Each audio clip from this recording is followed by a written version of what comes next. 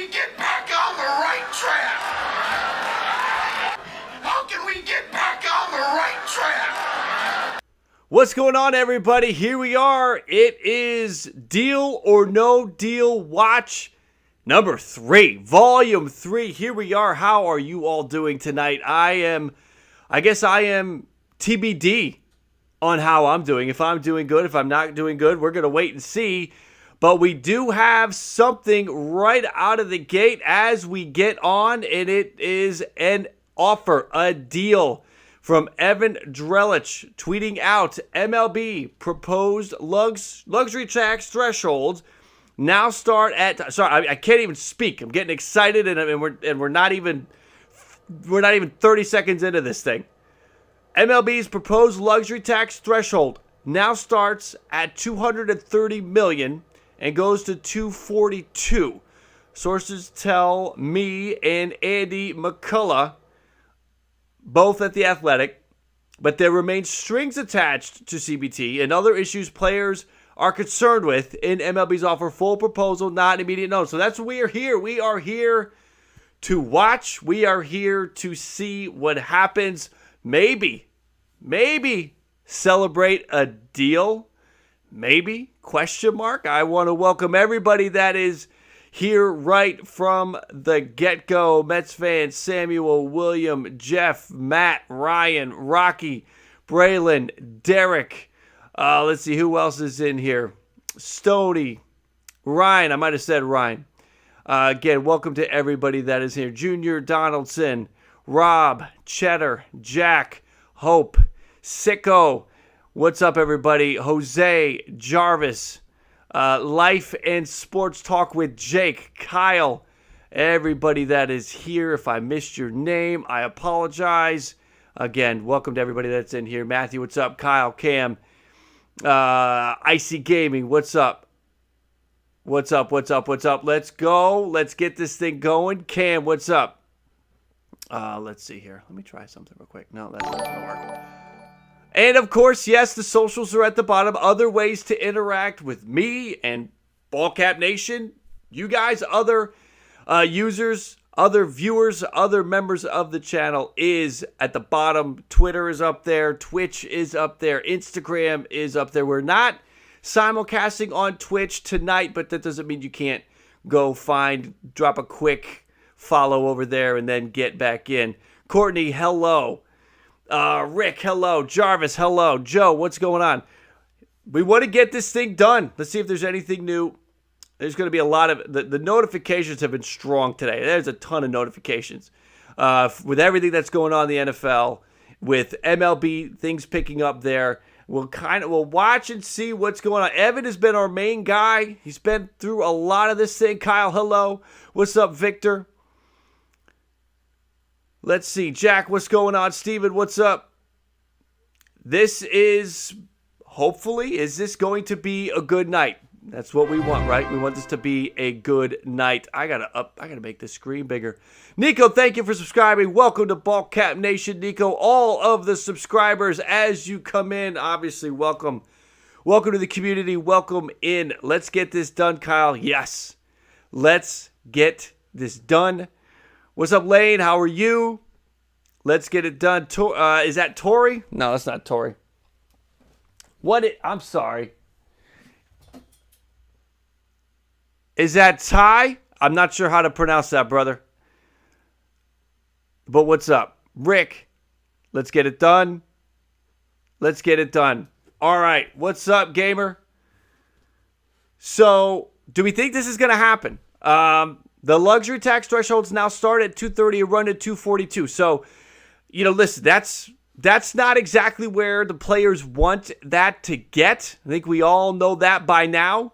But it's starting at $230. It was at $220. Originally, the union wanted it to start at $238. So the union actually went a little closer to the player side. Player side middle, we'll call it, right? Player side middle is where the MLB proposal is. And this was coming from a meeting that they all had not too long ago. I believe it was Ken Rosenthal tweeting out that they would What's up, Ryan? Thank you for subscribing. Welcome in. Welcome to the community, Ryan. Thank you for the sub. So we had Ken Rosenthal on here not too long ago saying that there would be a proposal from MLB, a written proposal based on earlier conversations with the union. That was from Ken Rosenthal. That was at 7:09 Eastern. And then about an hour later, shortly after 8 o'clock, let's call it 8:15, Evan Drellick with the tweet of the CBT. That's the big sticking point here. That's the big thing. That's what we're all watching. That's what we're all have our eye on. Some of this other stuff, listen, the lottery union at 6, the MLB at 5. You could figure that out. A blind dog could square that away. The minimum salary is so close. I know the union wanted 725. MLB's at 700. 20K bumps is what the union wants. 10K is what MLB's offering. There's a way to accept that. Maybe with the union going 230 on the CBT, it's closer to the situation. So they'll give a little bit there, but ask for something back. They'll say, listen, we're gonna meet you on your side of the middle. But in exchange, this is what we want. We want to keep the minimum salary where it is. We want to keep the draft picks where it is. I'm sure there's some if-then kind of situation going on with that. There's got to be, for sure. So big differences. It really boiled down to the CBT and the arbitration bonus pool. That's the other big one. It was down to 80 yesterday. Union dropped it $5 million from 85 to 80, but remember, MLB was at 30. If this thing gets hung up, snagged because of the bonus pool, I don't know what I don't know what I'm gonna do. I might just vomit on stream here if we have a possible situation where that bonus pool is the hang up. Listen, remember the bonus pool. The bonus pool is new. That is something that the players wanted. That is all brand new money, and that is for the top of your arbitration players, the pre-arbitration bonus pool, the pre-arbitration guys. So I think that we gotta be getting close on that. And again, you get 30, you get 40. I was hearing that maybe they go up to 40 depending upon the number of playoff teams. Take 30, take 40 now, and then in 5 years, get it up to 70. Make this a two-step process. Does it all need to get done tonight? Let's see. Let's hope we can get something done. We don't know that it is right now. Right now, anybody hopping in, we are at the no deal phase of the stream, hoping that we will get to a deal. But right now, we're gonna wait. We're gonna watch. We're gonna see what these sides get. I gotta think. Evan Drellick has been so close to this thing. I would expect to see something from him. Also, Jesse Rogers from ESPN. I think if Passan tweets tonight, the only thing he's going to tweet is if there is a deal or if there is no deal. I think that's the only thing that we will hear from Jeff Passan. Maybe he'll retweet something from Jesse Rogers, but that's going to be it from Passan. I think we can all agree that. Do I feel like a deal comes today? Baseball debate. I want to be optimistic. Listen, it has to. Let me put it that way. It has to happen today. Why does it have to happen today? Because right now, all we're talking about, only is the CBT and the bonus pool. Everything else is close enough to get done within, I think, one or two exchanges of a proposal. The minimum salary, they can figure out I think they've talked about the postseason thing so many times that at this point, 12 or 14 is really just a leverage point for the players if they want to try to get the most money they can. So that's where we got to get, it's the CBT, it's the bonus pool, and if MLB is moving closer on the CBT, let's get this thing done. Let's do it, because if we don't get a deal done today and officially 162 is blown out of the window, then we are going to have a whole new economic element that works its way into the equation. And that is, what do the players get paid for? What do the players get paid for? Thorough8, thank you for subscribing. Welcome to BALLCAP Nation. Welcome to our community. I'm glad that you subbed. And all of the new subscribers tonight, thank you for subscribing. Welcome in. So that's why we got to get the deal done tonight, because we cannot have a situation where, on top of everything else, we now have to talk about, well, how many games are we going to play? When are we going to get back on the field? How many games are we going to get played for? The players want to get paid for 162. Don't care if we're for 140. We want 162. It's not our fault. You locked us out. We would have played all of that. I don't want that to enter into the arena. What's going on, Paul? Welcome in, Paul. Cannot get stuck into that. Alan, thank you for subscribing. Thanks for the sub, Alan. Welcome in. So we got to get the deal done tonight, because we cannot go down that road. None of us want to go down that road. It is going to make getting a deal done so incredibly difficult, and we just can't do that. GC, thank you for subscribing. Thank you, GC. Appreciate that. So let's hope that we can get a deal done tonight. I do see, let's see. No, that's nothing. Chelsea. Word is, sides are still talking. Let's put it up on screen.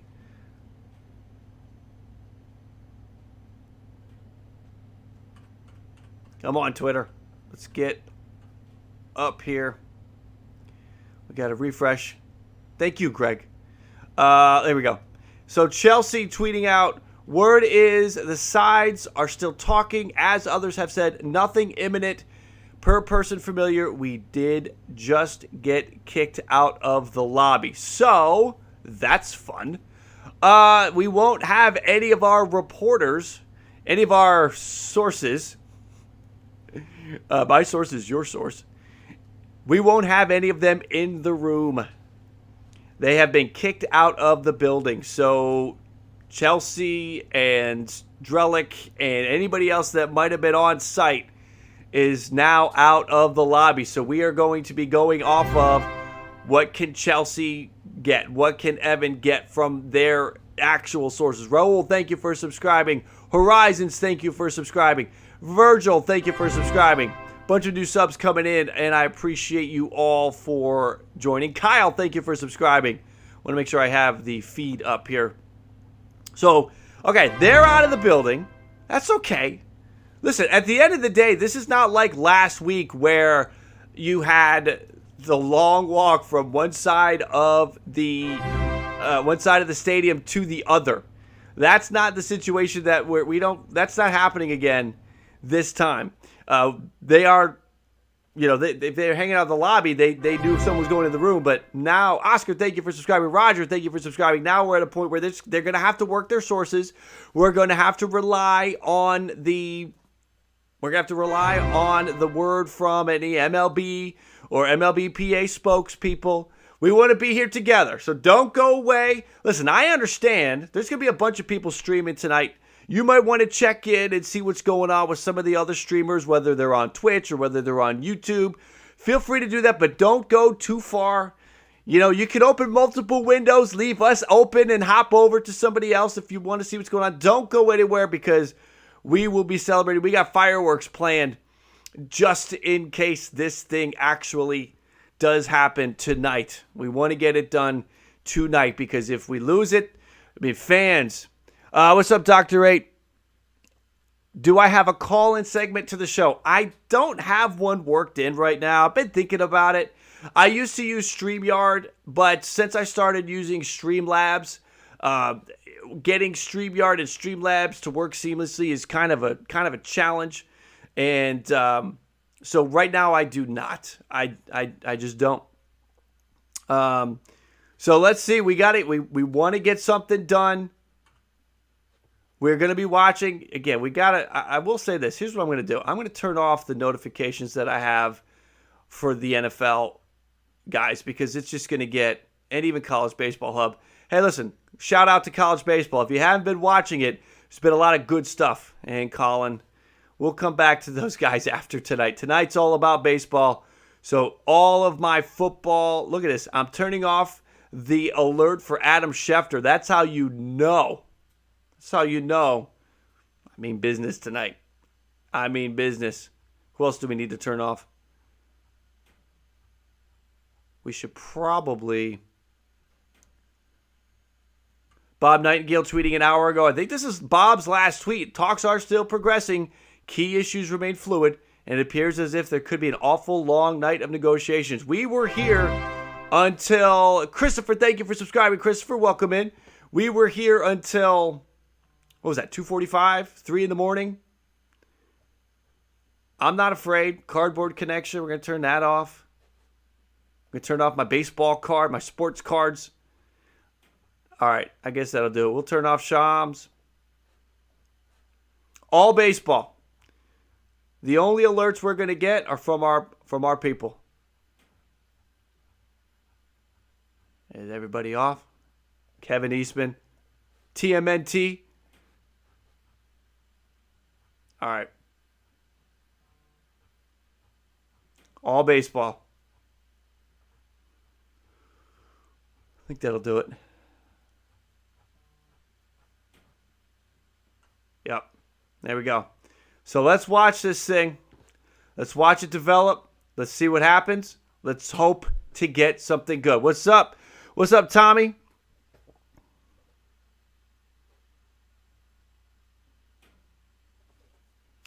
Jeremy? This is silly. This is silly. I'll tell you what I want to do. I want to be out there.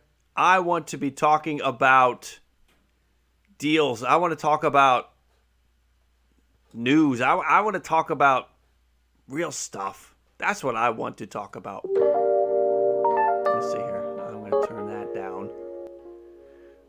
That's what I want to talk about. I know that's what you want to talk about. That's what we all want to talk about are the deals.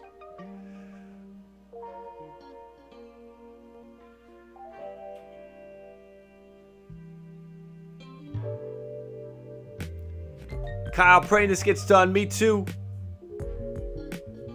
Let's get it done tonight. That's right. All right, I am gonna... Let's see here. Let me do something real fast.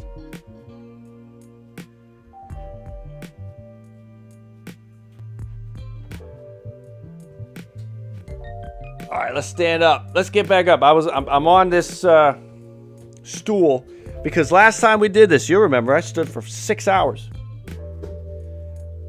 I stood for 6 hours. That hurt. But you know what? Maybe we got to stand up to get some good luck going.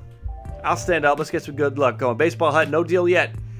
Deal or no deal? We are still at the no deal portion of the program. What time did the MLB give the players, Aaron? The deal came through at about... the deal came through 26 minutes ago. Evan got the information. And it was about an hour ago that Ken Rosenthal tweeted that a written proposal was on its way. So they've got an offer. The players have an offer. Now they are going to be countering. What is this from Chelsea or from Hannah? Seriously, what is happening? I mean, what else are you going to do? They have been kicked out of the building. Hannah's been kicked out. Chelsea's been kicked out. Evan's been kicked out. Nobody else is in the building right now. What's up, Jack? I'm with you, man. I want this to get done. What's up, Envy?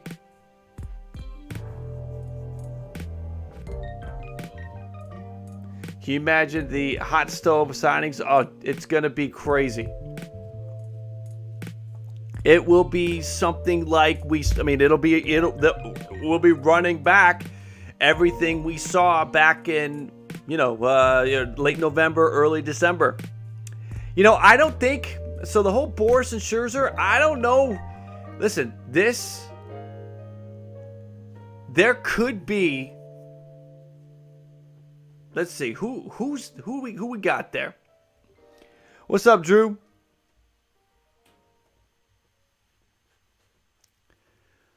let's go through Evan's timeline.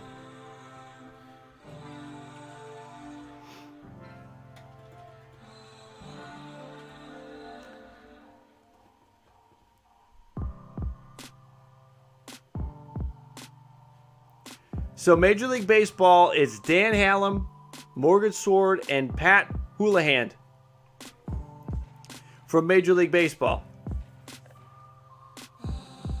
3 hours ago. Wait and see mode. MLB and MLBPA have spoken by phone since their last in-person meeting. Reuters has reporters are still gathered there. There's at least a possibility it's a late night, but as everyone will remember, a long night doesn't necessarily mean they are or will be. We don't know exactly who is there from the MLBPA. Tony Clark. I gotta think you've got a Tony Clark. You've got the lead negotiator from the PA. I wouldn't be surprised if Max is there. Andrew being there. Andrew Miller. Attorneys probably.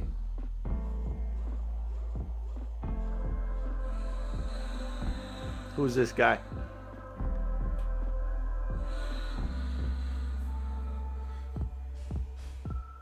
Hearing that some of the draft pick compensation, this is from Russell Dorsey, National MLB Insider for Bally Sports. Let's give Russell a follow. And if he's going to break anything tonight, we want to make sure we've got an alert on for Russell Dorsey. Again, here we go. Owners willing to go to 240 in latest proposal. That's big. But hearing that some type of draft pick compensation and international draft is tied to the increase. As long as the players don't get upset. Can we be honest? As long as the players do not get upset when they see stuff like that come across. This is a negotiation. There are going to be things that pop up or show up or there or are on the document all of a sudden that maybe weren't there before. It's not them trying to sneak something by you. It's not that they think you guys are dumb players. It's that this is a negotiation. Things are coming on. Things are coming off. You guys, I'm sure, can do the same thing. What do we got from Ben Nicholson? On the surface, a significant increase. Of course, it's the details that count. Hard to assess without knowing how this impacts other aspects of the MLB offer. We were talking about it. You got to think. I can't imagine that MLB is going to propose this and come down too aggressively. But what I do think is they would probably go up to 230. But they might say this is a hard line. We'll go up to 230. But that pre-arbitration bonus pool is staying where it is. You know, I feel like those are the kind of lines that might be what we see here. Tater, I think Jeff Passan is going to only tweet on one of two occasions: done deal or no deal. I think that is all we will see Jeff Passan. Jeff Passan will end the night essentially. That's what I think is going to happen. So we'll watch Passan for that. I gotta have Ben Nicholson's alerts on. Here we go. We got Ben's alerts on.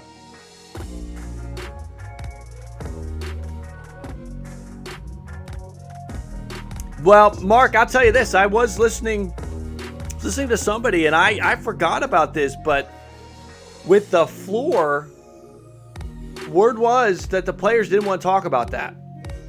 So, listen. Sure, there's some reasons to have a floor that we all can agree upon, but that might just be too much for this negotiation to add that into where everything's at. What's up, Hayden? Don't think I gave you a shout out yet. Anybody looking for Mets talk? You certainly want to check out Hayden. Mets Talk with Hayden is his YouTube channel. Let me somebody just reminded me of this in the chat. Let me get something up for you guys. We do have a Discord. I'll be honest with you, the Discord's been slacking lately, but you can still get in the Discord. I'll throw the link in for it. What's up, Carlos? We'll get the link for the Discord. If you want to join the Discord, you are free to do so, or not, whatever you want to do. Let me put it in the chat real quick. Again, I'll throw the link in. You can join. You can ignore it. You do whatever you want. But again, I want to give you guys different ways to interact. So here it comes. There's the Discord. Check it out if you want to. Is MLBPA going to counter? For sure, Jeremy. Yeah, definitely. They will counter. I want to know what the counter is. One of the things that really got me excited last week was the whole situation with the, Amazon Prime.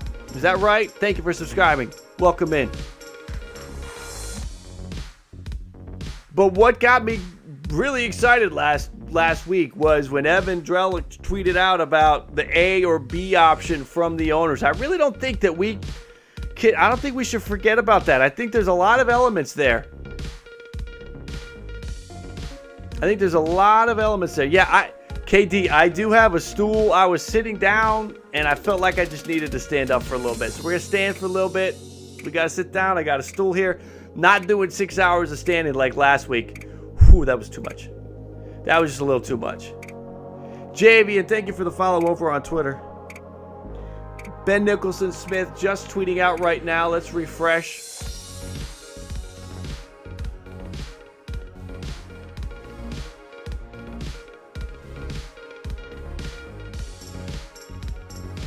CBT has always been central to these talks. Remember, 7 MLB teams avoided the CBT by $8 million or less in 2021. That's not a coincidence. The higher the CBT goes, the more teams spend. So increases are hugely important for players, maybe especially so for middle class of MLB vets. Listen, this is something that I think, whether you want to believe Scott Boras blew up the deal or Max Scherzer, whatever happened last week, here's something to consider. A lot of the CBT, a lot of what we've been talking about with the CBA has been to benefit the younger players. The minimum salary increase benefits the young players. The pre-arbitration bonus pool benefits those players. That's about a third of the league. So that's good and all, but the middle class, the MLB vets, they might have been looking at this deal and they're like, what are we getting out of this? Great. I'm really glad that the younger players are going to get more. They deserve more, but so do I. I don't want to be out of a job because there's a team right at that salary cap / luxury tax. So I do think that maybe Max Scherzer went in there, blew it up because maybe Boras put a bug in his ear. Whatever it was, I think somebody got him motivated. There had to be some thought process about the veteran players that were just not getting much out of the deal.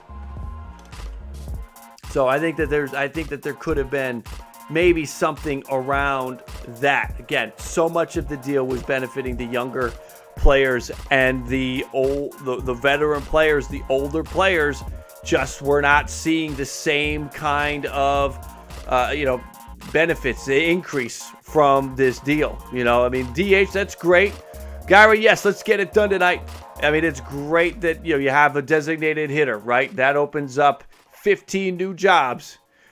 That's great. And you've got some other elements that maybe that indirectly help, but financially, the benefit for the middle class, the vets, the older players is if you can get that CBT up, 10, 15, 20 million, because that could be 2 or 3 contracts that wouldn't go out otherwise. Michael, I don't know about that. I think that I could see Max. I think Max plays 2 more years. That's my feeling. I think Max Scherzer plays 2 more years. Bob, we'll stay up as long as it takes. We'll stay up as long as it takes. We got to be here if a deal goes down. Well, we saw Austin. We saw word was out on the teams that voted against the 220 million CBT. So you got to wonder what the situation is right now. If we're going up to 230, maybe 240, what do those teams that voted no think? That was the Tigers, that was the Reds, that was the Angels, that were the Diamondbacks. Those were the teams that were reported voted no on 220. They said no to 220. So what do they think about 240? What do they think about 230? That's a question that we won't know, and we won't have an answer to. But that's important to consider. You had 4 teams vote no. Now it doesn't have to be a unanimous vote by the owners. You only need to have 23 or 24 of the owners vote yeah. But I do feel like, I feel like it's a big miss. What are the Angels doing by saying no to that? I mean, they're just doling out bad contracts left and right. They don't need to say no to that. They just need to say no to themselves when they're handing out half of these contracts. It's not MLB's fault.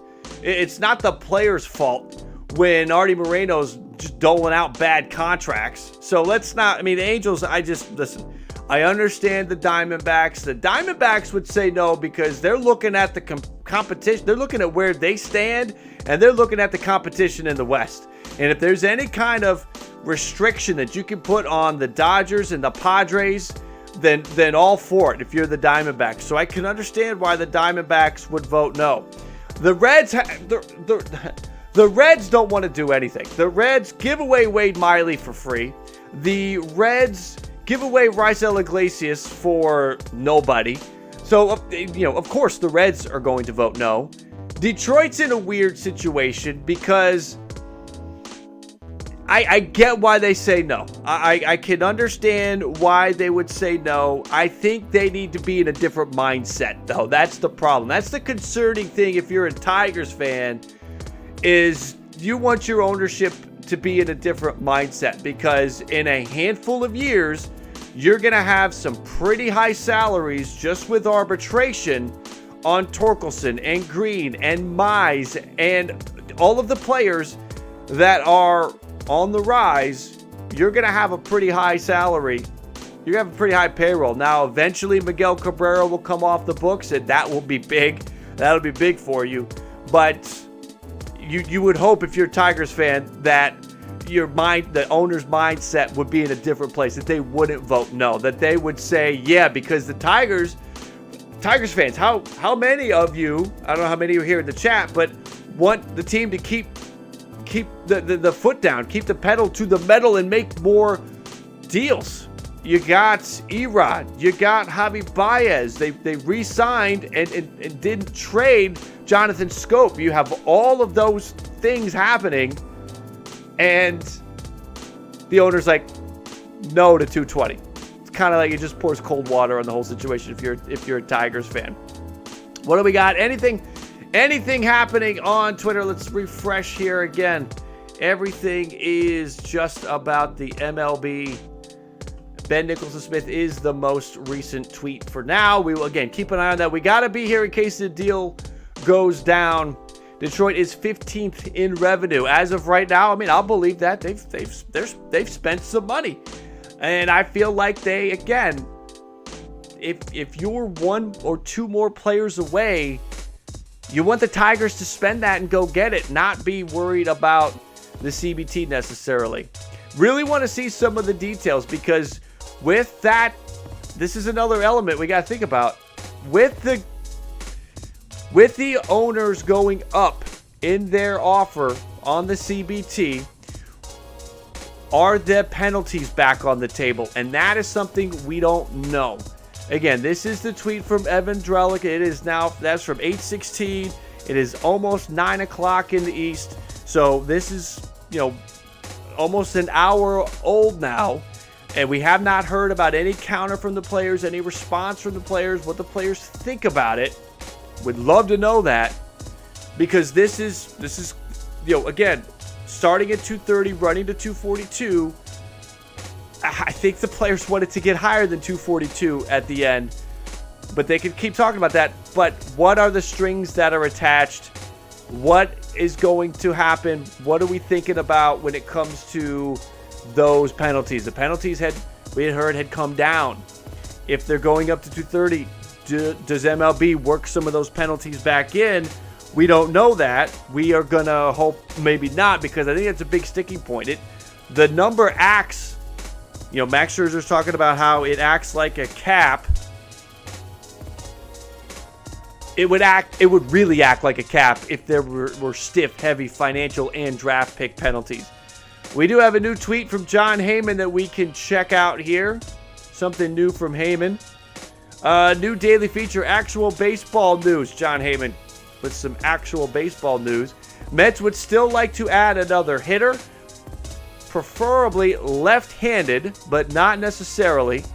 And also another starting pitcher. Steve Cohen wants to win. Uncertain if a new luxury tax arrangement, presuming a deal gets done, could affect the plans. Well, all right. I mean, John Heyman's talking to people, still getting some baseball news out there. That's cool. What do we think about that? Yes, a left-handed hitter is the preference.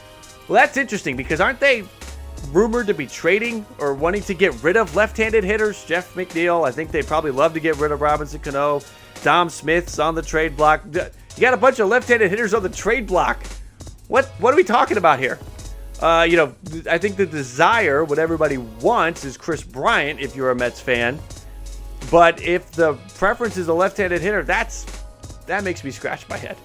And another starting pitcher. There was word the other day that Kikuchi was on the target, on the list, on maybe a short list, or just a pitcher that the Mets desired with around the deadline.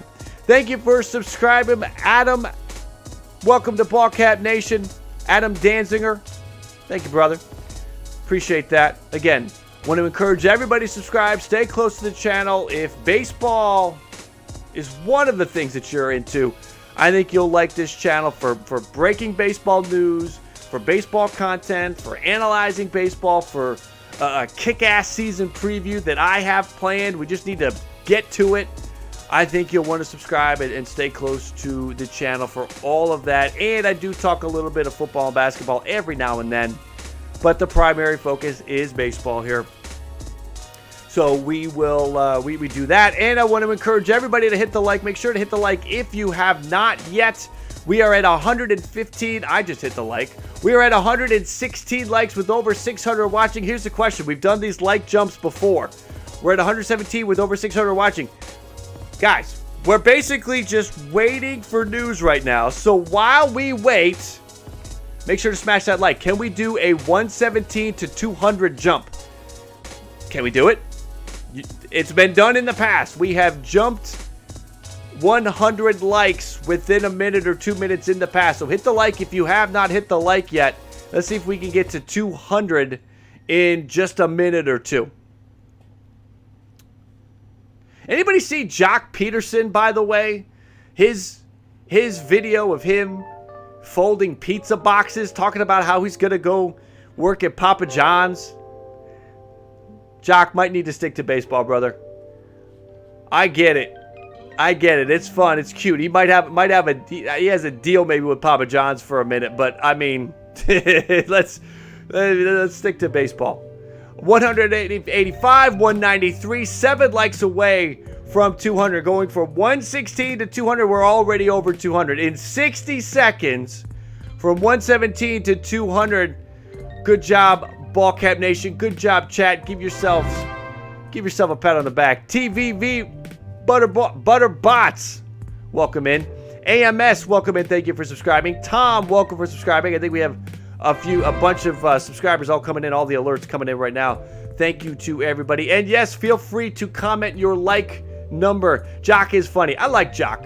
MLB fan, I do like Jock. Let's see. What's up, Ringy boy? How you doing? Maybe he will be buying a franchise. Maybe. Those are for sale. Those are for sale. Get yourself a Papa John's. Why not?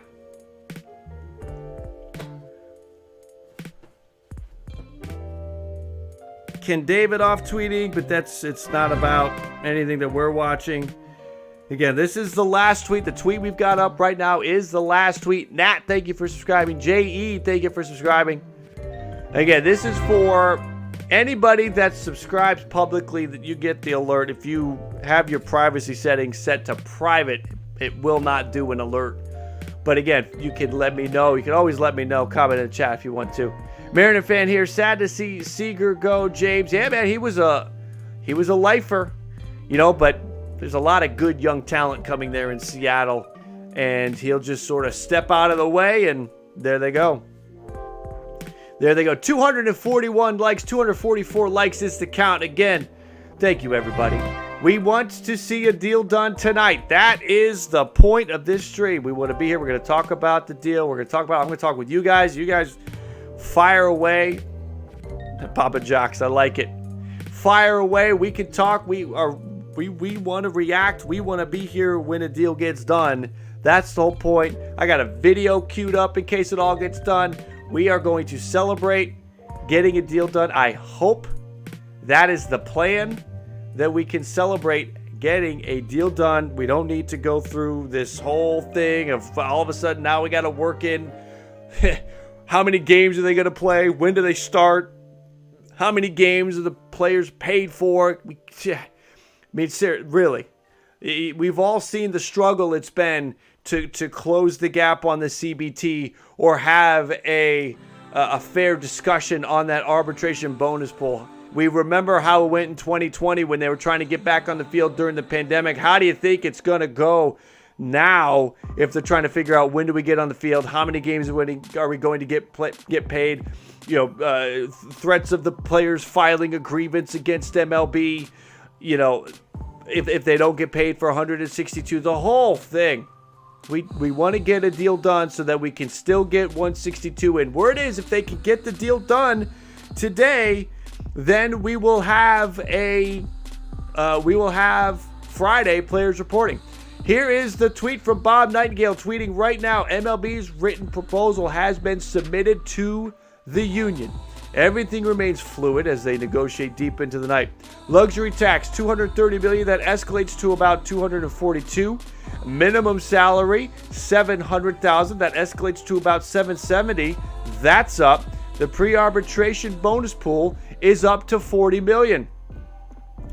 People. Right here. Here's the deal.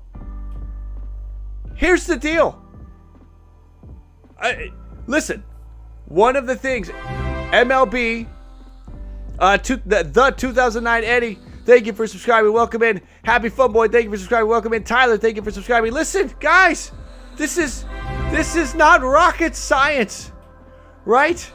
We've done this before. We've talked about this before. This is not rocket science, folks. It's not rocket science. Just say yes and we'll move on. This is the deal. We're up to 230. I know players that you wanted 238, but the owners are on your side of the middle. Okay? I know 242. I know we want to get up to like 260 something. But come on now. Is this for a 12-team proposal? Is what I want to know. Is this for a 12-team or a 14-team proposal? Bob did not include that. This is a good deal. The minimum salary, $700. Okay, I know the players want $725, but you're at $700. It escalates to about $770. Originally, the owners had put $700 on the table with a $10,000 a year bump. So they're going above that. They're going above the bumps.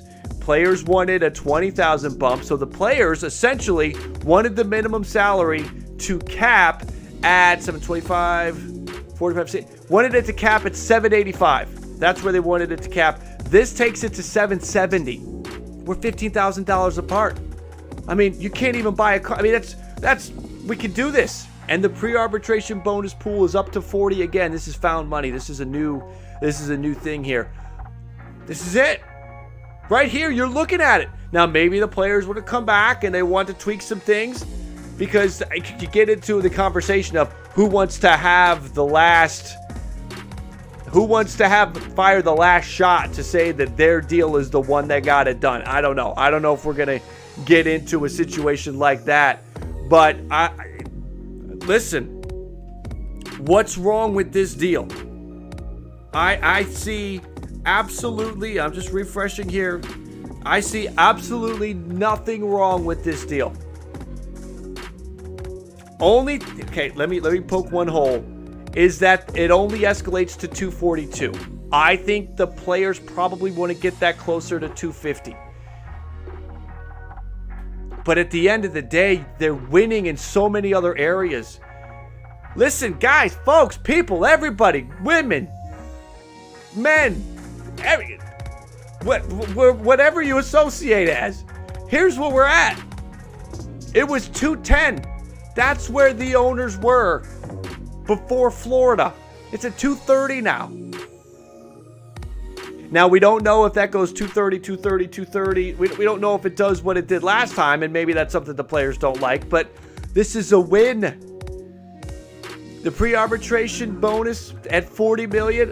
Listen, the owners were at 10. We are essentially, folks, people, everybody.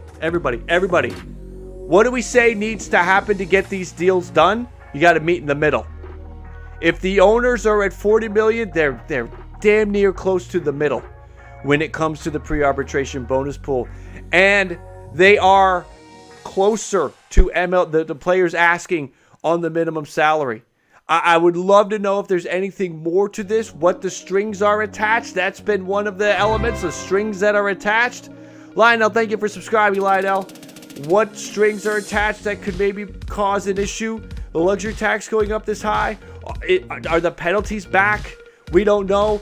Is MLB pulling off the table the whole qualifying offer? What is that? What's happening there? A lot going on, but I think people, if this is where we're at right now, then we can get a deal done. I'll say it one more time. It's not rocket science. Just say yes and we'll move on. Just say yes and we'll move on. We'll move on to Freddie Freeman signing somewhere, Carlos Correa signing somewhere, Matt Olson maybe getting traded, one of the Reds pitchers maybe getting traded. That's what we want to move on to. Players, just say yes and let's move on. Or if you want to tweak something, tweak it. Again, I'm throwing this out there. We don't know all the information. All right, we don't know all the information. We don't have all of the details. Bob Nightingale doesn't have all the details. Evan Drellick doesn't have all the details. They don't have all of the details. Here we go. We do have some information. Thank you, Rocky. Let's get this on the board. Andy Martino. The strings attached to the higher CBT thresholds remain in place and remain major, says the person with direct knowledge of the latest proposal. It's a gap that still must be bridged. Talks continues. The strings attached to the higher CBT thresholds remain in place. We don't know what the strings are. Are the strings a draft pick? Loss of a draft pick if you go over. Are the strings those penalties that we heard about way back when this all first started? What are the strings? That's nobody knows yet. It has not been made public. Andy Martino only has that there are strings attached to the higher CBT thresholds. What are those strings? That's what we don't know. And does that prevent the deal? We don't know. We have to wait and see. William, thank you for subscribing. Sean, thank you for subscribing. Both of you, welcome in, and welcome to all of the new subscribers to BALLCAP Nation. We are pushing through here. We are looking for a deal, hoping for a deal. We are, I want to say, I can't say expecting one because that would just be crazy. But it feels like we're moving in the right direction. We just need more information. Tommy, thank you, man. I appreciate that. Thank you for the sub. All right.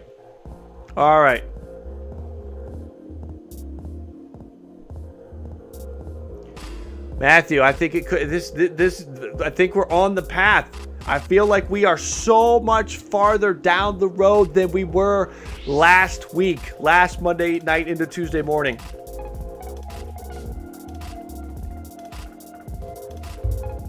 Can't mess this up. No problem, RP. What's up, Jace? I know, Paul. I think he's in the room. I really do. We don't know. We know who's there from the owner's side. We don't know who's there on the player side. That was never made public. At least that's most certainly Tony Clark.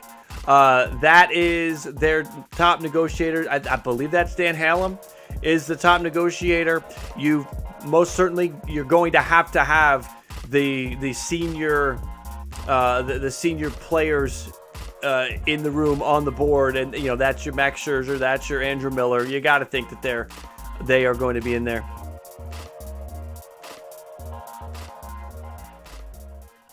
Again, I feel like the higher the CBT gets, the better off we are at getting a deal done. The higher the CBT gets, the closer we are. So much of the deal was for the younger players last week. And the veteran players, the middle of the road players, it just wasn't. If the CBT was only going up marginally, that doesn't benefit the veteran players. This does. This is a lot better. Let's get it done. Let's do this. Let's get a deal. This is what we want to have happen, right?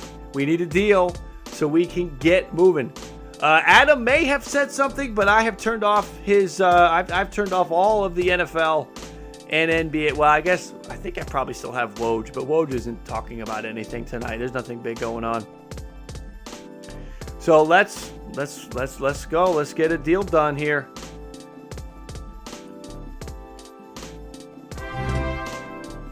Anthony, thank you for subscribing. Anthony, welcome in. Joseph Freeman and KB to the Mets sign me up. Well, of course you'd be down for that. That's gonna be a tough one. That's gonna be a tough one. Billy, that's right. Take the deal. Let's play baseball. Listen, whether this is a good step in the right direction from MLB. For all the times that we want to just knock the owners over, this is moving in the right direction. We have no idea what the players are doing or are thinking right now. We need to see what the players are doing. What are they thinking? We need we need a counter from them. We need something. Let's see. Andy Martino. The push and pull between small and large market owners over CBT continues as MLB tries to come up with offers that satisfy both its own ownership and the players. I mean, we had 4 teams that voted down 220, and now we're up to 230. All right, 4 teams can say no. Right? We got 30 owners. We got to have 23, 24 that say yes. So you can have 4 say no, but you can't double that. You can't get to the point where 8 say no. Now, I would be surprised if MLB would make a written proposal of this degree and not have the numbers needed to make the deal. That has to work out, right? That cannot be. You can't be in a situation where you're making a proposal that your own side isn't going to approve. So, push and pull between small and large market owners. I mean, true, but listen, Angels are a large market, and they said no. So, yeah. Cody, thank you for the super chat. Owen, thank you for subscribing. Chris, thank you for subscribing.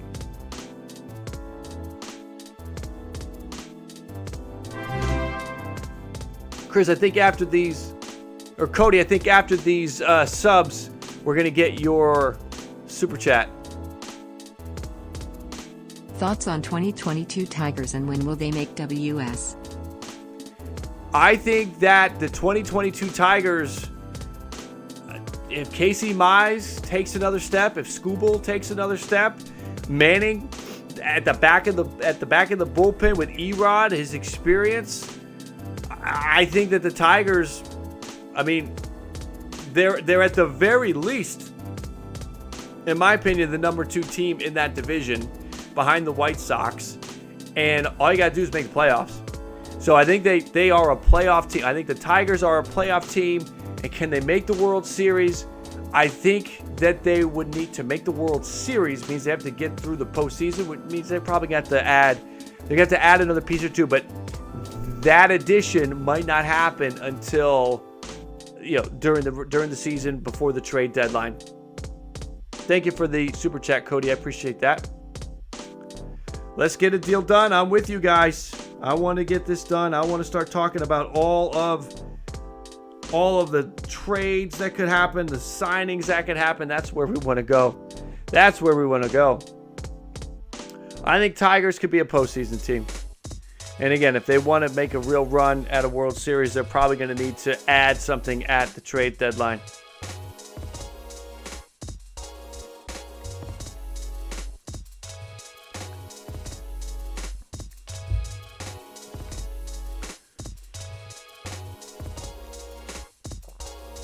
Yep, Mets, talking about Mets payroll, Mets are already over the threshold, whatever it is. 220, 230, 240, they're over the threshold. The Mets are going to be pushing $300 million this year. It's crazy. These are good numbers, but again, we're hearing that strings are attached. And that's not necessarily what we like. We don't like strings attached and not knowing what these strings are. What are the strings attached? So let's think about this. We've got the pre-arbitration bonus pool. We see that number. We've got the minimum salary. We see that number. Luxury tax. So if we're talking about strings, there's some thought that it could be draft related, compensation related. John, thank you for your super chat. I appreciate that. I'll let that play and then I'll answer it. I'm a Braves fan. Please say that Freddie is staying in the ATL. In any case, I really enjoy the stream. John, again, I appreciate your support. Thank you for the super chat. I don't know, man. I don't know. Waffle Dog, thank you for subscribing. I don't want to bum you out, but it just doesn't look good right now. It does not look good. It doesn't mean that he's gone. Here's what you should feel good about. The Braves have done their due diligence on Matt Olson. And if you lose Freddie Freeman, the best thing you can do is go get Matt Olson. Lefty, first baseman, power bat, costs less than Freddie Freeman. So, the money you were going to give to Freddie, you're only going to have to give about a third of that to Matt Olson. And you could take that other 2/3 and invest it somewhere else. So they could do, even if you lose Freddie Freeman, all is not lost as long as they replace him. And I think if Freddie Freeman goes to anywhere, whether it's the Mets, the Yankees, the Rays, the Dodgers, the Blue Jays, wherever Freddie Freeman goes, if he leaves Atlanta, we're looking at certainly, they have to go and get Matt Olson. All right, so we have something from Evan Drellich, something from Ken Rosenthal. Let's check this out. Thank you for subscribing, Daniel. I appreciate that. We have another super chat coming in. Awesome content and streams. Thank you. Which Reds pitchers can you see getting traded? It's gonna suck seeing anyone go. Finn, thank you for the super chat. I would say I only think one of them gets traded in the end, whether it's Maile, whether it's Gray, whether it's Castillo. I don't think Castillo because I think his asking price is going to be too high. Gray's asking price is also going to be probably high. So if I had to guess, I would say it's Maile. All right, so here is the tweet from Evan Drellich. The proposal. Sources tell Evan and Ken Rosenthal the luxury tax thresholds 230, 232, 236 240 and 242. Let's address that for a second real quick. Folks, remember they were 220, 220, 220, 232, 236. We're up 10 in year 1. We're up 12 in year 2. We're up 16 in year 3. And that was MLB's best and final last Tuesday by that 5 o'clock deadline. And look at where they're up. That's a huge win for the players, in my opinion. Pre-arbitration bonus pool, $40 million flat over the 4 or 5 year deal, however long the deal goes. The pool counts against NW Treasure. Thank you for subscribing. Again, I see a couple of you hopping on and finding me on Twitch. I appreciate that. So the pool counts against I want Blue Jays to go CBT. after Freeman over Bryant. Well, thank you for the super chat. I was talking over some of that, so I'll repeat it. I want the Blue Jays to go after Freeman over Bryant. Well, that's a fair feeling, a take. I would rather probably go Bryant. It's fine if you want Freeman. The only reason I go Bryant is because I think it could be less money. Listen, at the end of the day, I don't know. I go back and forth on Bryant anyway because I don't want the Blue Jays to not be able to re-sign Vladdy and Bo to long-term deals. And if signing Bryant or signing Freeman means they don't do that, I don't know if I'm in on either of them. So the bonus pool is going to count against the CBT. That is new information. We did not know that. We're talking about strings that are attached. This is definitely a string that's attached. So 1.3 million per team, though, that's not a lot. That's not a lot. So I think that you can deal with that. So here, essentially, take 1.33 out of that luxury tax threshold. It's essentially what you're doing. But that is a small number. The luxury tax thresholds are still way up. Way up. These are the owners telling the players they want to get a deal done. This is what the owners are saying. Minimum salaries. There you see what the minimum salaries are. This is the owners saying they want to get a deal done, in my opinion. Evan Drelich tweeting again. Let's go back to Evan and see what his latest. A big issue, sources tell me and Ken Rosenthal. MLB wants to add a new surcharge level to the luxury tax. Of course, it's going up. We knew there would be something. Wants to add a new surcharge level to the luxury tax. Right now, there are 3 levels: base, first, and second. Now, MLB wants to put in a third to deter owners who have in mind to spend well above the pack. I mean, what do we think about that? What do we think about that?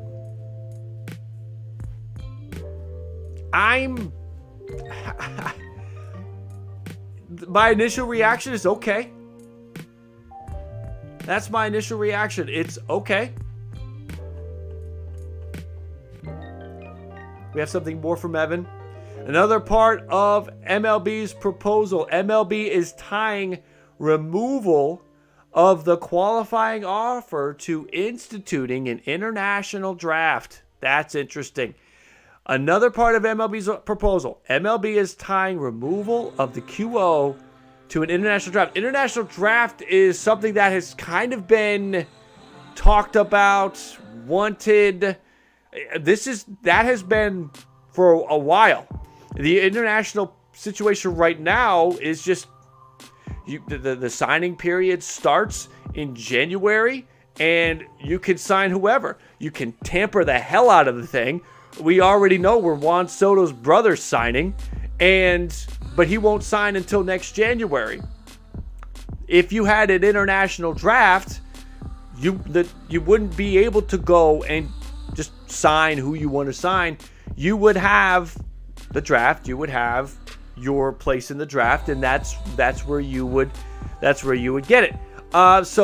But they're tying the removal of the qualifying offer to the international draft. So if you are the player, if you are a veteran player, do you care about this? Is my question. because the qualifying offer hurts veteran players. The international draft is, has little to no impact on the veteran players. So tying the removal of the qualifying offer to instituting an international draft is an interesting concept here. I would think that we can get... that doesn't sound like something that would be a roadblock to getting a deal done. What's Ben saying? Again, I encourage anybody, if you haven't followed me on Twitter, follow me on Twitter, because I want you guys to tweet stuff at me. You can direct the stream, essentially. If you tweet something at me, I might see it. I'll throw it up there. Rocky's throwing a bunch of stuff at me this way. Zach throwing this one at me from Ben Nicholson Smith. So you find me on Twitter. You might change directions in the stream just like that. So Ben Nicholson Smith tweeting on Evan Drellich, quote tweet, would mean increases in CBT, further escalation on minimum salaries, and pre-arbitration bonus pool increases by $10 million per year. These are all things moving in the direction of the players. What do the players say is what we want to know. What do the players say? I think Ben put out another tweet here. Let's refresh Ben's. Ben tweeting, historically, owners have wanted an international draft while players have resisted. Again, that is something that the owners have wanted. Understand that. All right, let's go. Anything? Let's check and see if there's anything new. 34 seconds ago. In MLB's proposal, sources tell me and Ken Rosenthal all rule changes MLB would want could be expedited, not just select ones like the pitch clock, large bases, and the shift. Can't be expedited in season, though, only in the offseason. Draft lottery is at 6 picks. MLB was at 5 previously. Okay, so we have the MLB has met the players at their number for the draft lottery. The players wanted 6, so the draft lottery's at 6 right now. The owners, listen, everything feels like the owners are moving in the direction trying to get a deal done. So we're up to 6 picks. That's a good thing.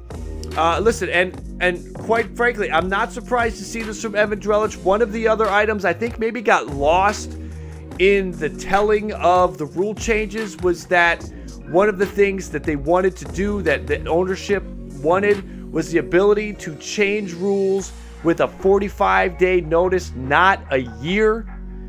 So that would mean that, pitch clock, larger bases, and shift, that's on the radar. That is most pertinent right now.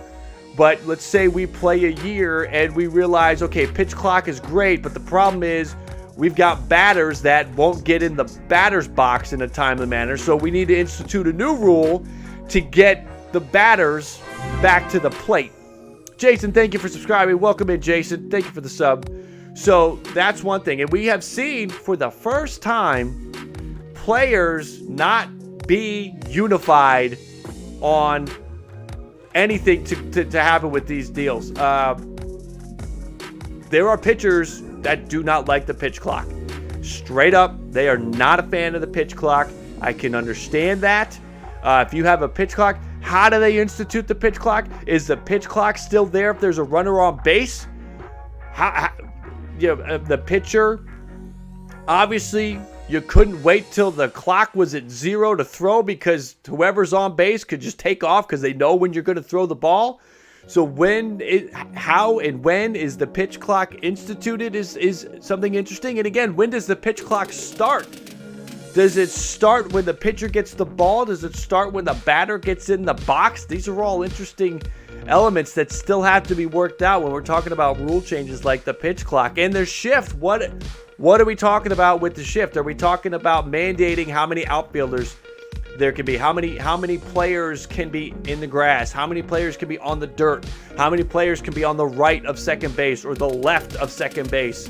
That is something that I think we'll figure that out. But I'm okay with the shift because the other sports, the NFL, NBA, they have rules in place for a legal formation, essentially.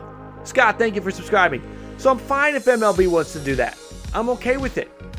It has altered the way a lot of hitters approach hitting. I think the shifts are a big reason why we have seen batting averages drop big time.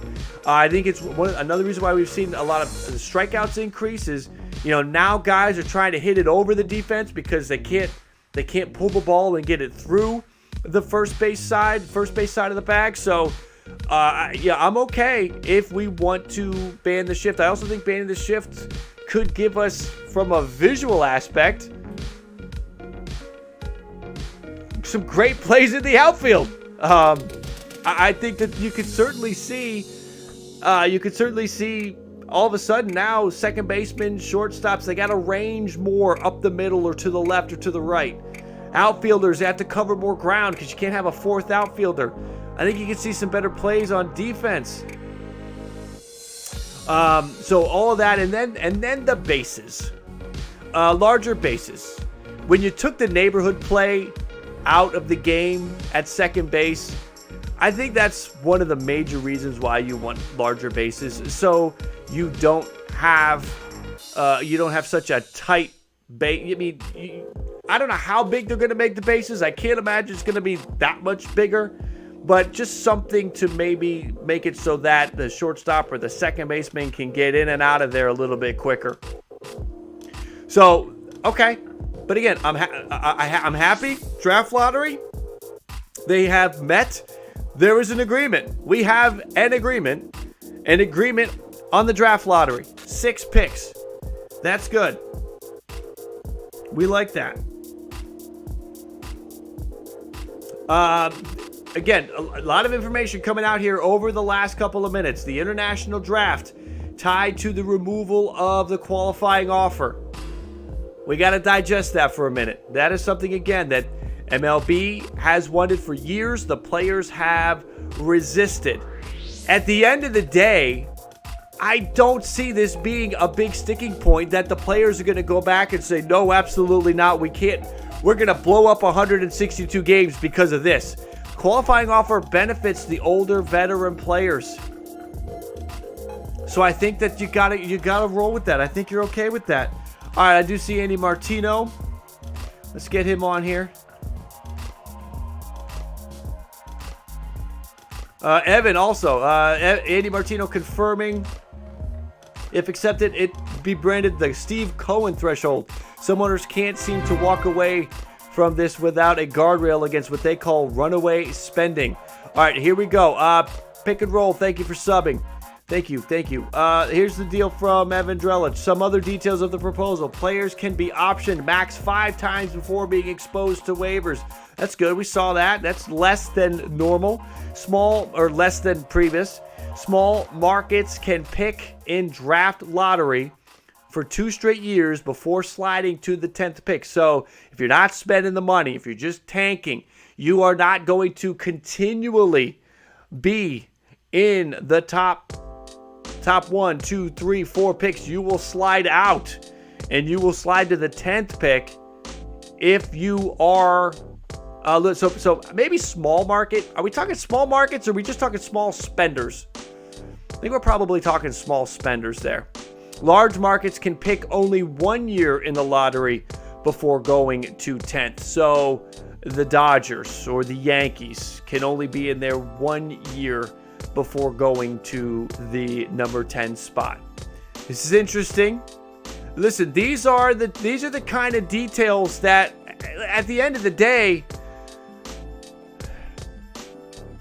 you don't hold up a 162 game season over this. Even if you are the players and you're looking at this, I don't think that you are going to hold up the season because of that. That's my feeling on it. So Evan with some more details. Let's refresh. So we have all of that. Again, runaway spending. So this was the other big piece of information. This was about 10 minutes ago. This is busy, guys. There's a lot happening right now. A big issue is the surcharge level to the salary checks. Right now, there are the 3. There's the base, the first, and the second surcharge. Now, MLB wants to put in the 3rd to deter owners who have a mind to spend well above the pack. I mean, I don't know how well the players are going to respond to that. I can see the players having an issue there. The players are okay with Steve Cohen, right? They're okay because that means more money for them.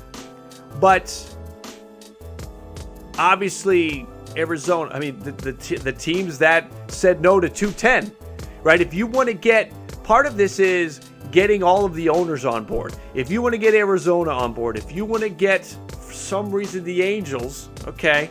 If you want to get the Angels on board, if you want to get Detroit, if you want to get, the teams that didn't vote no, but certainly would be a little hesitant, Baltimore and Pittsburgh and other mid to small market, at least clubs that are typically spending smaller in their payroll. You want to get them on board, you got to give them some kind of safety net that there won't, at the end of this 5-year deal, we won't have 10 Steve Cohens that have popped up and they've got no shot. So that's and who was it that put out that this is basically a Steve Cohen? Here we go. More from Evan. On service time with Ken. What's Ken doing? Why can't Ken be tweeting right now? He's got to go through Evan. All right. Ken's been doing this long. Ken's like, I cut my teeth enough, kid. You go out and you do all this. So the top 2 Rookie of the Year vote getters get a full year of service. We're going to talk about that in a second because there are some voters that don't like that. Peter, thank you for subscribing. Welcome in, Peter. Everybody, make sure you subscribe. If you're here, if you're watching, if you haven't subbed yet, make sure to subscribe. It's going to be exciting when this deal gets done and moving forward. It's gonna get real fun, real exciting, real quick here on the channel. And a team that brings up a player for opening day can net 3 draft picks over time, 1 pick per year, if that player does well in voting. Okay, what does that mean? What the hell does that mean? Let's go back to the first bullet point. I mean, listen, there's so much coming in right now that, seriously, we can't even react to everything. Let's see, reminder, all of the details being reported by Evan Drellich and me are from the league proposal to the union. We're still waiting to hear what the players might think about this. Heather, thank you for subscribing. Peter, thank you for subscribing. Welcome into BALLCAP Nation to the 2 of you and everybody that has subscribed in the last few minutes. We're pushing 900 viewers. I appreciate everybody that is here. We actually, what did we get to on Tuesday night? I think we got to 1,400 at one point. So I appreciate everybody that is here hanging out. So the top 2 Rookie of the Year vote getters can get a full year of service.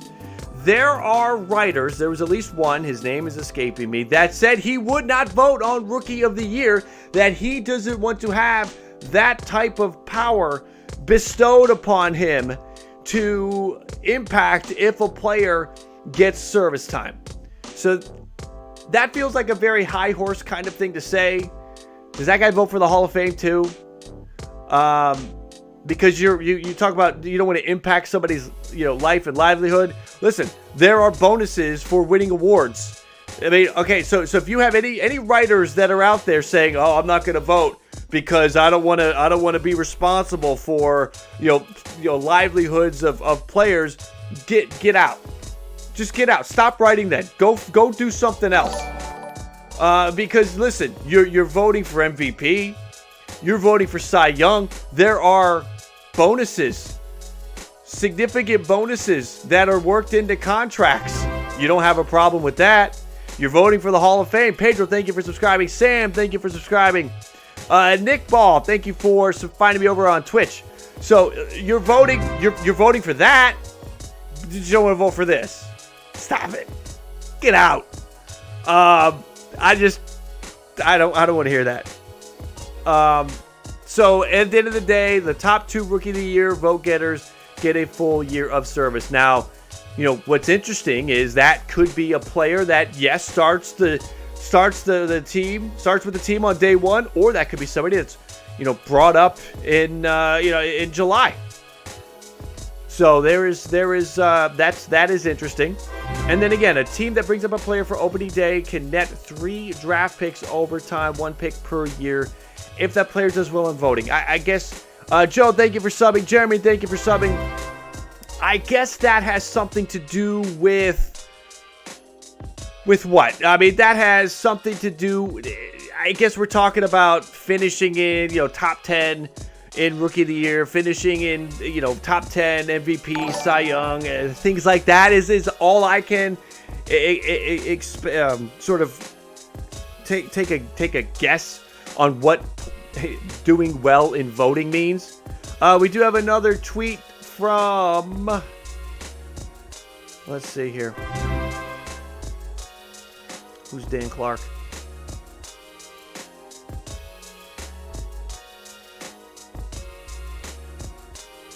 Hold on. Javian, I see you. The new MLB base size is significantly bigger. That's fine. It's fine. I don't. It's fine. Don't blow up 162 games and ruin the sport over that. I'm fine with it. I'm okay with it. Thank you for sending that to me. Javian, thank you for sending that to me. All right. Russell Dorsey tweeting a minute ago. Latest MLB proposal starts at $230 and reaches $242. 3-tier surcharge, which I reported earlier today. Pre-ARP sits at $40. Pool will also count towards CBT and will not grow. So the bonus pool stays the same. And again, it counts towards the CBT, but what he doesn't include is that it's 1.3. It's 1.3 million per team. That goes against the luxury tax number. And that's, listen, what? $1 million when we're talking about when we're talking about how the MLB is now 20 million ahead of where they were before Florida. Do we have something new from Evan? Looked like we had something new from Evan. 17 seconds ago. Here we go. MLB's proposed third CBT surcharge would be 60 million above base level in a given year. MLB's proposed third surcharge would be 60 million above the base level. So if your base level is 230, so if you're going to 290, the third surcharge would be 60 million above the baseball in a given year. So it doesn't have to be your first year doing that, your second year, your third year, whatever. It is there any year if you go 60 million above the number. As was the case in the last CBA, the first surcharge is at 20 million and the second surcharge is at 40 million. Take MLB's proposed 2022 as example. Right, there we go. 230, 250, 270, 290. Andrew, thank you for subbing. Steve, thank you for subscribing. Power Kings Music, thank you for subscribing. Everybody that is here spending time with the channel, hanging out as we have our deal or no deal watch for hopefully a deal. Everything that we're seeing, it has been busy. Yeah, last week, we had to kill time in between information and offers. We're barely getting time to get to react to some of this stuff. Matthew, when the deal get done, I want it to get done soon. We haven't heard what the players think. We've heard nothing from the players. We haven't heard of a counter. We haven't heard anything. But MLB, again, MLB is out there making a major step forward. This is all MLB saying, we want to get a deal done. This is MLB putting their money where their mouth is. MLB seeks to add a fourth tier for the very biggest spending teams. This is more on the Steve Cohen tax. That's what we're going to call it, the Steve Cohen tax. Sorry, Mets fans. But that's where we're at with this. So MLB seeks to add the fourth tier for the very biggest spending teams that are way over the luxury tax threshold to be taxed at the highest rate. This is likely to affect the Mets and Dodgers in 2022. Word is Mets owner Steve Cohen is okay with it if MLB thinks it's for the greater good. Now, again, we're talking about this fourth tier, and I really feel like that is for those bottom spending teams. They need to have some kind of mechanism in place to try to prevent 10 Steve Cohens from popping up over the next couple of years. So that is why I'm okay with this. And if Steve Cohen is okay with it, then let's go.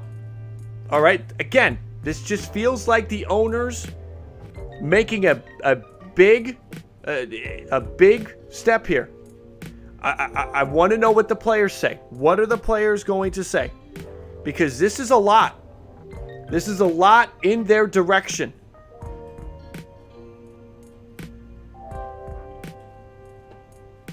There's a lot headed in the player direction. Make sure to hit the like, everybody. We're at 363.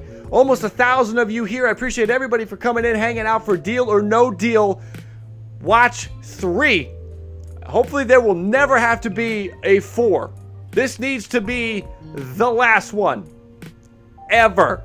Make sure to hit the like, especially if you want a deal done tonight. If you want a deal done tonight, make sure to hit that like. We have not heard anything, William, about the playoff count. It's a great question, bringing that up. Let's see. Awesome, thank you for subscribing. Awesome Maps 275, thank you for the sub. So, we don't know. We are not seeing if any of this is attached to the number of playoff teams. We know certainly that 12 or 14 is a bargaining chip for the player. So if all of this is attached to a 12-team playoff scenario, then the players still have a card in their back pocket that they could play. They could make a counter, and this is what I just please, the negotiator on the MLB side, or the player side, please. The counter needs to be this. Take what they just sent. Make some small changes if you want, okay? Make some small changes. They're not going to outright accept everything. But understand what MLB is doing here. Make a nice counter back if you want. But do what happened last week, what MLB did to the players, where there was an A or a B. Players, go back to them and say, okay, what do you think about this? A, 12 team. Here's what we think about your offer. What if we go to 14? Will you come up here? Will you come up here? Will you remove this if we go to 14? Let's I really want to see what the players do. What's up, Coach? Coach Charlie, what's up, man? Let's see. 14 teams, Roger. It's 12. We don't have a 14. We have no knowledge on if any of this is attached to a 12 or a 14 team situation.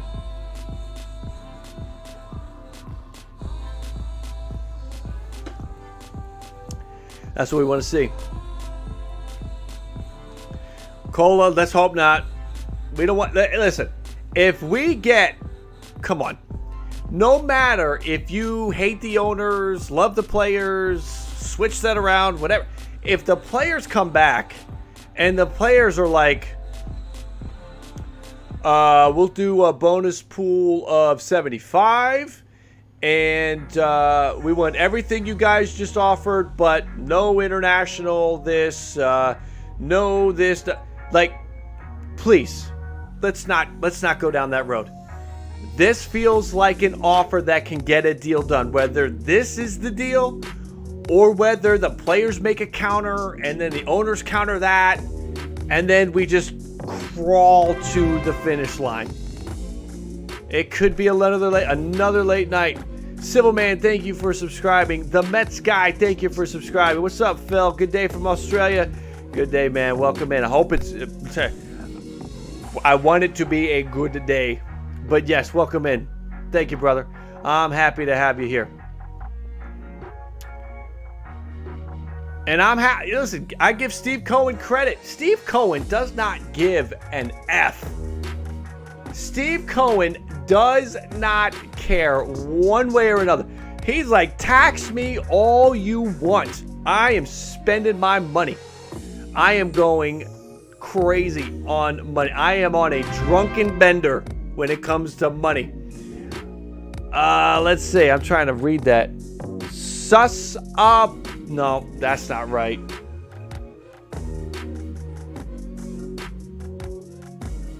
Sousa Point 80. I think I got that wrong.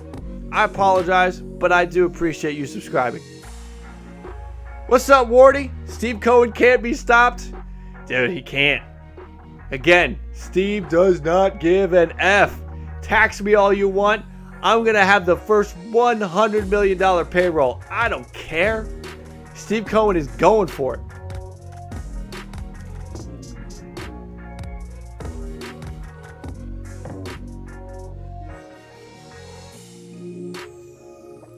I say this though, it's the Cohen thing is fun, but man, he's fun right now. But he's gonna be a hated man. Really, all the Mets got to do is really turn on, start turning on the number of wins, because when they start winning and you can't beat them, everyone's gonna hate Steve Cohen. Mets fans will love him, but it seems like the beginning of a Steinbrenner situation.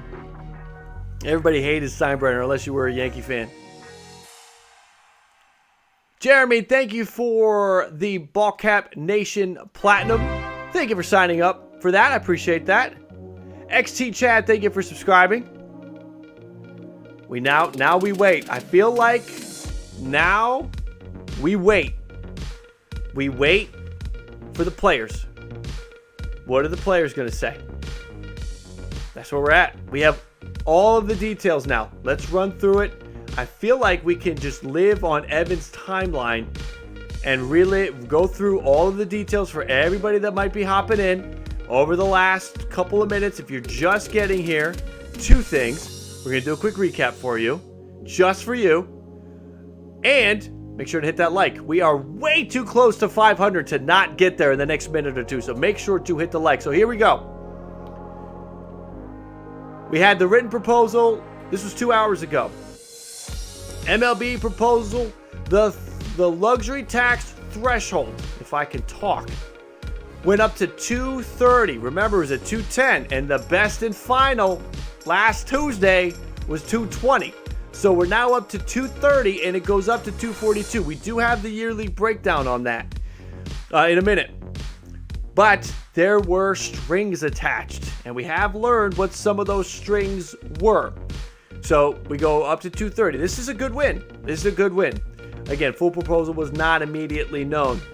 Then we started to get some information from Evan. Players can be optioned a max 5 times. Small markets can pick in the draft lottery for 2 straight years before sliding to 10th. Large markets can pick in the lottery 1 time before sliding to 10. We also learned that they were on 6. They had agreed to 6. They were at 5. The owners were. The players wanted 6. They have agreed to 6. On service time, top 2 Rookie of the Year vote getters get a full year service, whether you're there on day 1, whether you are called up in July and light the world on fire, doesn't matter. A team that brings up a player for opening day can get 3 draft picks over time, 1 pick per year if that player does well in voting. There's not much clarification on that. Again, think about it as if they're finishing with votes for Rookie of the Year, MVP, Cy Young. I'm sure you'll get some other awards into that scenario, but you can get a team can get some draft picks out of that. We also had the third CBT surcharge, $60 million above the base level in a given year. A first surcharge, $20 million over. Second, $40 million over. Based on this proposal, if you go over 290, you get hit with the third surcharge. So that's the Steve Cohen tax, ladies and gentlemen. So that would be there to really, frankly, protect, in my opinion, because you don't want runaway spenders, the teams that just can't. Not just protect, and quite frankly, I don't think that's even, I said this earlier, I don't even think that's geared to protect Pittsburgh and Arizona and Baltimore and Cleveland. I think that's in there to protect Toronto, to protect the teams that are just, they want to compete, but they are not going to go and spend every penny that they are attached to. I feel like that is more who that, thinking about it some more as we sit here and we talk, I feel like that is Atlanta. This is for Atlanta. This is for Toronto. This is for the San Francisco. This is for the teams that want to be able to compete without having to buy every single player. Let's see. We are talking about, we have the rule changes. We have the luxury tax thresholds, 230, 232, 236, 240, and 242. Again, remember they're at 220 for first 3 years. That's up. The pool counts against the CBT, just $1.3 million per team though. The minimum salary goes up instead of, now remember, it was 10 initially by the owners. Players wanted 20. It goes up 15, 15, 20, 20. So it's going up so much in the direction of the players right now. Let's see what else we got. We got a John Heyman tweet. Let's see, is this more about that? Andy Martino tweeting, not yet, waiting on a smoke signal. John tweeting, details on the proposed fourth tax tier for the biggest of the big spenders might actually just affect the Mets in 2022, depending on what the Dodgers do. The Mets are going to be at 300. With the deals that they've signed, with the arbitration dollars that they still have to put out, the Mets are going to be at 300. And if they're talking about adding a pitcher and adding another bat, they're going to 300. They'll be there. But Steve Cohen, we have word that Steve Cohen is okay with it. If it's good for baseball, he's okay with it.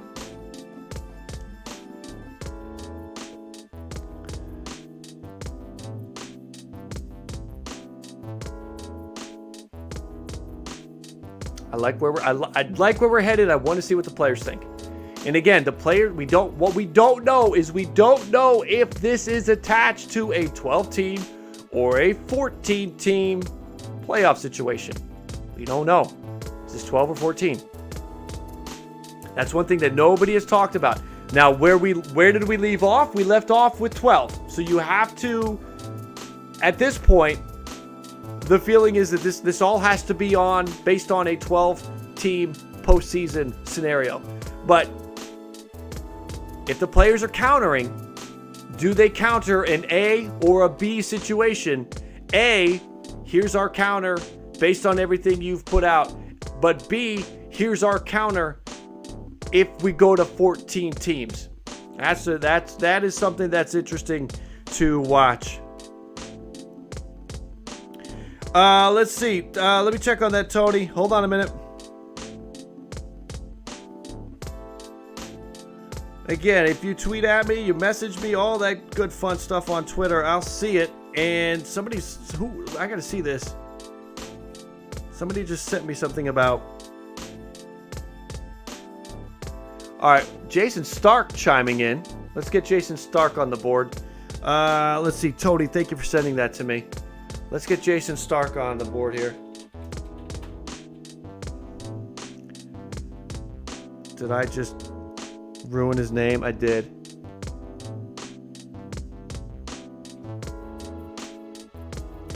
Jason Stark. The international draft order would not be based on record, and teams could trade picks. Now, that is just with the international draft, okay? Let's not get that confused that there is the first-year player draft. We're still not trading picks there. It would be great, but we're not trading picks there. But we have the international draft, not based on record, and teams could trade picks. I would love that. I would love that because that could set us up for next time we go down this road where we're negotiating the CBA. If that goes well, if trading international picks goes well, we could see a situation where they work into the next deal that you can trade draft picks. So that would be interesting. Let's see. What else does Anthony have? The details. These are the details of the international draft proposal in the labor talks. That's literally on MLB.com. Are we really? Oh, this is from March 5th. So these are the details that he had going back.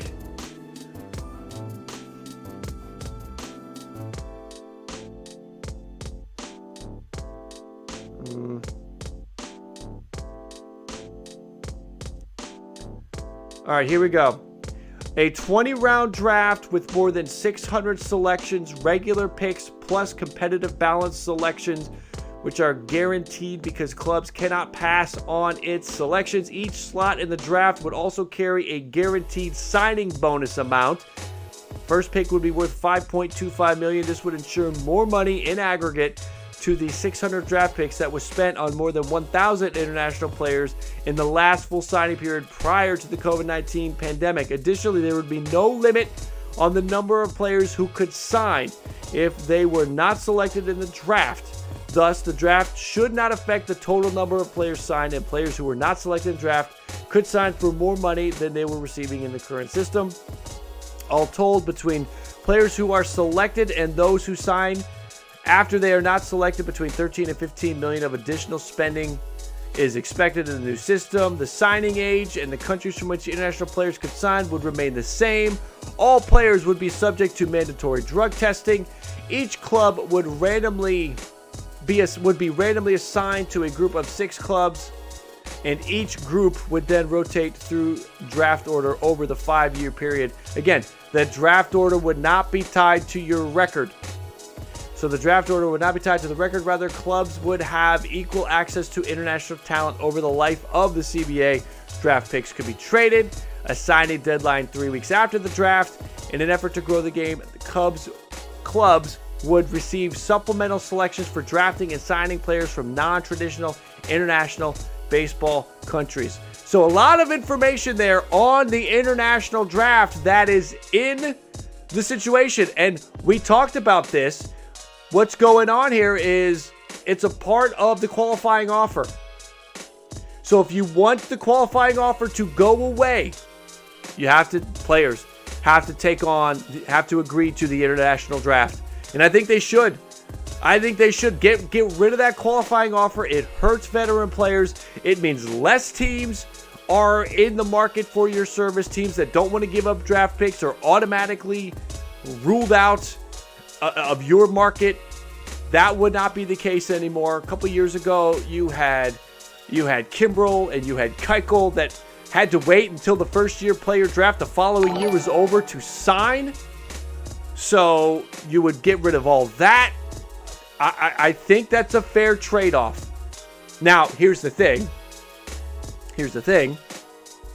I do not believe, from the information we have seen, I do not believe those two things were tied together initially. So maybe the players don't like that. Maybe the players are not happy about, well, wait, all of a sudden now this is, we got to do this to get this. But again, let's not get frustrated. We knew, at least the quote from Ross Stripling was, the players were getting frustrated when items were being added in that were not there on the last proposal. All right, that's not a reason to get frustrated.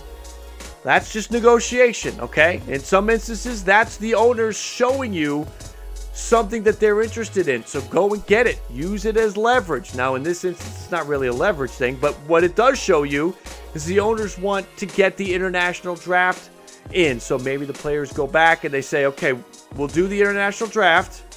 The qualifying offer thing is good. That's a start, but here's what we want to do this. The back and forth is key here, folks. The back and forth is important.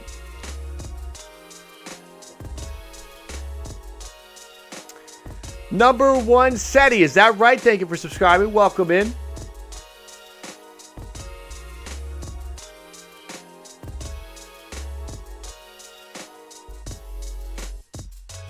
So we're now waiting. The last piece of information we had was the 4th tier. We've gotten a lot. We have been busy here in the last hour.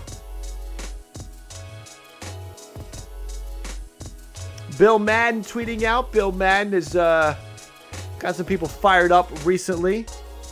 Philip, thank you for sending that to me. Bill Madden tweeting out 6 minutes ago, and told by sources on both sides of surprise, MLB has moved as far as they have on CBT especially, but there's still the Boris-led hardliners objecting to the stiff penalties for going over $250 million directed at Cohen. Still, both sides know no deal tonight is suicide for the game. Obviously, right, the players don't want in any situation for the luxury tax to act as a salary cap. Don't want that. Players do not want that at all, and I can understand that. It's one of the biggest driving forces in baseball is to keep salary cap, that word, that mechanism, out of the game. And the last thing they want is that to happen. But we're talking about $60 million over. $60 million over. The players signed a bad deal last time out. This would not be a bad deal as it is. All right? This would not be a bad deal. Go back to them. See if you can squeeze a little bit more out of them. But let's get it done. Let's get it done, everybody. I want to see what you guys think. Yeah, it's not going to be good news, JS. If they don't get the deal done tonight, it's not going to be good. Why does Boris got to be such a baby sicko? Listen, I think two things are going on there with Boris, and I talked about it when I joined Robbie Hyde last week, is that you've got a couple things going on. You could argue that he's being selfish. He's looking out for his own interest and manipulating the players. He's being a puppet master, trying to make sure that the owners can spend more so he can make more. Maybe that's in play. But also, I think that Scott Boras is being the negotiator that he's always been, trying to get more. Look at all that has happened today.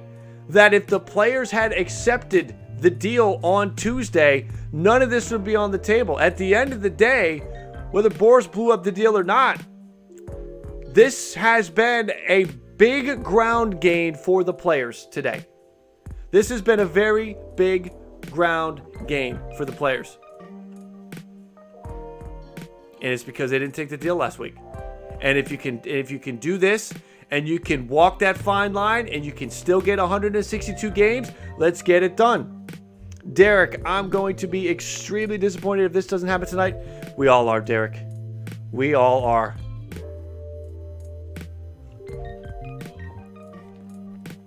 We certainly will be. Want to encourage anybody, if you want to make sure that your chat messages stand out, make sure to look into listen, all of my subscribers, thank you. But you can become a member. We got a couple different membership options. You can get the badges, you can get your name highlighted. Sometimes it's the best way, especially when the chat's moving quick like it is. It's the best way to be read, to be found when we are talking. The super chats certainly do it, but also if you are a gold member or a platinum member, your name is highlighted, you get the badge, you stand out in the chat, especially on a night like tonight. We've got over 1,000 people here waiting for a deal. Let's get a deal. Let's make a deal happen. I think we can do this. I really do. This doesn't seem hard. I feel like we can get this done. We are close enough. Again, I think the players probably will counter, but I want to know what they say. I want to know what they get. What's up, Paul? William, you ready to stream all the details? I'm ready. Of course. We are ready. I'm ready to do it all.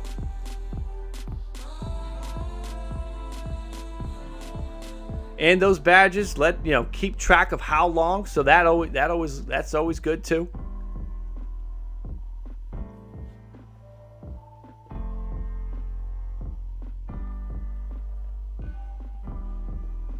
Andy Martino waiting on smoke signals. We all are at this point.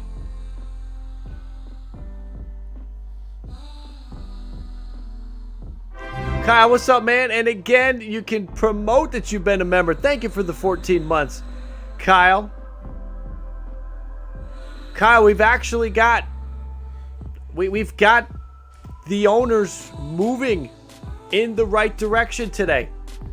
Moving heavily in the direction of the players. Hold on, somebody's I see. Hold on, let me check this. We might have a new update. Michael Silverman. Let's get Michael Silverman on the board.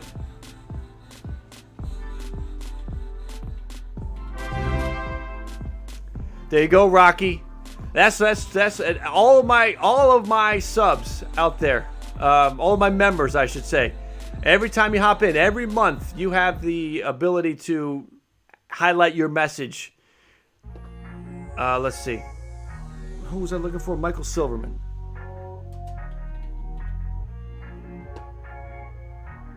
get Michael Silverman on the board. Players still looking over the MLB proposal, but contingencies like international draft, an extra CBT surcharge, plus insufficient movement in other areas, not leading to the conclusion they think a deal is close to being made. All right, well, that's not great.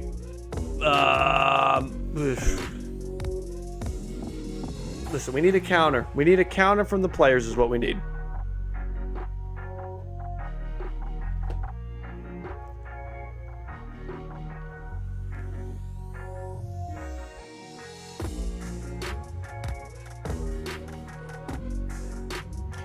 Jeff Lawson tweeting at Jesse Rogers. There's a shot. All right, Jesse. Thank you, Rockies, now for sending that over.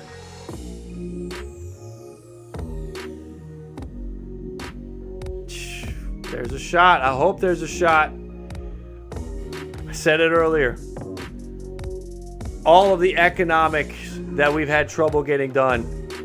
And if we have to start talking about how many games the players are going to get paid for, you got to start talking about a return to the field. You got to talk about all this stuff that they had a terrible time negotiating in the public spotlight back in 2020, in the middle of a pandemic. You want to throw that into the equation? I don't.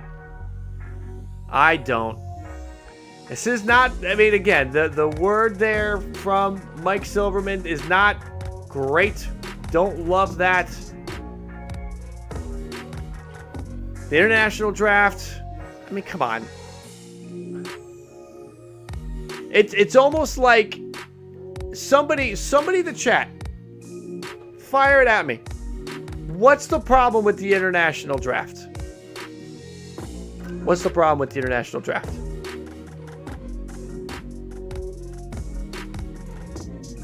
The CBT surcharge, I can understand there being some hesitancy to that. But that is $60 million over. That is going to affect one or two teams. Again, an insufficient movement in other areas. Exile, thank you for subbing. What other areas are we talking about? Insufficient movement. Are we back to the goddamn bonus pool? If the pre-arbitration bonus pool is what kills this thing, I'm vomiting all over the place. I can't.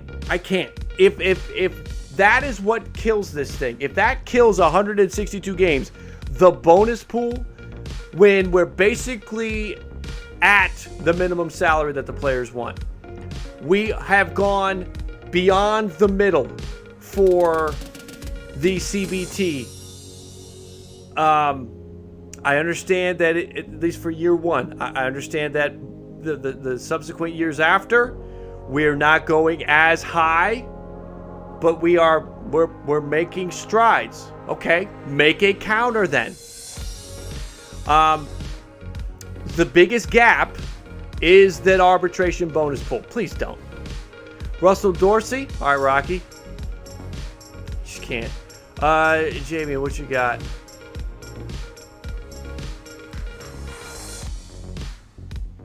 Jason Smith, Fox Sports Radio. Have it from a reliable source that tells us, I think we have an MLB deal by the morning. Well, okay, Jason. I hope so. Hope so, Jason. All right, let's check Russell. I see your tweet, Eric. I'm going to check you in a minute. For those wondering about the three-tier surcharge, first tier is 20, second is 40. Third tier is 60 million. Latest MLB proposal starts at 230, reaches 242. And I know that's not where they want. That's about 20 million light on that final year. I get that, but they are up. They were at 210. You got them up 20 million. You're winning this. You're not winning every single aspect, every single area. Patrick, thank you for the super chat. Thank you for the support. You're not winning everything, but you are taking wins out here, players. You're taking wins. They're not going to win every single area. You're getting wins. Let's be happy about this. Let's see. Eric. Patrick, I'll get you in 2 seconds.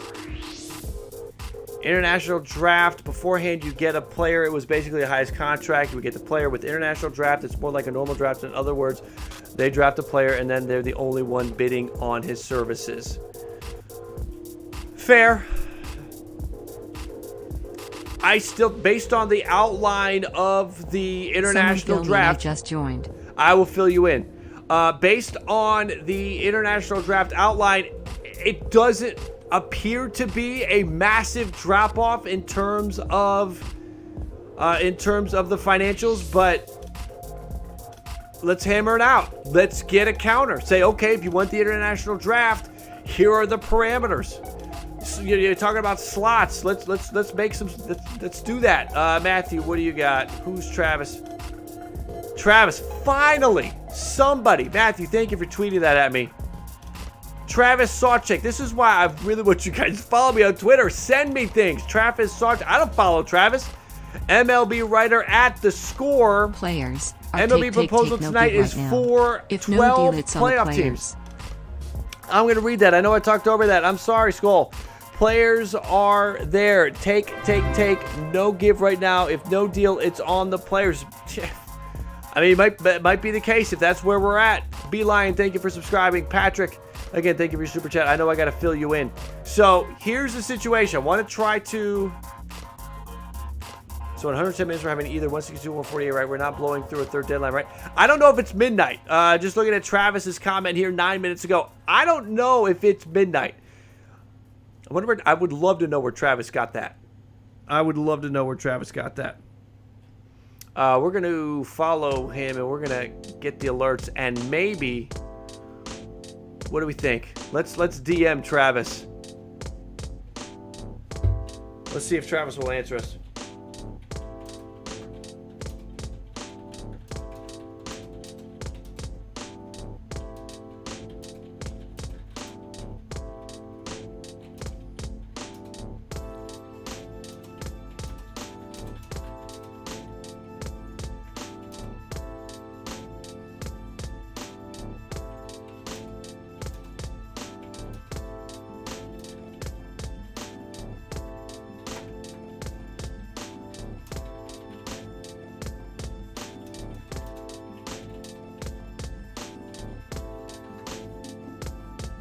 .50 shot that he'll respond to that.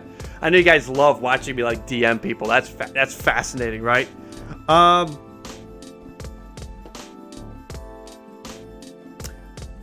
Let's see. No, it's a Jays hat. Let's see. Philip, I think for Latin players, the place they're growing up has no good training facilities. Many were trained in the academy. The team he's going to sign provides. That's a good point. No, it's a good point. I know you've got a lot of those academies down there assigned with the teams. Michael, welcome to the BALLCAP Nation Gold. Thank you, Michael, for that. Yes, I think that's a good point. And Michael, appreciate you. Everybody, gold members, platinum members, I appreciate all of you. Randy, thank you for subscribing. I know I owe the recap. I know I do. So much is happening right now. Good call, and that's true. That will be interesting to see how that realigns. But again, these are the owners that are proposing this, so there has to be a plan in place. What's up, man? Mr. Mike, I'm with you, buddy. Got me on the big screen. Love it. All right, let's get here's the recap. Let's reset the situation. So we came into tonight. We've been streaming for 2 hours. We came into the night. As soon as I came on, we had the word from Evan Drellick that a proposal had been made. We didn't have all the details. We knew that there were some strings attached to some of the proposals. Zachary, thank you for subscribing. Welcome in to all of the new subscribers. So we had a proposal. MLB's proposed luxury tax threshold now start at $230 million and went up to $240. Remember, they were at $220 for the first 3 years, and that is up $10 million in the first year. We can scroll up here. It goes up to 230, 232, 236, 240. These are some of the big items. The pre-arbitration bonus pool is up to 40. The pre-arbitration bonus pool does count against the CBT, but we're talking about 1.3 million. I think we can deal with that. The minimum salary Now, the minimum salary, the players wanted it to start at $725. It starts at $700.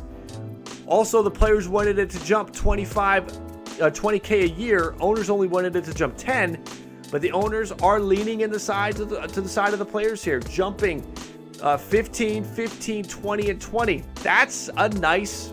That's good.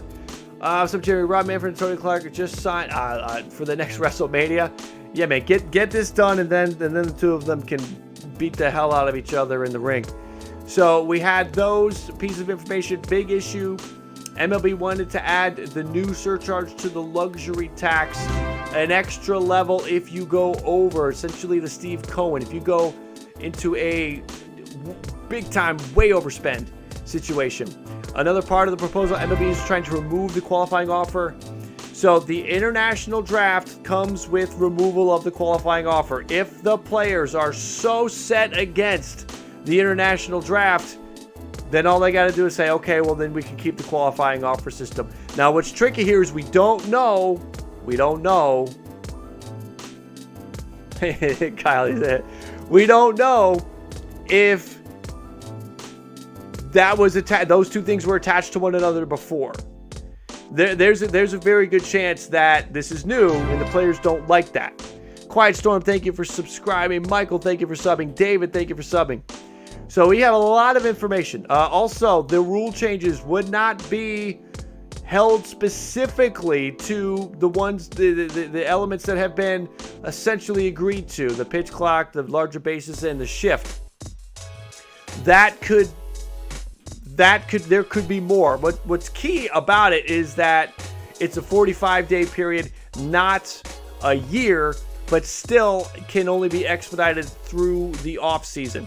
Also, they have come to an agreement on the number of teams in the draft lottery. 6 picks. The MLB previously was at 5.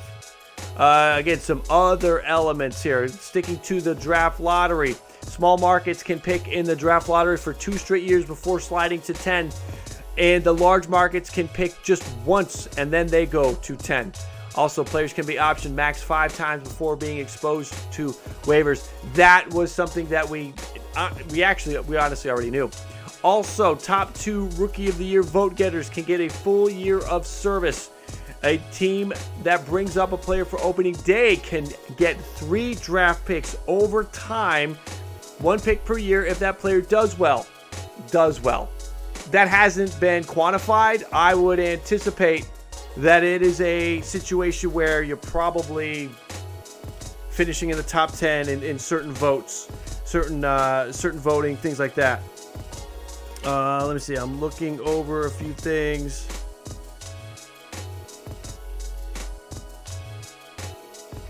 No response from Travis. Not surprised.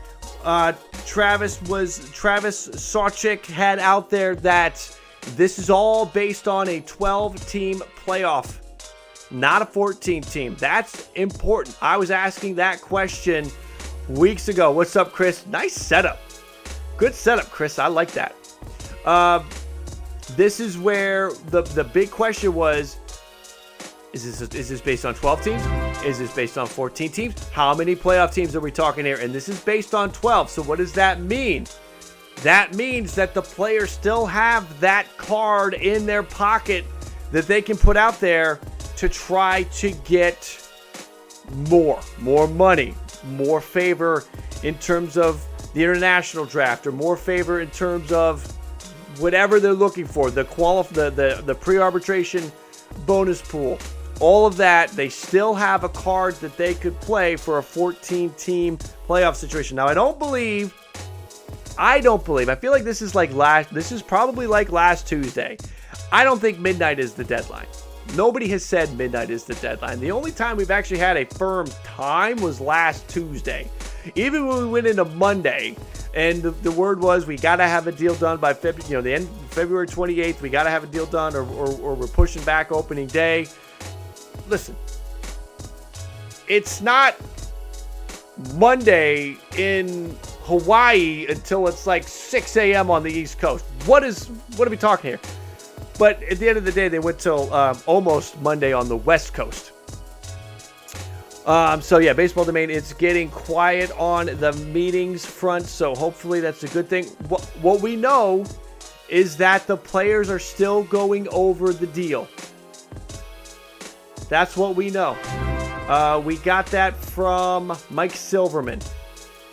Mike Silverman from the Boston Globe saying the players are still looking over the MLB proposal. The international draft and the extra CBT surcharge and insufficient movement in other areas not leading to the conclusion they think a deal is close to being made. MLB, the owners, are taking a big step today. They have put a lot out there. We need the players. I don't understand. What are we waiting for on the player standpoint? What are we waiting for? Let's get a counter. Get something. I mean, this could be one of the drawbacks to not being in Florida. In Florida, everybody was together. They were all there. Michael, do you think it's going to be a 162-game season if we can get a deal done tonight, Michael? Yeah. Baseball Domain, honestly, the latest MLB offer was about as good as it's going to get. I'm with you. Again, the one thing that could happen is the players go back to the owners and they say, all right, I got a counter based on A. A is everything you proposed to us with the 12-team postseason. Or B, would you do this in these areas if we agree to a 14-team playoff? I almost feel like they owe it to themselves to do that. Travis with another tweet. Gap has closed this evening, but I'm told this is a valid assessment of where things stand. Still issues to work through.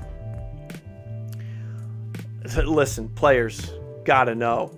I mean, listen, you can go out there. There were statements after Monday, after Tuesday from players. I never saw the player, but the quote was out there that there was losing money. Owners want them to lose money. I mean, you can't argue that right now. You can't argue that right now. We are at a situation where the owners have put a lot, finally a big advancement here. If the players come back and they're not moving off of some of what their last proposal was yesterday, then yeah, we're toast. And the players are going to look bad. The deal wasn't great last week, but it would have worked in some aspects. It's now the deal's good. If you didn't want to say last week was good, I understand that. I don't know if I would call it good again. It would have got us back to baseball. This would be good. Chris, I'm not going that far. I'm not going that far to say no deal tonight. I think that we could get something. I think something could happen here.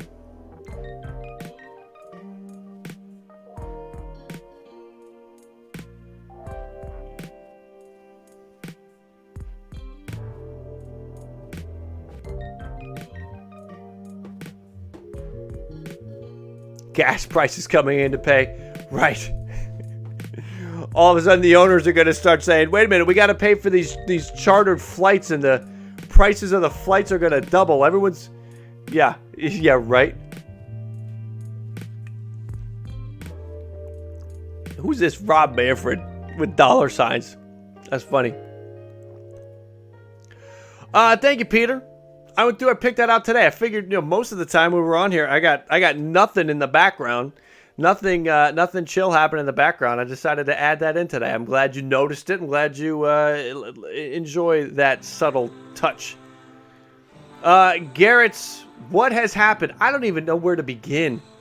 Garrett, I hate to ask you to be more specific with the question, but I don't even know where to begin. A ton has happened. A ton has happened. We don't have a deal.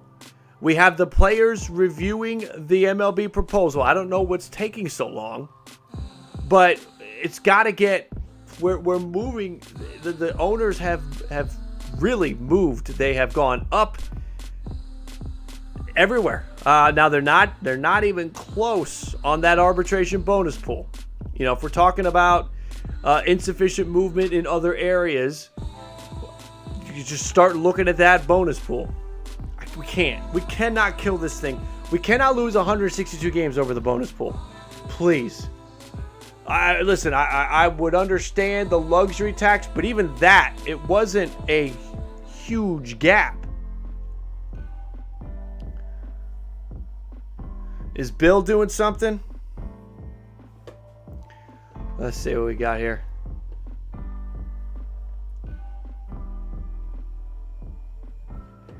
Let's see.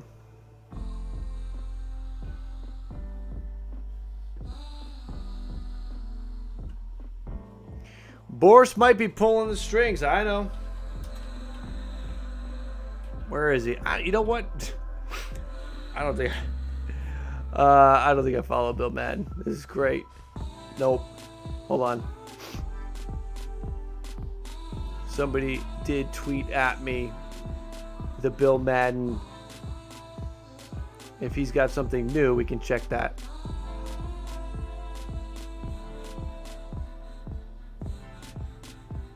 There he is. I guess I should follow him. Oh, anything new from Bill 33 minutes ago? So we saw that earlier. Again, I'm told by sources on both sides of surprise. MLB has moved as far as they have on the CBT especially, but there's still the Boris-led hardliners objecting to the stiff penalties. We'll see. We'll see. I gotta think we can get through this, even if Boris is throwing his weight around. I gotta think we can get this done. Let's see. Dorsey coming out with a tweet 7 seconds ago. Obviously, lots of new information regarding the latest MLB proposal, as you guys have seen in the prior weeks. A deadline today doesn't mean things won't continue tomorrow or that PA won't counter. Situation is still fluid. The PA has to counter tonight. The Players Association has to counter. And if they're not going to counter, they need to, their spokesperson needs to come out, because I feel like we're close to a deal.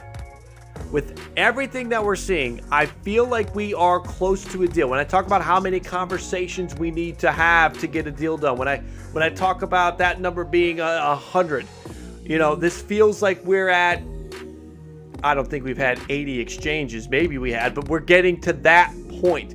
I feel like if we want to look at a football field where you put each side on a goal line and they got to get to the 50.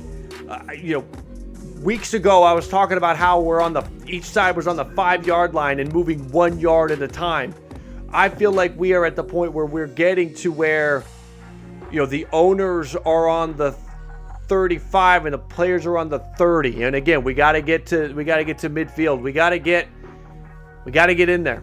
We got to get to midfield, and it seems a midfield, middle ground, and it just feels like we're getting there.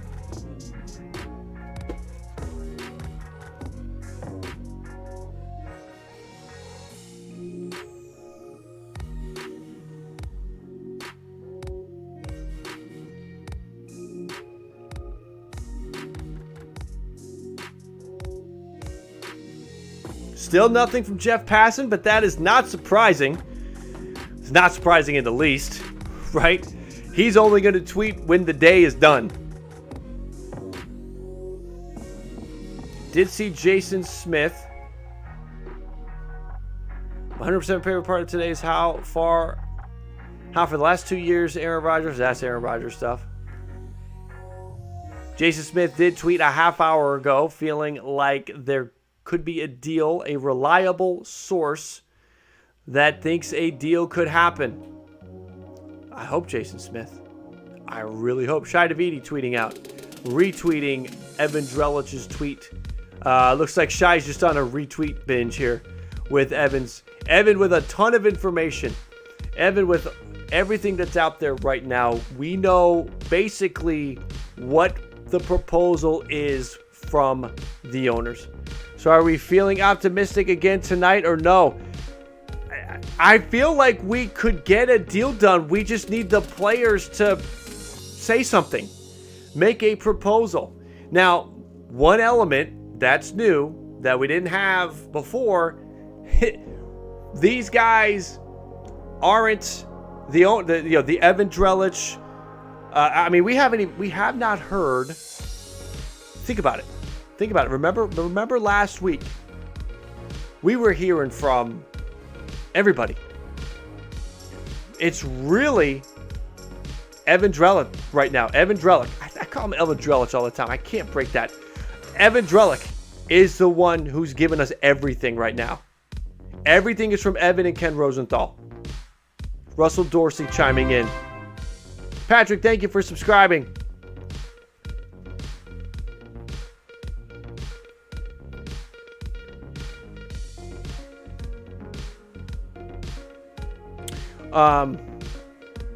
Just reading a couple things in the chat. All right, so there's been nothing. Let's go. Yes, on the optimistic with Ben Wagner. So that's where, I mean, it's been all about Evan Drellich tonight. We have not. Bob Nightingale has gone silent. It has been over an hour since we've heard anything from King Bob. We have not heard anything from Hannah Kaiser. We heard from Hannah that they were, and Chelsea. We haven't heard anything from Chelsea. They were kicked out of the room. The staff had to be not evacuated, but kicked out of the lobby. I think probably closing the building down.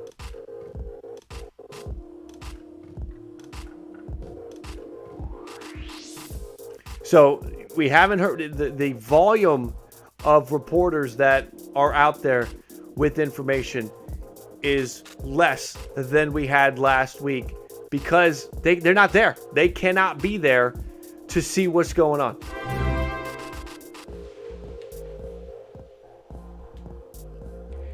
JD, is that real?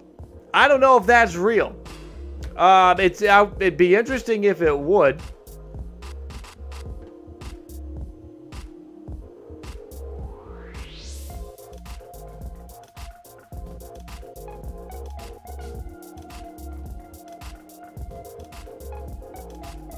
John Stolness.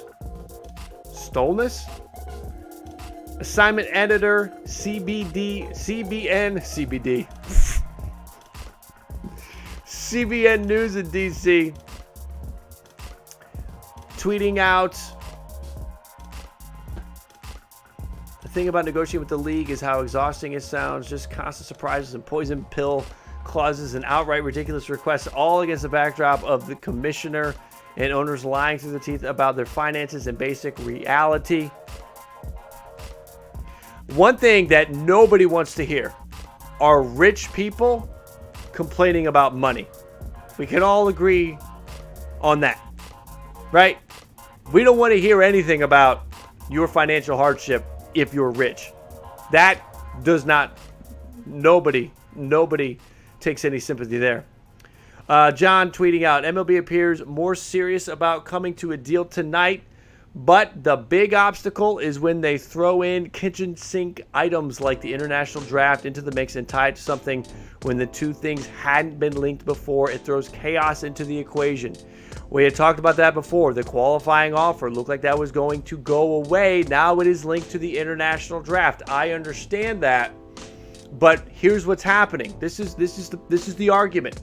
All right. Yeah, that might be new, but the owners are saying, we're going to give you this. We're going to meet you here. We're going to give you what you want here. We are going to go up considerably here. But here's what we want. The qualifying offer thing, because we're going now, maybe they don't outline it in the proposal this way. Maybe they do. I don't know. But because we're coming up in all these areas, we're gonna attach some new things here. And the qualifying offer thing, We want an international draft to keep the qualifier. It's weird because you could have just said to come up to the to come up another 10 million in the luxury tax. We want the international draft. They could have attached it to that. So if anything, it's just weird. It shouldn't be anything that kills us. It really shouldn't. Oh, I was waiting for the deal to get done so I get excited about the Jays. I'm with you, man. I want that. We're all in that. We're all in that boat. We all want this deal to get done because we want to see where Freddie Freeman goes. We want to see if Carlos Correa goes to the Cubs, the Astros, the Yankees, the wherever. We want to see if Freddie Freeman comes to our team. We want to see what additions we can make. We want to see trades. All of that is on hold. And we all want it to free up. We want players to report to spring training officially. There's a ton of players in Arizona right now at that complex that they secured. A ton of them.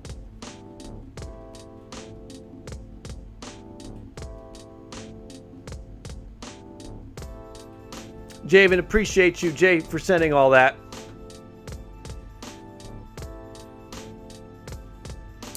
Ryan, maybe the players are split in conducting a voting within. You know, for this to be taking so long, that's not a bad idea, not a bad thought. That potentially what you have going on is you've got the players, you know, reaching out to, you know, the team reps, and the team reps talking to the team, to the other players on the team.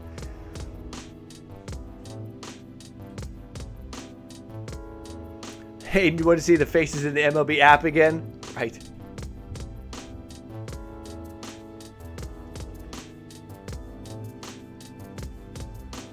Could the Tigers sign Correa realistic? I don't think so. Especially if they're worried about money and voting against the CBT going to 220. I don't think so.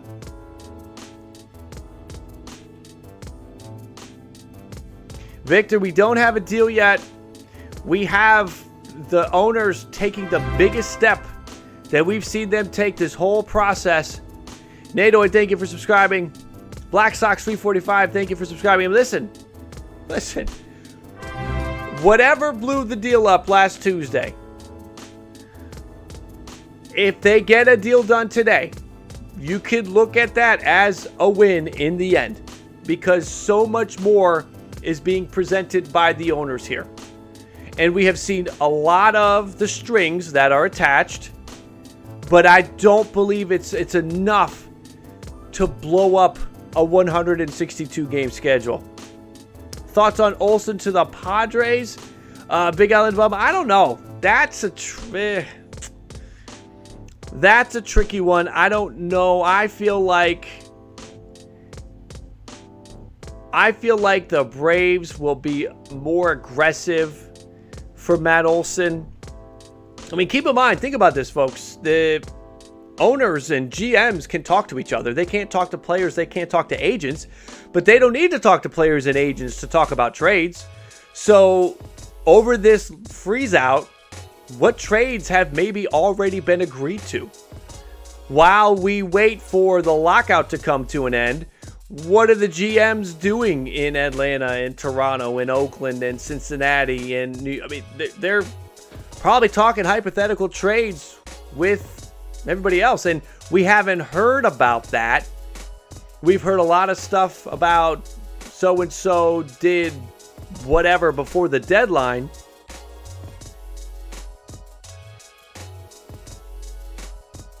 But we have not heard from John Heyman or Rosenthal or Jeff Passan that A team has been negotiating with B team and that they have a trade in place for when the lockout's over. We have not heard any of that. I'm not sure. I guess maybe that could be considered tampering. I don't know how, because again, that would just be the teams talking to one another. But there's nothing to stop GMs from talking to other GMs during this period. Will free agency be during spring training, Hunter? Oh, yeah, you bet. Yes. Yes, definitely. Who's first person to sign? I think the first person to sign will be Freddie Freeman. I think Freddie Freeman will sign very quickly. I think Freddie Freeman knows where he wants to go.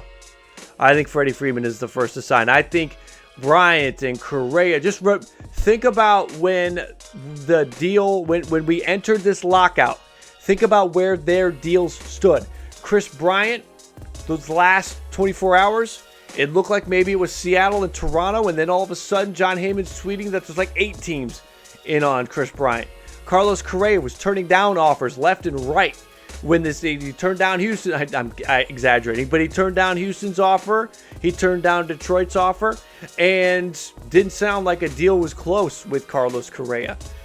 I feel like Freddie Freeman was really down to the last couple of teams, and I could see Freddie Freeman, that deal happening pretty quickly. I also think that Buster Olney is trying to tell us something.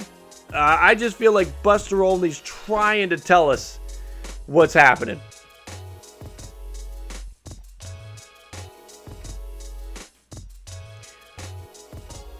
Refresh. So, Eric, I believe it was reported, I believe it was John Heyman reported that the Rays made an offer to Freddie Freeman. Now, what we don't know is, was that offer before or after the Wander Franco deal? Seems like it would be less likely after the Franco deal to have that kind of a contract on the books for the Rays that typically don't do that. So that's an interesting thought. But I do believe that there is truth to the fact that the Rays actually made an offer. Didn't just check in. How many times have we heard about teams that checked in on a player? We don't usually hear, we haven't heard as much about, made an offer. We've heard about all the teams that have checked in on the Reds pitchers and have checked in on Matt Olson and checked in on XYZ player. The Rays made an offer. The Rays are serious. What does that tell you about, again, maybe it was before the Franco deal and Wander Franco got paid because there was time they weren't going to do, they knew that Freddie Freeman wasn't going to happen, so they signed Franco, and that would exclude them from making a deal with Freeman. But certainly interesting. Aaron, it's all quiet right now. It has been quiet. Let's check. It is all quiet right now. Again, if you are seeing anything, tweet it at me. Shy was tweeting some stuff. That's nothing new. That was 16 minutes ago. That's 20 minutes ago. That's not new. Russell Dorsey, that was 35 minutes ago, but that's not new. The fourth tier. So the last time we got anything new was an hour ago. From Evan Drellick talking about that third CBT surcharge. The Work, thank you for subscribing. Welcome to BALLCAP Nation, to all of the new subscribers tonight. I see the super chat coming in. I'll let that read out over the, I'll let that play.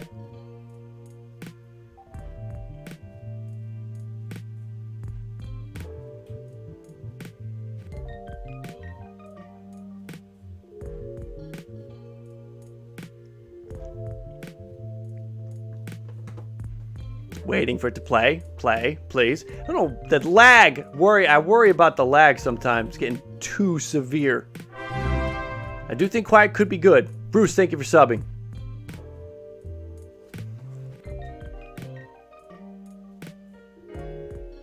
I don't think it's going to play. I'll just read it. Oh. Biggest issue or issues Union may have with the reported deal by the MLB? So it's out there that the issues they have, and Romo, thank you for the super chat. The biggest, the issues that they have are the international draft being attached to the qualifying offer.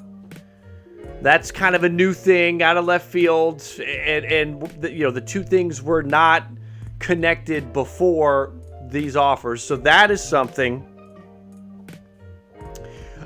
We also have word that the players feel like the owners haven't gone far enough. Insufficient increases in certain areas. What those certain areas are have not been relayed on. Yet one can only assume that it's that pre-arbitration bonus pool, because that's up to $40 million, but that's not close. The players were at 80. Now we are getting to the point where we're halfway. Now here's the thing, guys. Here's the thing to think about. Okay, last Tuesday, deal, no deal, right? And it was a taste of. Thank you, Sean, for subscribing. It was a taste of what happens if we start losing games. A lot of people were upset. The reaction in the media was not good, whether you care about that or not. But the public persona, it wasn't looking good. So both sides got a taste of what it would look like if they lost 162 games. We could still have 162 if they can get a deal done today. They got a taste of what that would be to lose 162.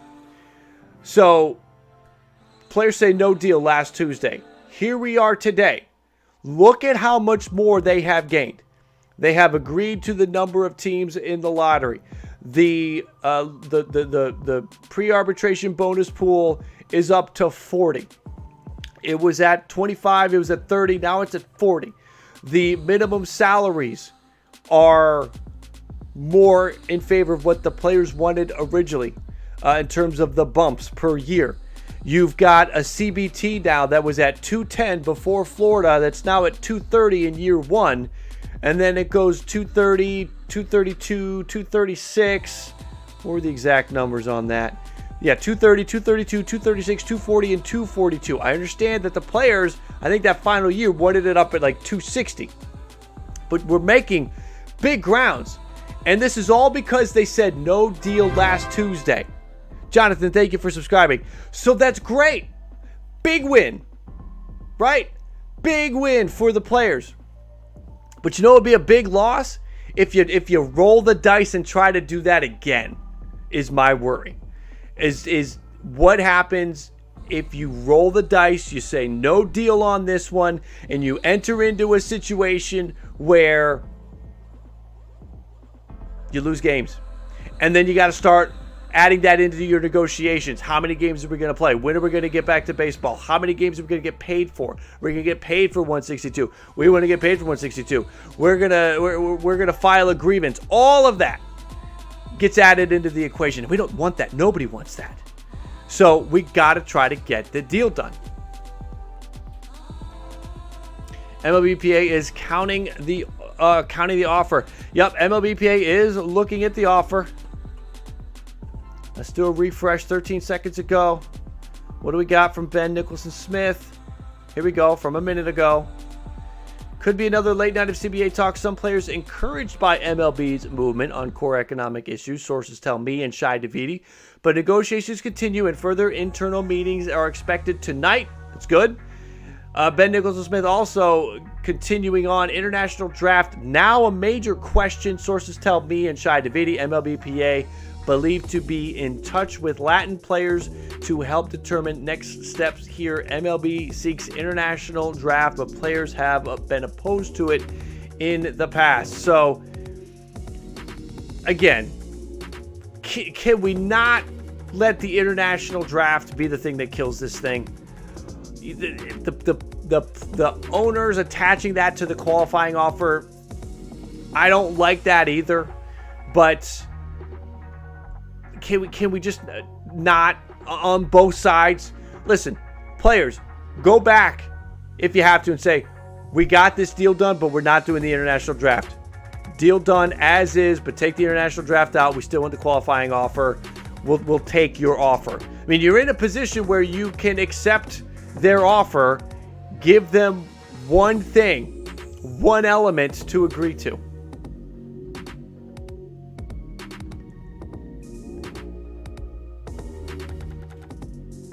Envy. I see your comment there. I could tackle that. I could tackle that another time.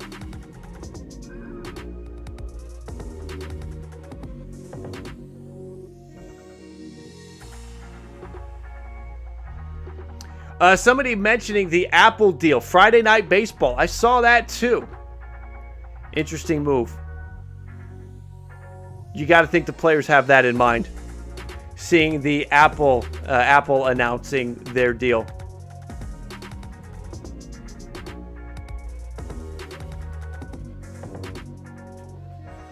Good call on those who brought up the Ben Nicholson tweet. I appreciate that.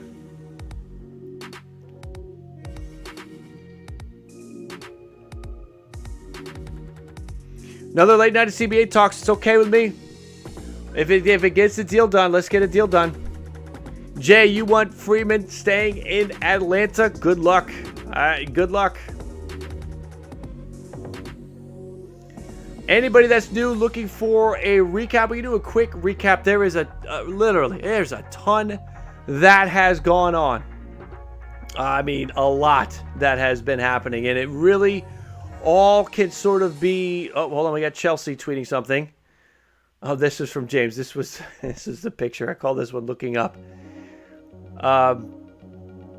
So what we have, where do we start? So much has happened tonight that if you are just hopping in, there's a lot going on here. I'm trying to find Evan. Where does it begin? So Evan put out, this is not where it starts. It starts, there has been a lot. And I could try to pull it all off memory, but there's been so much I don't want to miss anything.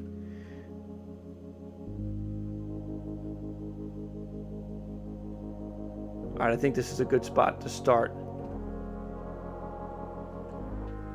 So here we go. We started with the first piece of it. The first news that we got was the luxury tax thresholds.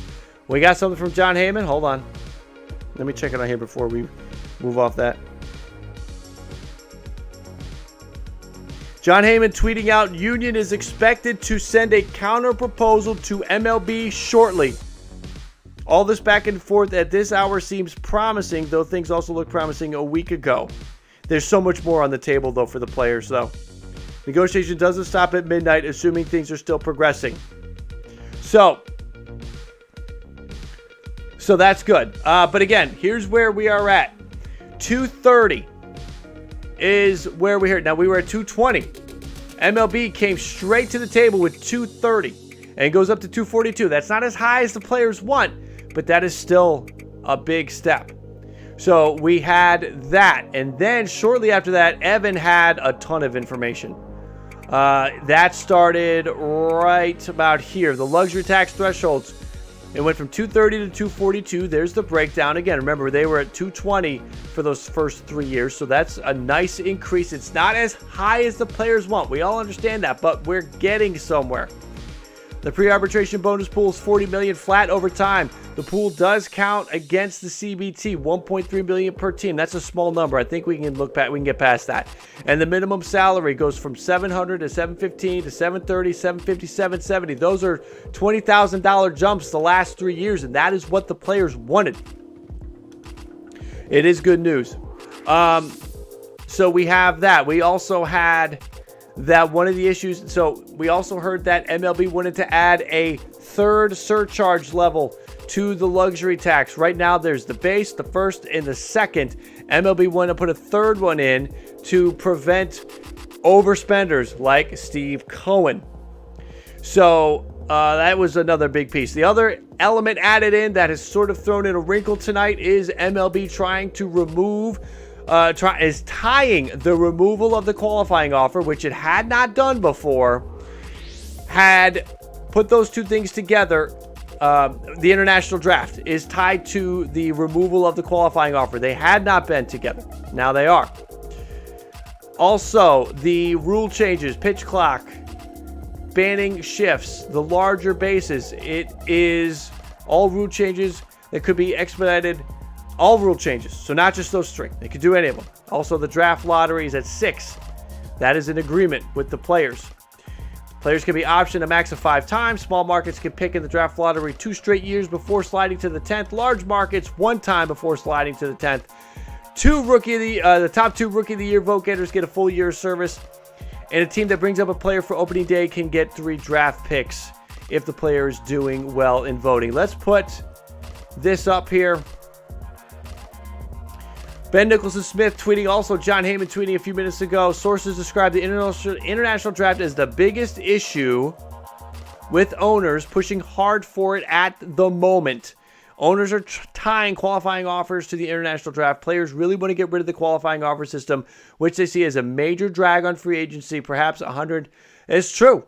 It is definite. If you have a qualifying offer attached to you, you lose a draft pick. A team loses a draft pick if they sign you. Teams that are holding on to draft picks, that value draft picks, are not going to be in your market. And that could cut out a lot of teams. It could limit the teams that are vying for your services. And if instead of 6 teams in your marketplace, you have 2 or 3, you can see what that could do just in a negotiation. So getting rid of the qualifying offer really benefits the veteran players, and I think it makes sense to do that. Now, the international draft is a big piece here. This is a big part because right now teams can do whatever they want. You can kind of sign whoever you want. The top 10 picks last year. Now, I will say this: the top 10 picks, the top 10 ranked players in this last international signing period was evenly distributed. I want to say that I do not believe there was one team that scooped up multiple players in the top 10 at least. I have not looked beyond the top 10. So that's one issue, though. Now, the way that the draft process would work, it would not be based on record. They would sort of rotate around. Let's see what we got. John is getting active. MLB is hoping to institute the international draft and eliminate draft pick compensation for agents if the union accepts the trade-off.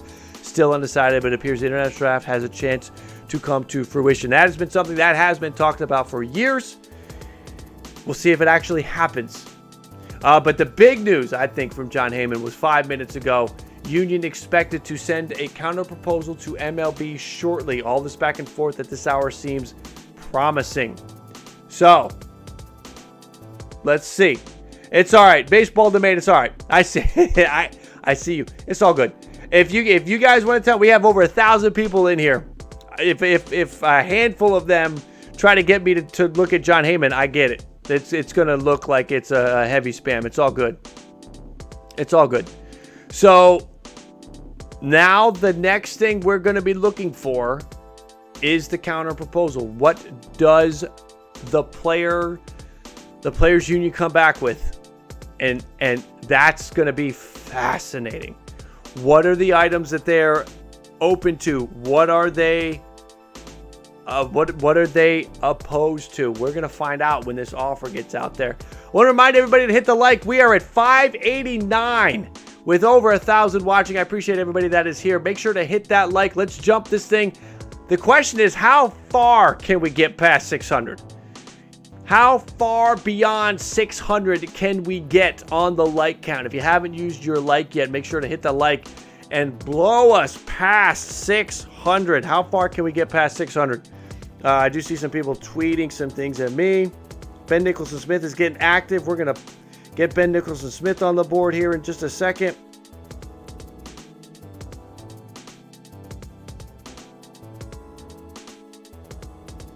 Chris Demin, I see that, William. It's not going to be that large of a base. Over 600, we're at 611. Make sure to keep smashing that like. Let's see how far beyond 600 we can get. Jeffrey, thank you for subscribing. Welcome in, Jeffrey. All right, let's take a look again. We have a lot coming from Shai Davidi and Ben Nicholson-Smith. Some on the players' side believe owners are motivated to reach a deal today. That was also the belief last week, and Rob Manfred announced the cancellation of games soon after. So proceed with caution, but source describes many key numbers as close, even if more work awaits. Talks continue to focus on 12-team playoffs per source.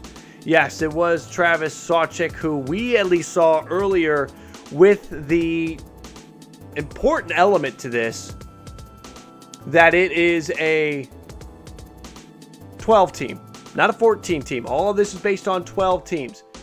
650. Good jump. Good jump, chat. Good job. So here's where we're at. The players are going to make a counter.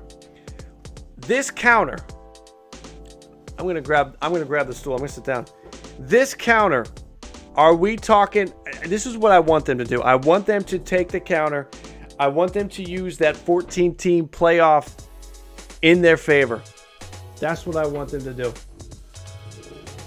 Take it to 14 teams. Give them an A, give them a B. I guess let me explain that further. Don't just take it to 14 teams. I mean, take it to 14 as option B. Leave it at 12 as option A. That's what I would love to see happen. Got to sit down. We've been up now for over 2 hours. So we are at a 12-team situation. I'm okay with 12. I would prefer 12. But at the same time, if 14 gets a deal done, listen, fine. Twist my arm. 56 seconds ago, John Heyman. At the moment, it appears the sides are sticking with the 12-team postseason plan.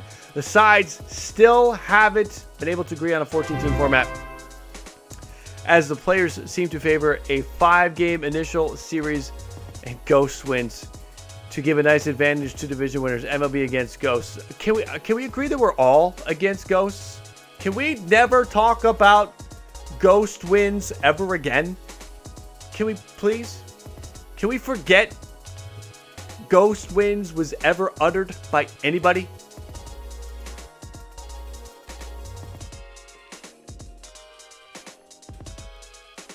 Listen, we can do this.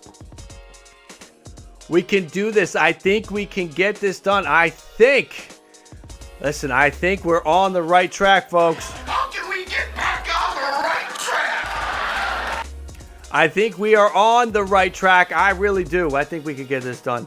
This is such a movement by MLB that the players have to seize this moment to get the deal done.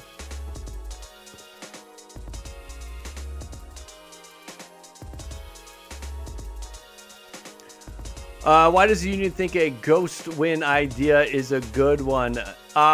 It's a bad idea. Just give the number one team a bye. Give the division winners the home field advantage through the round. Jeremy, ghost wins. The other team essentially starts the series up 1-0. We can't do that. Really cannot do that. Let's see. Andy Martino with a live hit. Again, he's talking about everything we're talking about. This is good. Ben Nicholson-Smith tweeting out 1 minute ago. Per source, players indicated a willingness. Oh, come on.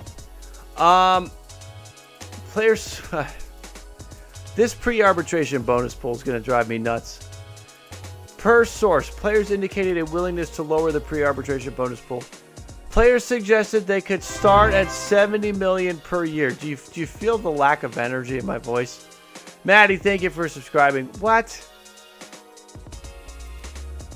Start at $70 million per year, increase by $5 million per year, down from a starting point of 70. That's not in writing yet, but it was discussed. Come on.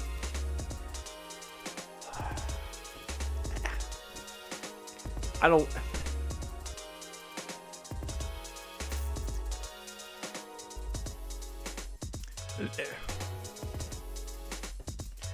So,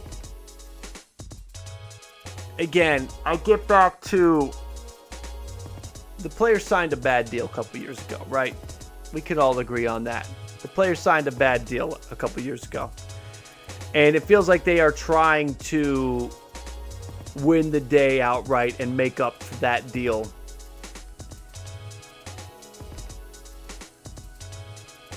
What I would like to see the players do. I understand you want to get that up. You know, the MLB is at 40 right now with a ton of other concessions. Do you think that the owners are going to respond well to the players coming out and saying, all right, everything looks good, but yeah, that $40 million for the bonus pool, we want it at 70. That is not going to be received well, especially when you think about everything that the owners have done, taking a step in the direction for the players in this, for the players to come back to that is not going to, it's just not going to be received well. It's not going to be received well. I'm not a fan. I don't like this. That's just, again, I mean, unrealistic is one way to put it.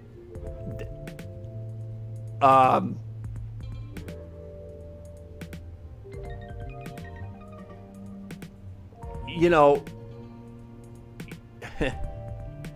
there is another day.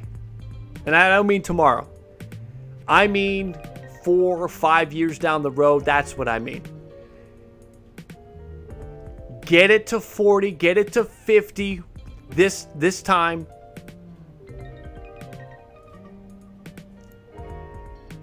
And then get it up to 80 in 5 years.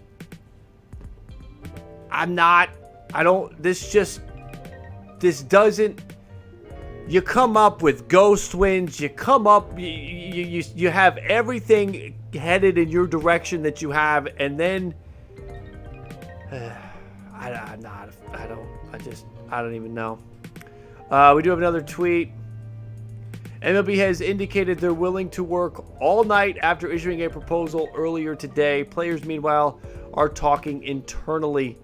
Debate regarding the international draft ongoing. Likely that the MLBPA will counter tonight. We are going to watch it.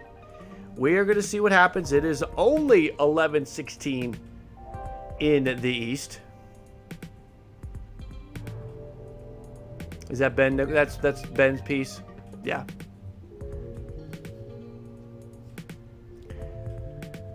Well, let's see. So I would love the players to get the counter out. Let's get it out. Let's. What are we waiting for? Jack, thank you for subscribing. Welcome in, Jack.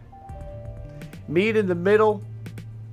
I mean, if you meet in the middle, remember where this thing all started. I believe the players started at either 100 or 110. That's where this whole thing started. And then the owners countered with 10, and it was kind of ridiculous. So that's where we started.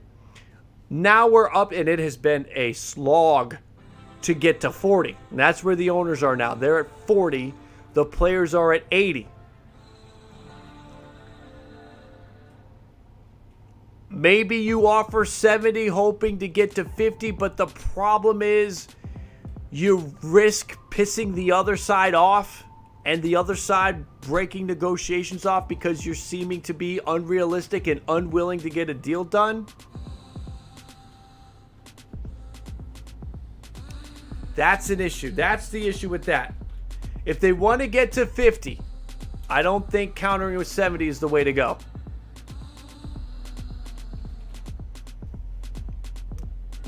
What's Jason Smith saying?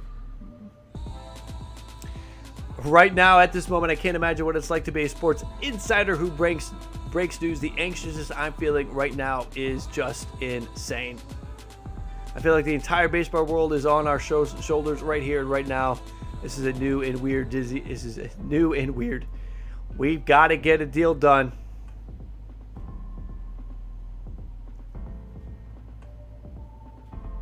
Got to get it done. We cannot have an issue.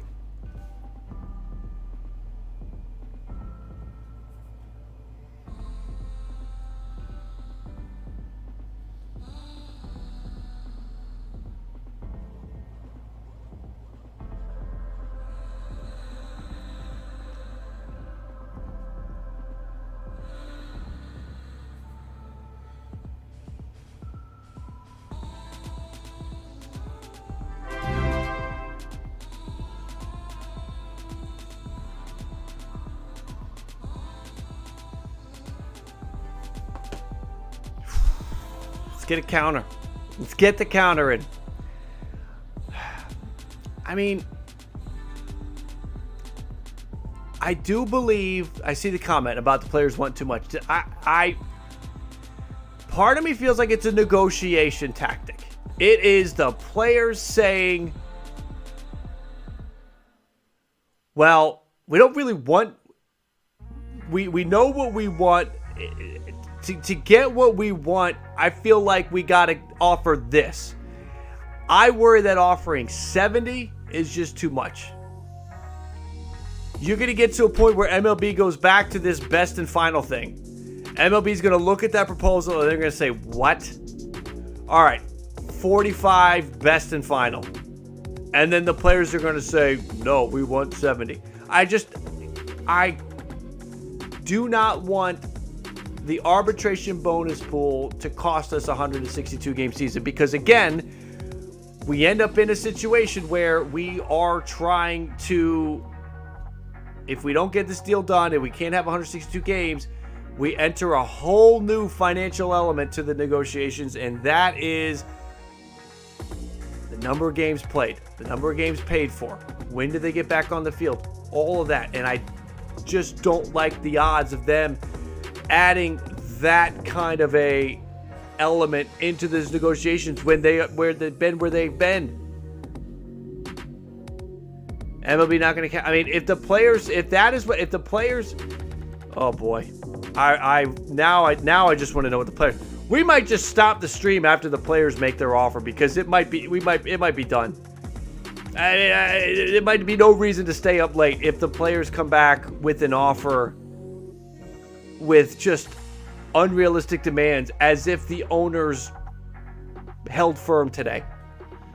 Owners made a big step to try to get baseball going. I understand it's not perfect, but it is a major step. It makes the decision last Tuesday to say no deal like a big win. You can meet in the middle at 50. That meet in the middle from where the whole thing started in the first place? Sure. Yeah, let's do it. I like that idea, Jonathan. Let's get it. Let's meet in the middle at 50. I mean, there's just too much to gain by this. I mean, the international draft is going to be interesting, but let's bring this up. The players cannot be that surprised about the international draft in the CBA negotiations, because back on March 5th, 3 days ago, Anthony Castronovich put an article out on MLB.com, international draft being proposed in CBA negotiations. So this has been at least March 5th. It entered into the conversation with Anthony, and Anthony broke it all down. Anthony breaking it all down on the international draft. Let me see if I can make the screen a little bit bigger without compromising too much here. So, 20-round draft with more than 600 selections. Regular picks plus competitive balance selections, which are guaranteed because clubs cannot pass on its selections. Each slot in the draft would also carry a guaranteed signing bonus amount. First pick would be worth $5.25. This would ensure more money in aggregate to the 600 picks than was spent on more than 1,000 players in the last full signing period prior to the pandemic. Now, the argument there is, well, we had 600 players signing now, or we had 1,000 players signing, now we have 600. That doesn't seem like a win. Additionally, there would be no limit on the number of players who could sign if they were not selected in the draft. So you could go over. So if you were not selected in the draft, there would be no limit on the number of players who could sign. So that makes up for any shortfall in terms of the number of players that are going on teams. Now, the element of a lot of times players will sign with the team that they're working out at that specific facility. But obviously, I got to think the clubs think that they can figure that out because it's players working out at the Dodgers facility or the Blue Jays facility or the Yankees facility down there in Venezuela or the Dominican or wherever they are. So you got to think that there's a way for the clubs to figure that out. Otherwise, they would not do that. All told, players who are selected and those who sign are not selected, between 13 and 15 million of additional spending on international players is expected in the new system. Signing age, players will be subjected to testing. Draft picks could be traded. A signing deadline. That's like all of the pieces are there. What just happened? Spicy taco. Spicy taco. Dude. If we don't get baseball after this proposal because of the ARB pool, I'm officially on the owner's side. Spicy taco. Yo, hype in the chat for Spicy taco. If we don't get baseball after this proposal because of the arbitration bonus pool, I'm officially on the owner's side. I mean, that is it. Spicy taco. My man, thank you. Am I reading that right?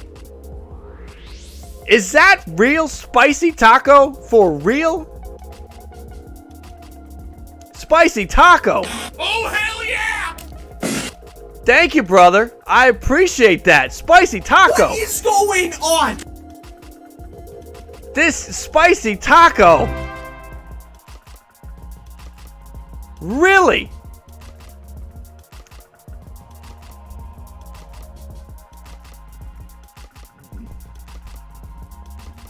Matt, I see you with the super chat. Yeah, but is it? I'm confused, but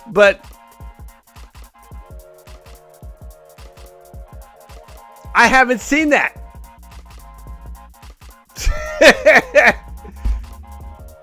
Matt, I see your super chat. I'm going to let that play.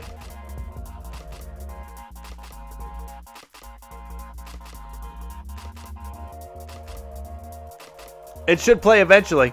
But that's the international Just draft. joining. What's the current situation?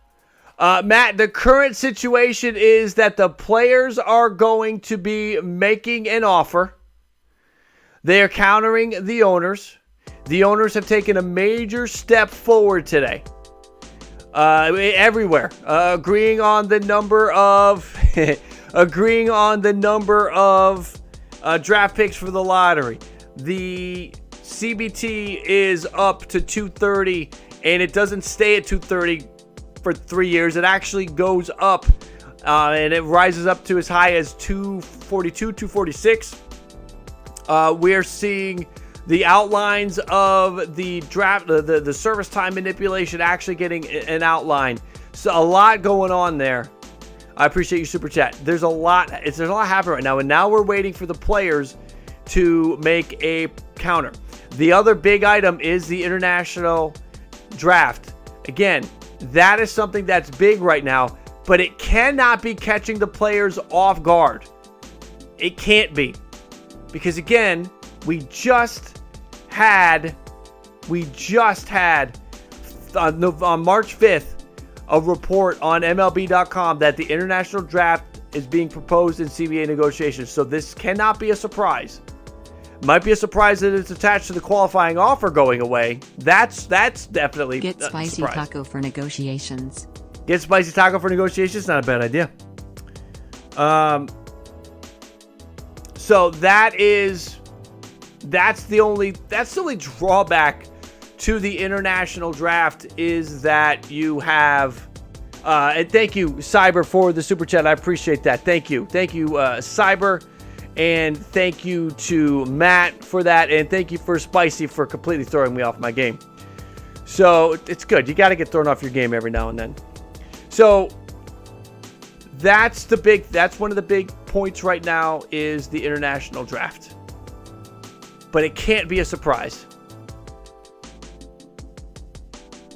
Can't be a surprise. They had to see that coming.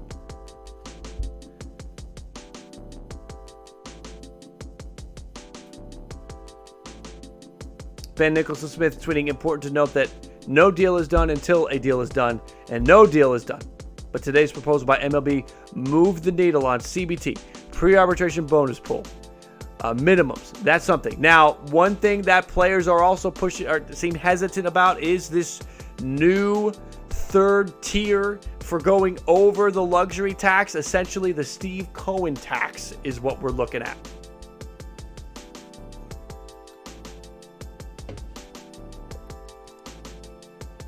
Appreciate the information and the coverage. Can you explain what the pre-arbitration pool is? So the pre-arbitration bonus pool is money to be spread out to the essentially the top performers, the top players that are not yet at the arbitration. So when you're in arbitration, you're going to a third party. You're getting into some real money. Finally, you're getting into those 2, 3, 4. In your first couple of years, and up to Aaron Judge is probably going to have a $20 million arbitration. But if you have not reached your 3-year service time yet, you are still making the pre-arbitration dollar amount of $700,000. Corbin Burns wins the Cy Young, and he's making $700,000. With the bonus pool, money can be allotted to him based on exactly how the arbitration bonus pool will be divvied up. We still need, but that is essentially what you're looking for. You're looking to get the players that are performing the best, that are in those pre-arbitration years, more money. Neighborhood Watch, I'm gonna let that play. I'm with you though. Thank you for the super chat. I appreciate that. Big up by you. Thank you. Just want baseball back. I'm with you.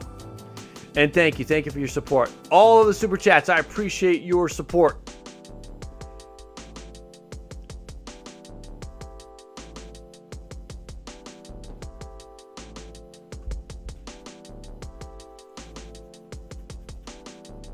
John Morosi's tweeting about the NHL. See what we've done? John now basically exclusively tweets about the NHL.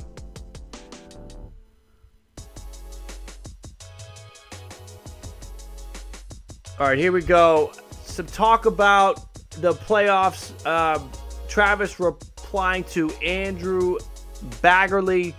Just going to leave this here. Division winners season should never come down to a best-of-3 postseason series, even if they get to pick their opponent and be at home. I mean, fair. While the lights are still on in the Midtown offices tonight, let's get baseball back to East and West Division. Works well with a 12-team format. Division winner against bias. Oh, my God. Travis, okay, listen, I don't disagree with the idea of just going back to East and West, but we cannot add more to this. Can we count that as the rule changes that can be that MLB can work on? I mean, East and West, sure, okay, fine, whatever. If we have essentially the top 6 teams making it, it's not really going to matter if you have an East, a Central, and a West. Take the top 3 teams. There you go. A division winner. I mean, that's a fair point, though. With the divisions the way it's set up, you cannot have a 3-game series for the division winners. You got to go. It has to be a 5-game series. Michael, thank you for being here. Will we have baseball this year, Brandon? I hope so. Tonight, there's some encouraging news tonight. We need to see what the players are going to offer. What are the players going to counter with? Word is that they were going to be countering soon. What is soon? That's the question. Is that going to be in the next hour? When is that going to happen? But the lights are still on in the Midtown offices tonight. They could work late through the night.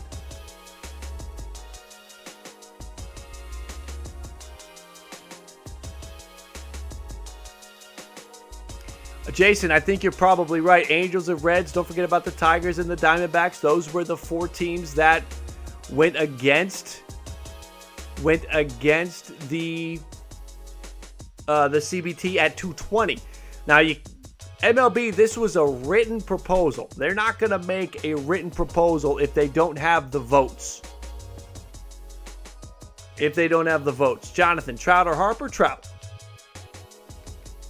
The headline, Dave, the headline is that MLB owners, think of it as moving day in golf. We have movement. We have dollar figures moving up the board, getting closer to what the players want. Is it at what the players want? No, but it's damn close. It is basically there for the minimum salary. It is on the player's side, at least in the beginning of the CBT. It doesn't get as high as the players want towards the end. But again, we're going in the right direction. What's interesting, I feel like the tie's getting I'm not going to go there yet. What is interesting, though, is that the players, MLB has indicated they're willing to work all night. So MLB is showing that they want to get a deal done today. MLBPA's counter is going to be an important factor. And now we're just waiting for the tweet to come from somebody that Major League Baseball, the Players Association, has made their proposal.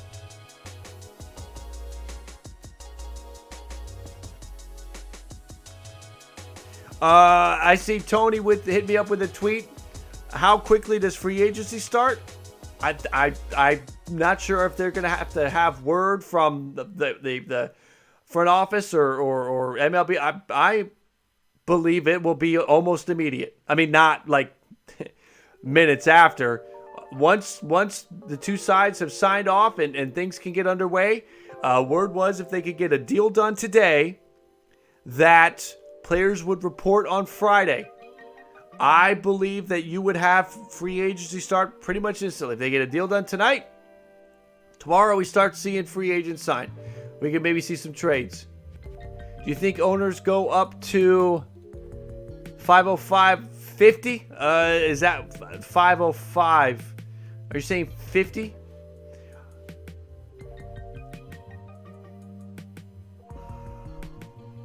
If the owners go to 50 on that arbitration bonus pool, they might take something else out, or they might put up another "this is our best and final." And the players did not respond well to that last time. I don't know if they would respond well to that this time. Zachary, I don't know, man. I am in the back of my mind battling that same question. Again, yeah, I think we have free agency pretty quick. Yeah, 50. I think, again, if it goes to 50, it is going to be this is our best and final. Friday, Eric. Friday. So, it's been quiet, though. We haven't heard anything. How long's it been now?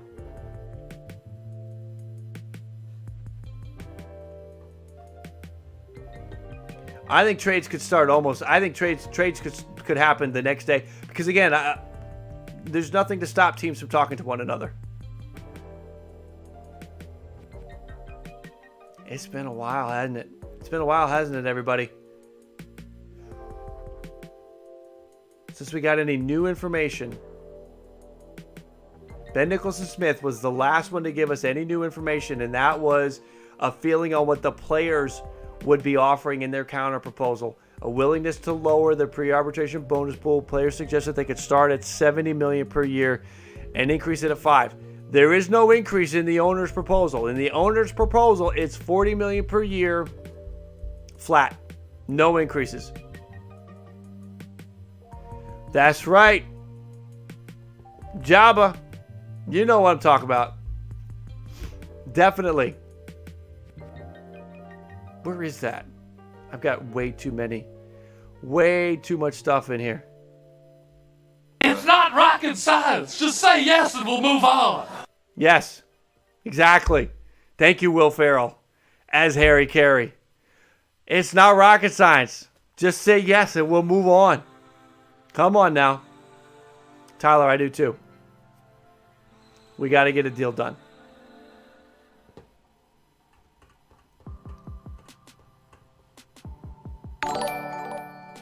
Thank you for finding me on Twitch, Kyle. Appreciate that. Again, the socials are at the bottom. If you want to find me on Instagram, Twitch, or Twitter, it's all there. On Twitter, you can tweet at me if you're seeing something from somebody that maybe I'm not following. Jeremy, what's up? When are you and I going to have the MLB The Show battle? Oh, man, I just have not been playing MLB The Show that much. I need to put it on my radar, though. DM me on Twitter. Can you do that, Jeremy? Either DM me on Twitter or on Instagram. Let's get something scheduled. I'll play.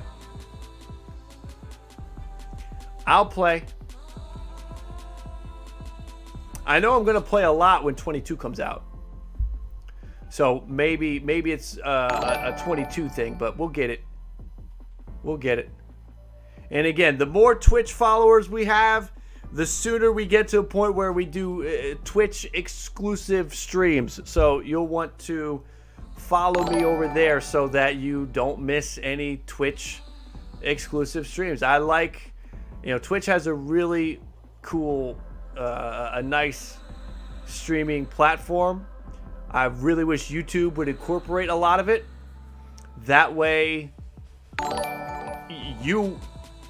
everybody in the chat, you could have more fun,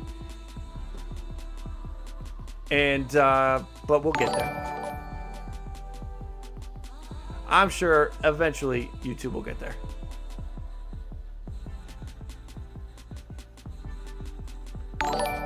Do I like hockey? I do not have enough bandwidth to watch hockey, unfortunately. I know it's a good sport.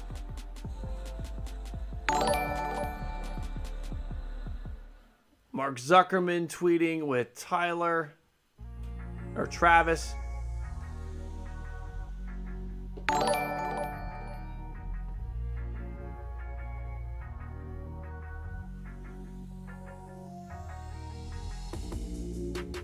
Fear we're headed for 14 divisions. No. Oh, when we get to 32 teams? Well, maybe.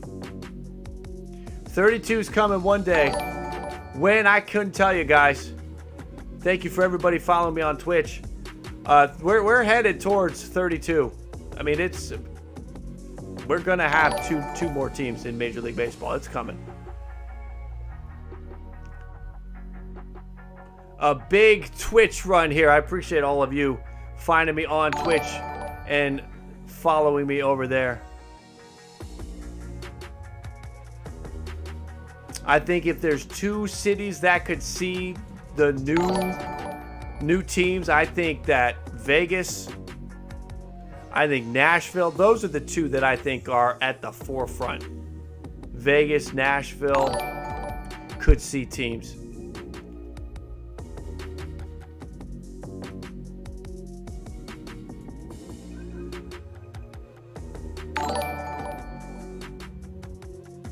Mark, I mean, you can definitely make the argument that they don't need to expand, but at the same time, I mean, one of the reasons why they expanded, certainly there was opportunity, there were still major markets to get into.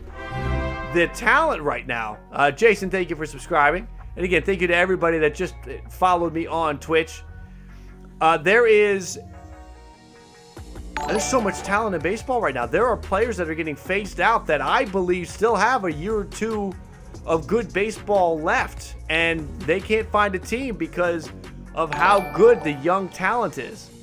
So I think there are players for at least one additional team, but you can't have one. You can't just bring one into the fold. They're going to have to bring two in. Orlando is talking to the Rays ownership about a move to Orlando. You've got to figure, yeah, maybe, I think they probably have to figure the Tampa situation out before. Figure Tampa out before they add the two new teams. I don't think they would bring another baseball team to Canada. I don't see that happening. Maybe. And give Iowa a team, Tyler. The Des Moines Swine. There you go. They've got, I mean, they have, you know, the Iowa Cubs are out there. They've got a decent thing going there, but, I mean, that ballpark, I don't know. It's just, yeah. It's...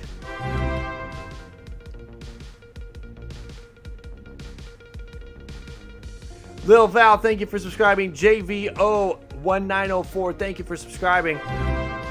We are essentially waiting for the players to make a proposal. That's where we are at right now. Will the players get a proposal? How late will they go till tonight? Is this something that goes into tomorrow morning? What is the situation going to be? Is the question. Appreciate everybody finding me over there on Twitter too. I'm with you. Kyle, I'm with you. I want to see how my team... That's what we all want. That's what we want. Do you think Apple's deal with the MLB has an influence? Potentially. Yeah, I mean, I wouldn't be surprised if it does. I think it probably does. I don't know at this stage in the game.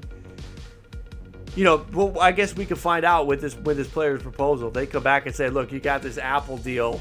You can get this the CBA or the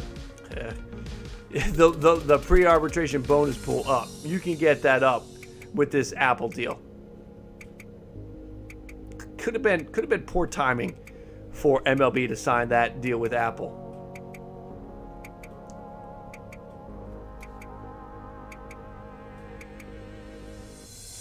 Could Philly get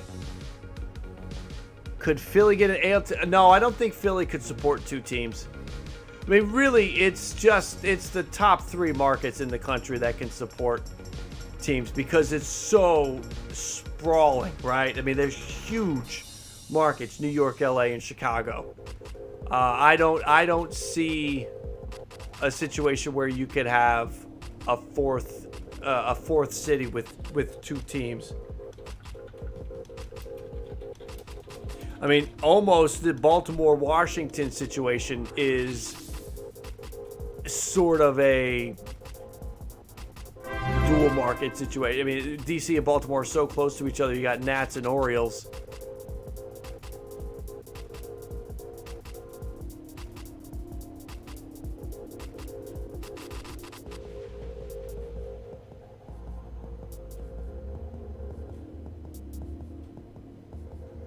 Pittsburgh needs an NBA team. NBA is going to be very strategic about where they expand if they choose to do so.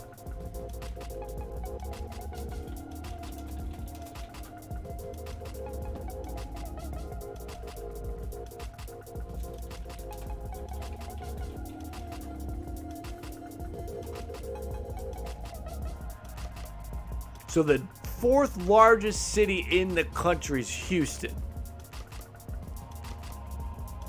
I don't see Houston getting another team. Phoenix is right behind it. That's, you know, Arizona, the Diamondbacks territory there. And then you got Philly. But there's a big difference between Philly. Philly's got 1.5 million.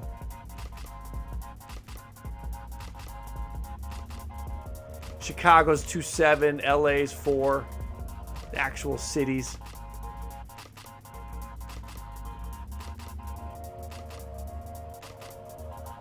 Mike, the latest is we are waiting for a proposal from the players.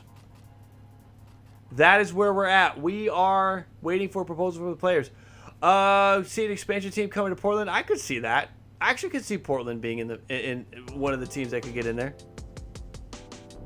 At the risk of repeating this, the players had a proposal like that, cleaving the leagues into two, so two division winners emerged. I thought that was a fascinating thought, retro, but with better geographical order.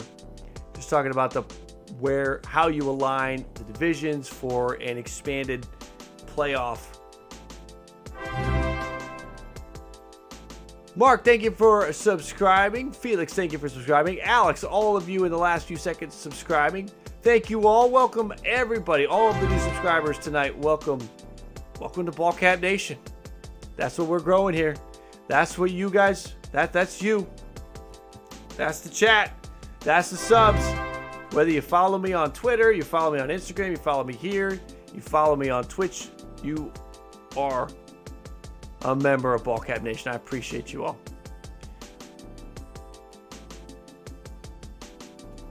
It's all quiet as we wait to see what the players are going to offer.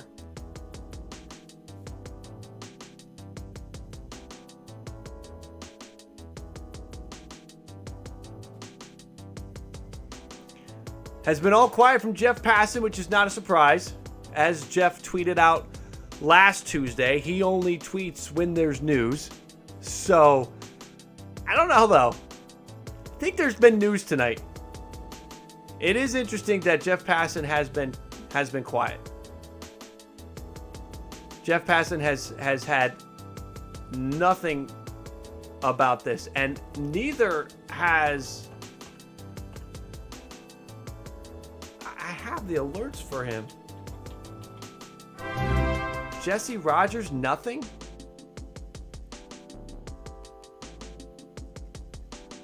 I mean, what about Marley Rivera?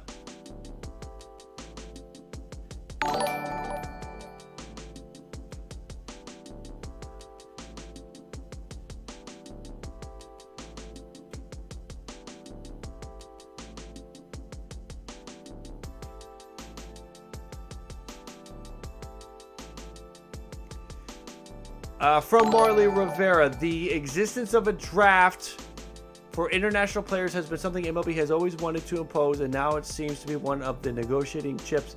Most of the Latino players I've talked to on the subject oppose an international draft. Of course they do. They can basically pick their team right now. So yes, of course they would oppose it. They probably look at it as they can make more money that way, but I do think that MLB has a financial system in place that listen, they wouldn't see that much of a decrease, if at all. And again, they can pick their team right now. If Elian Soto wants to go to the Nats, he goes to the Nats. He goes wherever he wants. He goes where whoever can pay him the most. And you'll see players that sit out. They don't sign. They wait till the following year to sign because they can get more money the following year. So, this could put the kibosh on all that. But that's from Marley Rivera, because outside of Marley, again, it's worth noting that Francisco Lindor is a member of the executive subcommittee, and that Miguel Rojas has always been very active as a player rep of the players, among other players. So that is from Marley Rivera. ESPN has been silent on social media about this. Nothing from Jesse Rogers, nothing from Jeff Passan, which is interesting.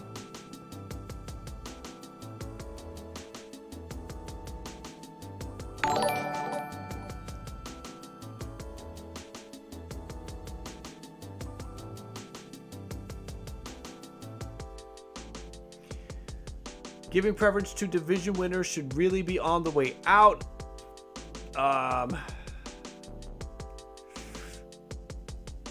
You can't. The division winners, if you win your division versus the wild card, there has to be a reward for winning your division.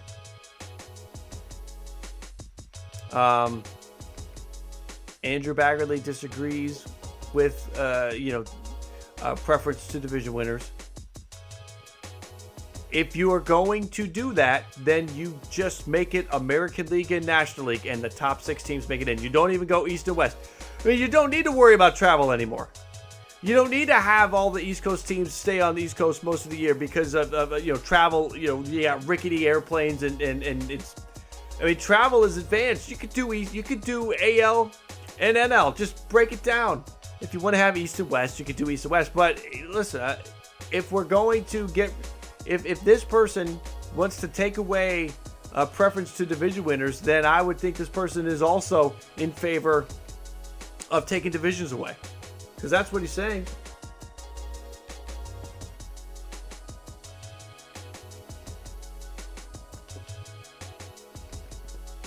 I don't know if Max. I don't think so right now. I don't think Max is.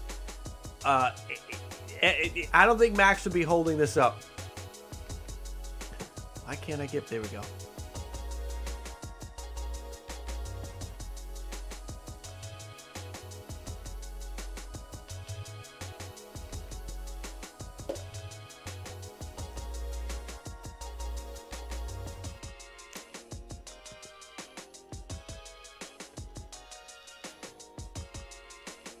Baseball Domain, I'm with you.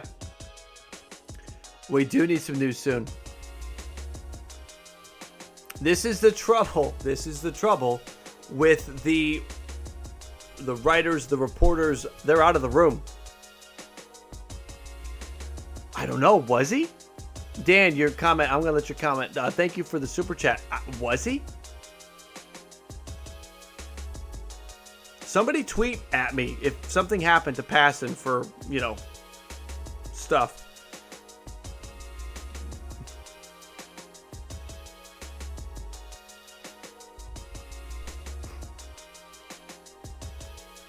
I haven't seen. I mean, I saw something, but I didn't believe it. Wasn't Jeff Passan suspended for his comments?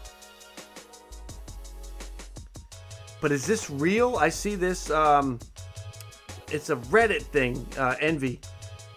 ESPN has covertly censored the podcast where Jeff Passan talks about encouraging players and agents to not accept MLB's deal. I mean,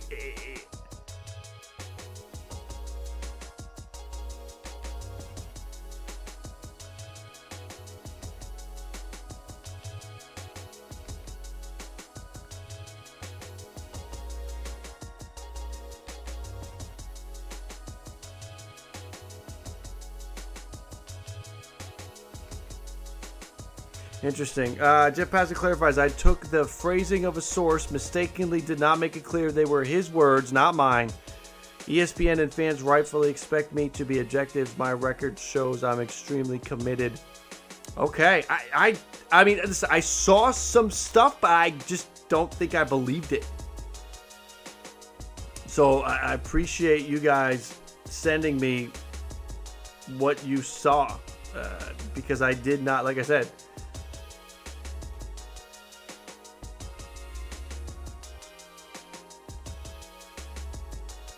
yeah, I see. I just don't know if I believe Craig Carton. Sorry, Craig Carton.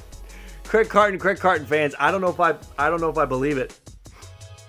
I think that might have been where I saw that Passan might have been suspended or censored or whatever. Whatever might have happened to him. But even if Passan is sitting this out, Jesse Rogers. Where's Jesse Rogers right now? You're supposed to be the other guy. I mean, does Jesse Rogers just get what Jeff Passan gives him and tweets it out as his own, and they're trying to build up Jesse Rogers? Did Boris kill this deal too? I don't think so. I'm not there yet.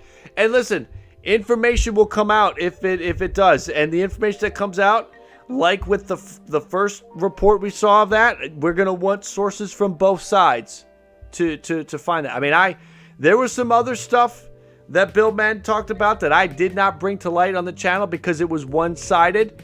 Something like that, I want sources from both sides.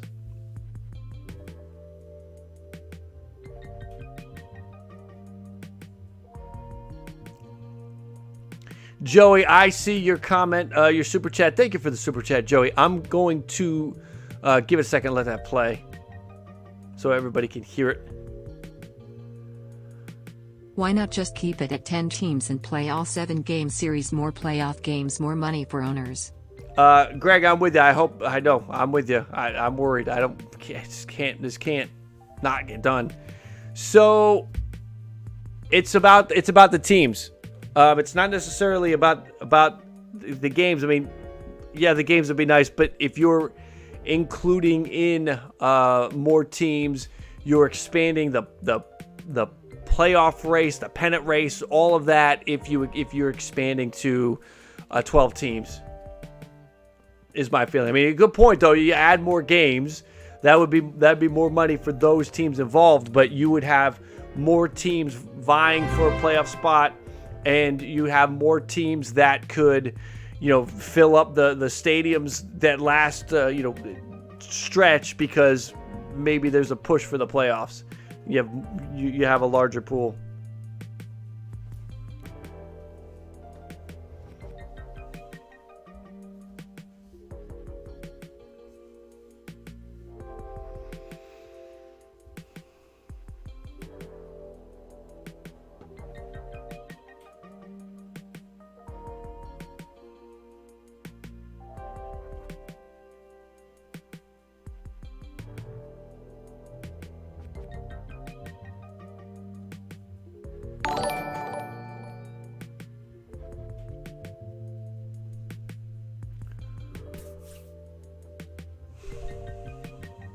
Okay.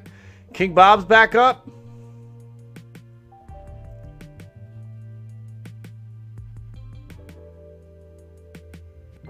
Ooh, Bob with some big news. Another deadline come and gone. It's now Wednesday morning. The new deadline is now Wednesday afternoon for the two sides to reach an agreement before MLB cancels another week of games. Wednesday afternoon.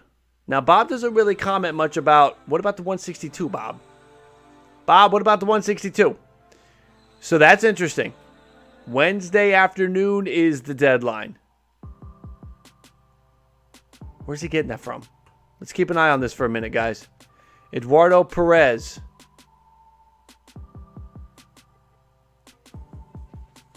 Eduardo Perez, don't reconvene tomorrow. Don't leave the war room. Don't sleep on it. Let's see. How do I not follow Eduardo? I love Eduardo Perez. I don't know how I don't follow him. Oh, Jeff Passan just tweeted, ladies and gentlemen.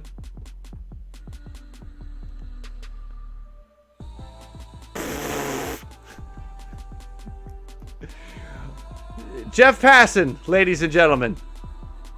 A diet Mountain Dew. Is he going to get roasted for that being a diet?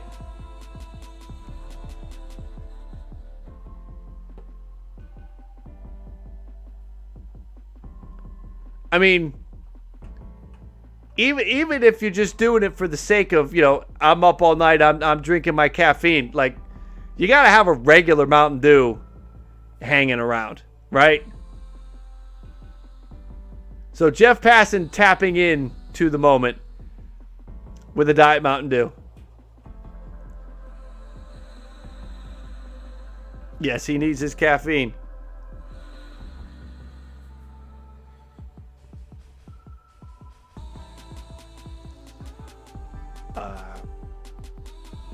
All right, Chelsea with a comment. So a lot of comments around the fact that we've passed over to midnight. It's midnight, which means it's Wednesday, which doesn't seem to be much of anything other than I am still sitting here in the lobby of MLB HQ and just opened a bag of Cadbury mini eggs. Cadbury mini eggs. That's it. That's it. Cadbury mini eggs all day. All day on the mini eggs. Hanging out in the lobby. Let's wait. We gotta wait and see what's happening here. So, are we really going to move to a 12 o'clock deadline tomorrow? That does not mean they're going to go home. Let's think about that. Just because the deadline is 12 o'clock does not mean they're going to go home. There is a real chance that they could just negotiate this thing through the night. But that the deadline is noon, which means activity doesn't get ramped up until the morning. Which is something. Let's see some more tweets come over. Let's see some more information come over.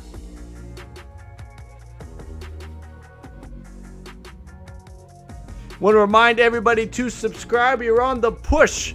We are on the push to 19,000 subs. We are at 18.8, call it.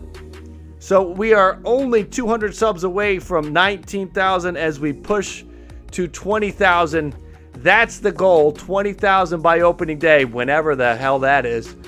That could be a layup of a goal because that could be like next year, which let's hope that's not the case. Or, you know, maybe we have opening day in a month and that'll be a more aggressive goal.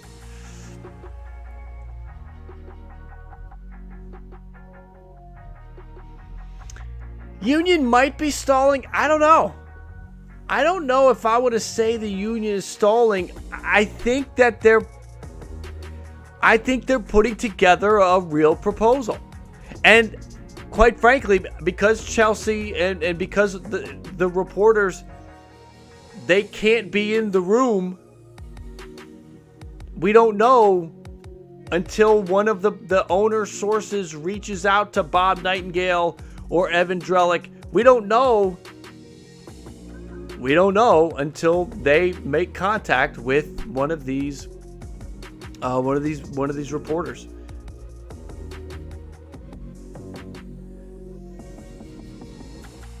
Soft caps, soft deadlines. Yes, the deadline. The deadline is like this. It's like the luxury tax.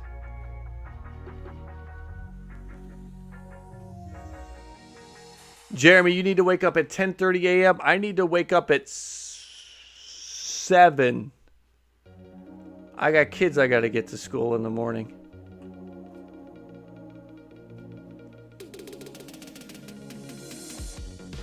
I don't know if meetings are over. Here's what we know.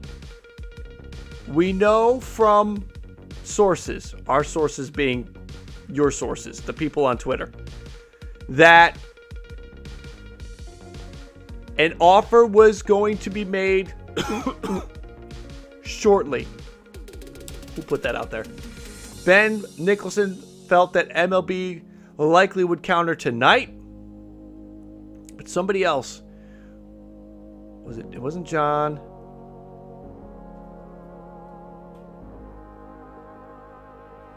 Somebody had.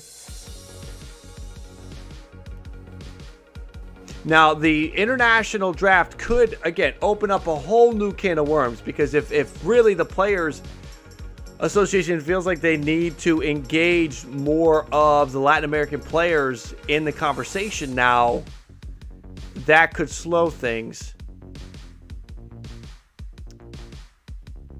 Again, MLB, back on March 5th, 3 days ago, said the international draft was being proposed in CBA negotiations, so this can't be a surprise to the players. I don't remember who had it. You guys might remember. There was belief that the Players Association was going to make a proposal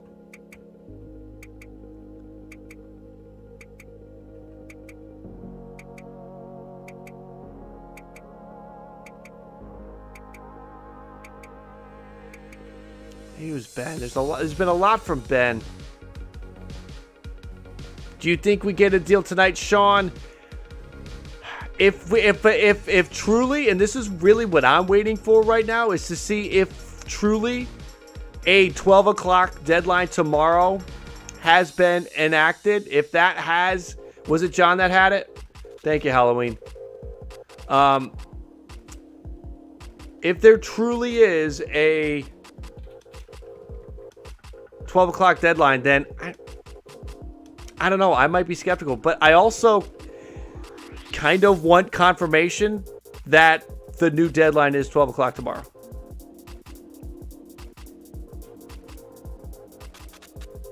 It wasn't that long ago. A lot happening tonight, though.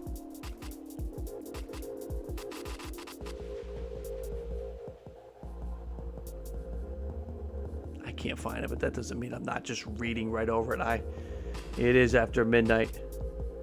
It is getting late for this guy right here. Vegas, number one on expansion list. I think so. I think they definitely would be one of the cities that would get a, if they haven't already gotten a good long look, market research, everything needed to get a deal done, to move, get a team in Vegas. You can see it. Oh man.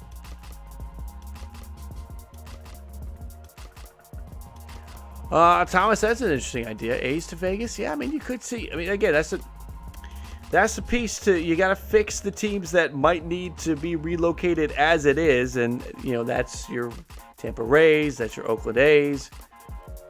You got to get that figured out. We did see the Bob. It was Bob. Is it Bob? I'm looking for Bob. I'm looking at John. What's Jason Smith said in the last couple minutes? Jason Smith was very optimistic about a deal getting done tomorrow. We have it here from a reliable source that tells us, I think we have an MLB deal in the morning. That was from Jason Smith a little while ago. Let's check Bob Nightingale one more time here. King Bob.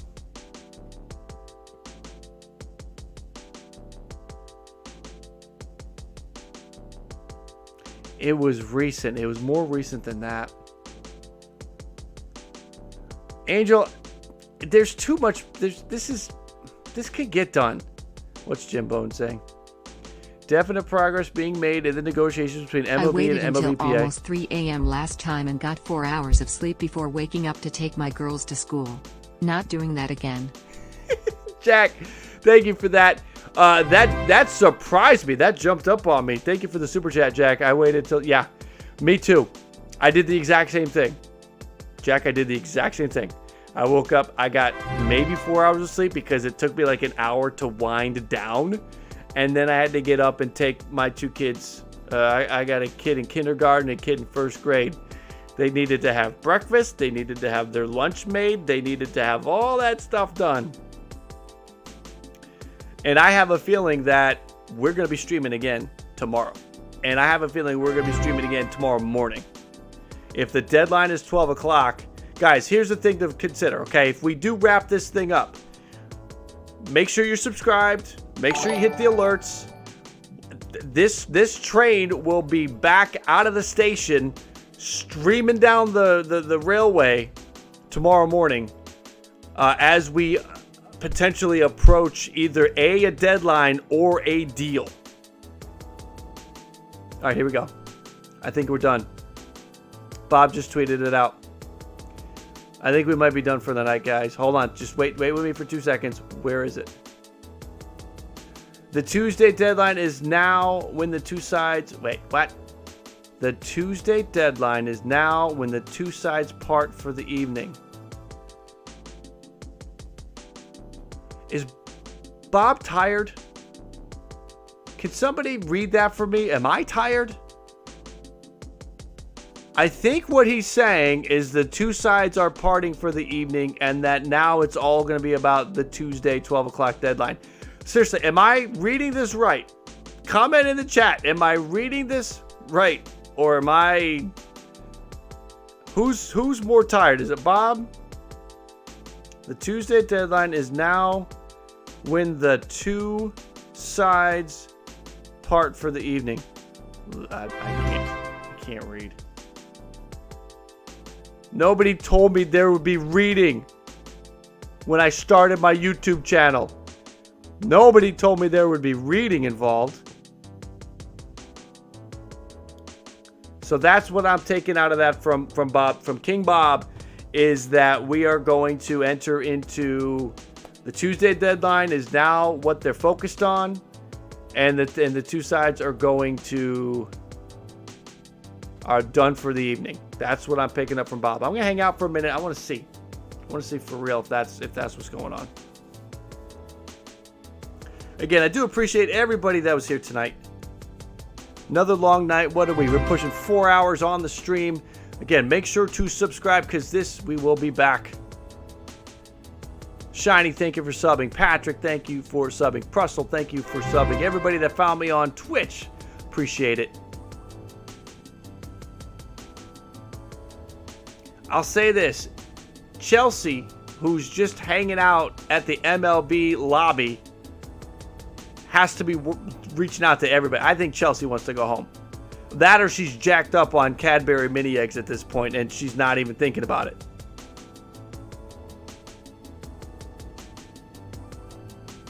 Oh, I got you, Jack. I see that now too. Thank you for that. Bob is saying the deadline is no longer noon. It's when they leave tonight, which I think means they need to keep going tonight till deal is done. Right. There it is. There it is, Jack. Thank you for clarifying that. Yep.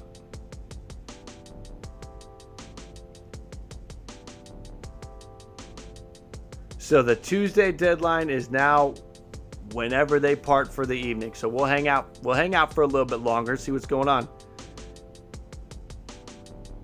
Or do they just grind on through?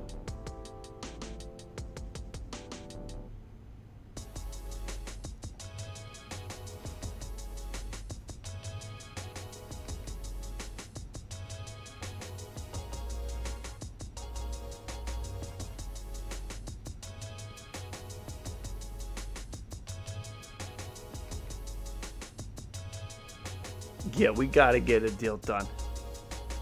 We got to get... Wait, what? Promoted.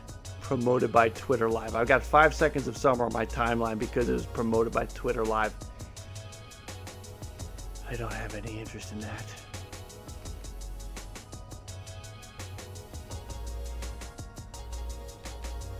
Well, we could still end up streaming in the morning. Greg, thank you for subscribing. Welcome. Welcome into the community. Happy to have you here. Happy to have all of the new subscribers in here tonight.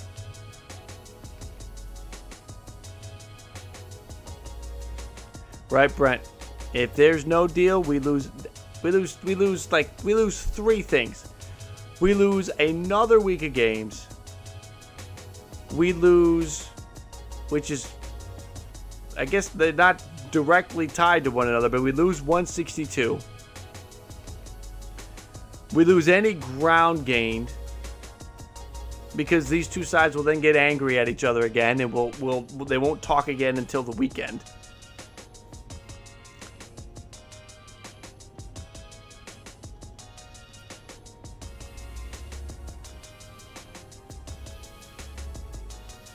No problem, Brandon. I'm glad you're here.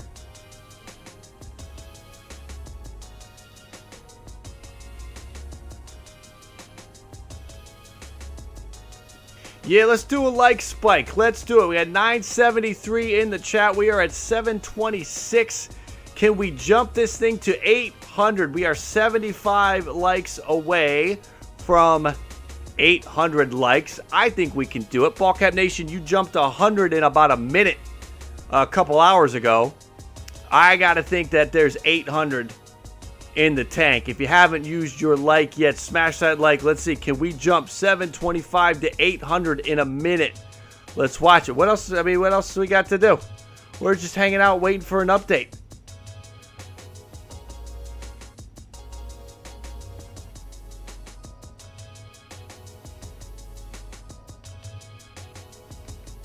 $7.56. Let's keep it going.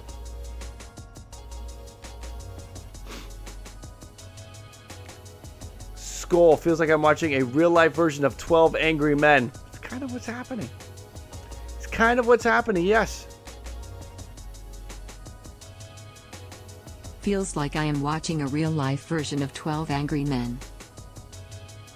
Chelsea James tweeting out, neither side ready to call it a night just yet. According to people familiar with their plans, sides convening by themselves for now. Well, what happened to the players' proposal is my question. What happened to the players? There's supposed to be a player proposal. Where did that go? I lost the tweet, but I know it was there. 806. Thank you. That's a good jump. 725 to 806. Appreciate that, everybody.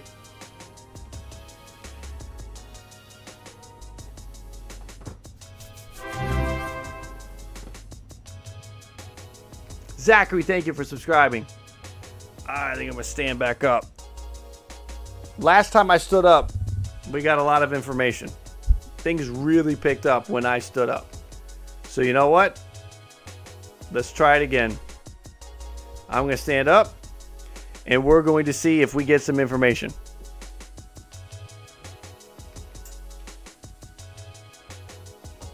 I do not have much room here. Don't know if it's that obvious, me trying to work around here. Again, like I said, last time I stood up, information came pouring in. So here we go. We're back up, and let's see if we can get some info. Emmanuel, thank you for subscribing. And Zachary, thank you for subscribing. Bird Kingdom, thank you for subscribing. And Skull, thank you for that super chat. Brad with the big super chat. Thank you, Brad. I appreciate that. I'm going to let that play. Brad, thank you for your donation. Thank you for the support. That's awesome, Brad. Big time donations. I gotta get some more drops for you guys for those types of donations. I appreciate that.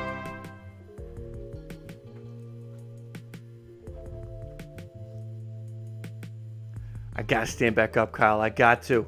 Last time we got info. Pouring one out for all the old guys with kids in the chat like me who don't want to sleep until this deal gets done. I know, that's the hardest part about it. It's like, I don't want to turn off and go to bed because then the deal's going to get done. Well, maybe. You're not allowed to stand up. Your legs need rest.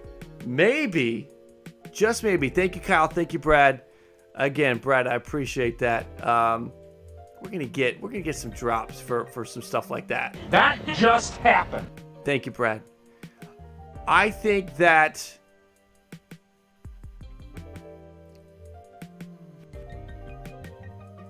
well, no, I don't want to go down that road. I don't want to go down that road of just, cutting the stream and hoping that we get a deal done. That we're the jinx. I refuse to believe that we are the jinx. Not happening. Chelsea. Yeah, not willing to shut it down just yet. Neither side. So we wait more.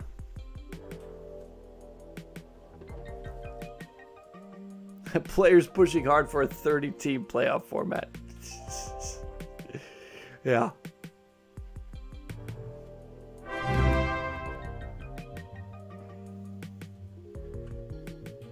Luis, thank you for subscribing.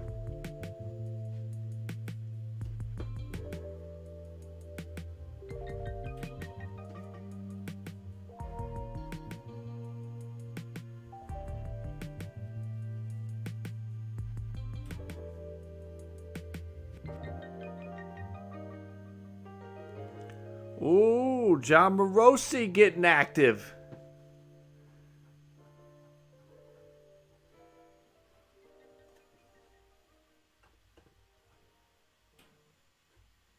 Thank you, David. I do. I want to celebrate. That just happened. Thank you, Kyle. Yes, it did. Yes, it did. That just happened. MLB officials are reviewing latest MLBPA counter offer with possibility of a CBA deal before daybreak. Still alive. Okay, so there we go. There we go. That's what we were looking for. We were looking for a player proposal to the owners, and we've got one. Let's leave it here for a minute. We have an offer from the players. Now, I'm going to anticipate, based on the timeline that we had with everything, based on that timeline. Anything more? I do collect cards. We might get to that point in the stream. I understand the excitement, but we're not there yet. It's all right. Listen, so here's the deal. Let's think about this. Let's look at the timeline. Everything that's going on. So we know that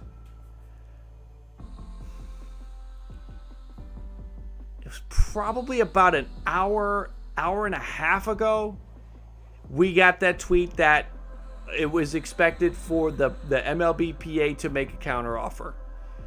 And the amount of time it took for MLB's offer to make it out through Evan Drellick, that took about an hour. So now we have finally had this step occur. This is what we needed to have occur. We needed this Jon Morosi situation. We needed somebody to tell us that the MLBPA has the counteroffer.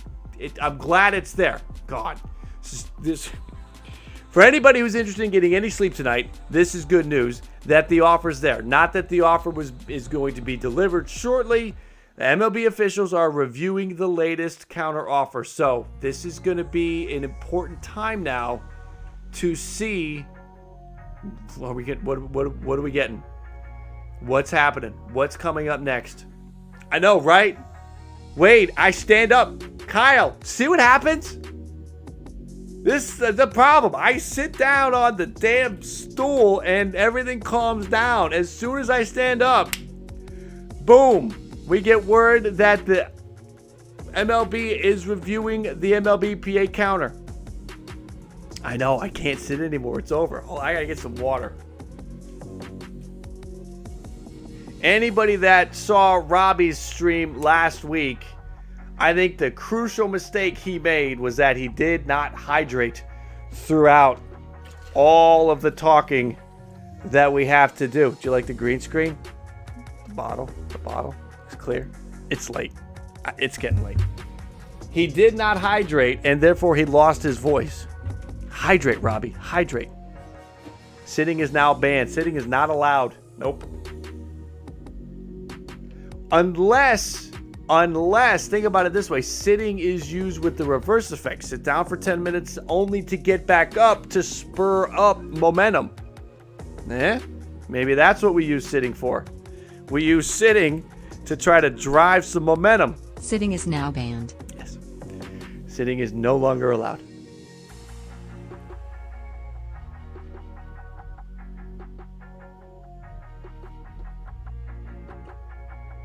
All right, John. Thank you, John. John chiming in with a big one, right? John getting that over on King Bob, getting that over on Evan Drellich. Evan has been really good about getting us information, but Jon Morosi, who I was just talking about how all he's doing is tweeting about hockey, dropping us with some big information here, that there is an offer. So now, let's see what that offer is. What did the players come to? There was a tweet earlier that MLBPA was going to counter that arbitration bonus pool at 70 million. As you know, I'm not a fan of that. The bases are bigger than Altuve. Holy crap. What is the counter? Cannot have the damn pre-arbitration bonus pool kill us. It cannot kill the deal. We cannot lose 162 over that thing. Come on. Listen, at the end of the day, MLB, the players, when they originally made that proposal of 100 million or 110 million, whatever it is, if you're negotiating the right way, the real number had to be 50 anyway. You don't, in a negotiation, put out what you're actually willing to accept. You add a little bit of fluff, a lot of fluff, whatever you want to do. There's padding in there. So you have got to, absolutely have to, have gone into that. If you offered 100 or 110, whatever it was, that wasn't your number. Your number was 50. Your number was 60. And if the players are seeing an offer from the owners at 40, you're right there. Don't screw around. Don't screw around, players. Please don't. Let's get this done. All quiet now for 6 minutes.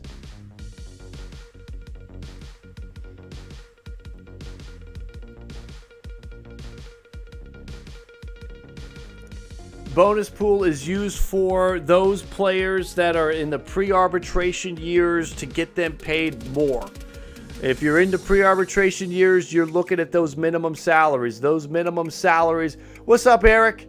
Those minimum salaries are there for, you know, those players that have not reached arbitration, have not reached those $1 million levels yet. So that's your pre-arbitration. That's what we're talking about when we're talking about the minimum salaries. So when we're looking at getting Corbin Burns paid more because he's still in pre-arbitration and he wins the Cy Young, getting Cedric Mullins paid more. Right now the situation is you would go into arbitration a year early. You can try to get the arbitration bonus pool up to get them some more money. Phil, what's up, man?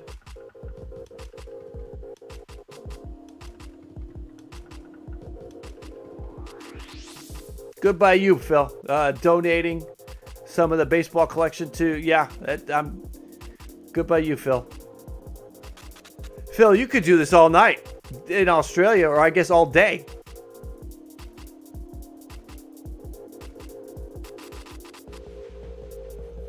Apple deal is a good one for baseball.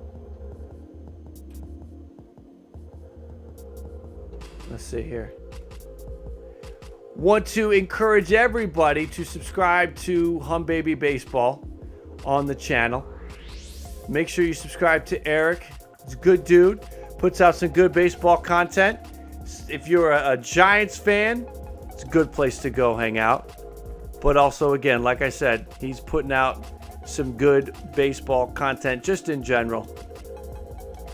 Let's see. We don't need Extend Avila up there. What's going on here?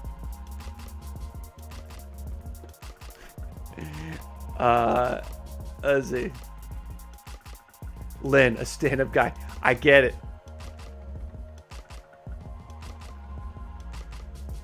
All right, we're now 10 minutes since MLB officials are reviewing the latest offer. Let's see. Anybody that needs a direct link to Hum Baby Baseball, because you're like, well, how do I find Hum Baby Baseball? I don't know how to get to his channel. How do we do that? How do we get to Hum Baby Baseball? I'm going to drop a link in the chat. Link is in the chat. Right click on it. Do whatever you got to do. Tap on that. Hit the sub. And get to Eric's channel. Eric loves baseball so much, he spelled his name with a K. Get it? It could have been with a C. Instead, it's with a K.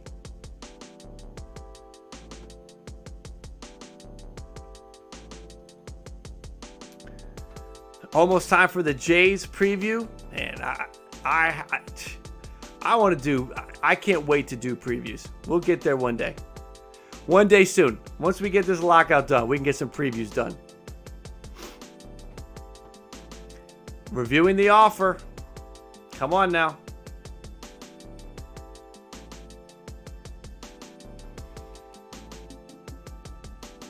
What do they do with that international draft? What do they do with the the pre-arbitration bonus pool? Those are the two. Those are the two.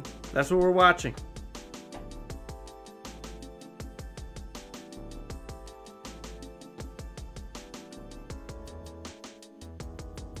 We are beyond the middle in so many areas, leaning towards the players right now. We can do this. We can do this.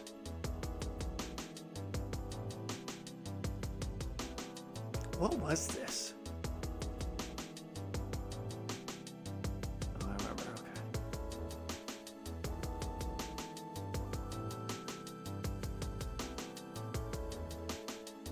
Don't give up hope, Gerald. It's not over yet.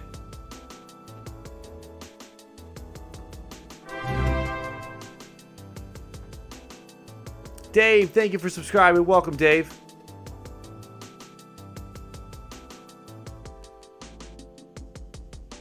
We're going to get there. We're going to get there. we are going to... Yeah, maybe. Maybe. I got to start doing some stretching, start doing some yoga while we're here. You guys watch me hurt myself even worse. All quiet. All quiet.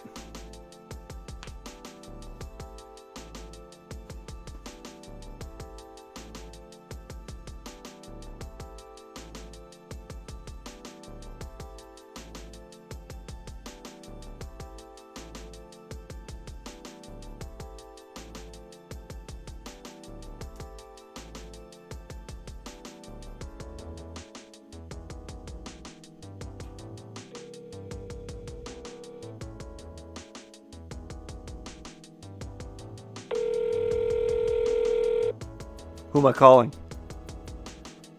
Hello? Eric! What's up? What's up? Yo, man, I can't listen. I would love to have you come on the stream and talk baseball like the right way through like StreamYard or something, but I can't get that to work. You know I can't get that to work. Everybody, I have got Eric from Hum Baby Baseball. Eric, you want to chat for a minute?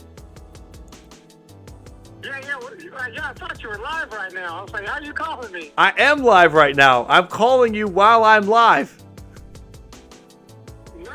Nice. What's going on? Yeah. Dude, how are you feeling? How are you feeling tonight? Again, everybody, this is Eric from Hum Baby Baseball. How are you feeling tonight, Eric? You think we're gonna get something done? I'm not optimistic, but if we do, I'll be back. I'll be ready to go and ready to talk baseball and back 100%. But other than that, I'm not too happy. I'm pretty much done with this crap. To be honest. It has been frustrating. I know we're all frustrated by how things have gone, but I really am encouraged by the owners tonight and just the fact that they're so they seem to be moving in a direction to try to get a deal done where we've had so much little movement. I hate we gotta like assign these deadlines to get a deal done. Why can't they just do this on a regular Tuesday? Yeah, I have no idea. And I heard what you were saying earlier, you make an offer, that means you have some padding there. You make an offer just like in a negotiation. You don't expect them to give you that. So at some point, yeah, you got to meet in the middle somewhere, and it's really not that hard, and it's just insane that they just can't figure this out. They're so close. It has to get done tonight. It has to, right? If we don't get it done tonight, I've been talking about this. Think about this, man. I know you're frustrated. Think about this. Imagine adding in a whole new layer. Imagine adding in a whole new layer of negotiations around how many games they're going to play, how many games they're going to get paid for, talking about when they actually start to get back on the field. All that crap that we watched in 2020. I can't imagine. Yeah. Oh, man. Yeah, you're right. And I thought they had already said, I know they changed that, but, I thought they already said they were going to cancel games and there was no way for a 162. But I guess now this is the last day possible. So, this is the day. This is the last day. The funny thing, this is the last day possible until the next deadline. And then the next deadline, they'll be on the mix for one. Yeah, who knows, right? I said you can't just trust everything they say because they've already told us there's the last day possible. And so here's another last day. So, no, I'm not too optimistic that it gets done tonight. I think that it will get done. And I'm just waiting. I'm just kind of waiting now to find out when I see that news, and then I'll be ready to go and start doing the team previews and just back to business as usual. I know, but I'm pretty frustrated. It's not just the lockout that is just coming off of the 60-game season you just talked about. 26 years apiece. I just wrote that comment. 26 years of baseball, nonstop baseball. We start YouTube channels, and we can't have a COVID, 60-game season, cardboard cutout, and now a lockout. What is going on? Don't need it. We do have a new tweet. Ben Nicholson-Smith, CBA talks ongoing. International draft holding talks up at the moment. with lead negotiators Bruce Meyer and Dan Hallam believed to be discussing the topic actively per source. That coming from Ben Nicholson Smith, who is a Blue Jays beat reporter. So we are at the point right now where we're waiting for the players to review, to see what the players are going to what their offer is. I'll be honest with you. I really wish I was on the West Coast on a night like tonight. I am jealous of your just general life situation being 3 hours behind, because listen, this could end at, midnight your time and you're all good. You're just going to go to bed. This goes till 4 a.m. for me. I'm kind of hurting tomorrow. But, whatever. We got to do it. I may be sleeping anyway, because, I'm not trying to. It's either going to happen or it's not. If I wake up to it, I'll be happy. I don't need to be live or anything. I just want baseball to be back. That's all I care about. I'm with you. That's baseball back. I don't care. I don't care whose fault it is. Not pointing fingers. Let's just get it done. I'm a little worried. I know I'm sure there'll be some new rule changes, some new playoff rules I'm not going to like. But, right. If that's what it takes, that's what it takes. Oh my God. I'm in the same camp. I don't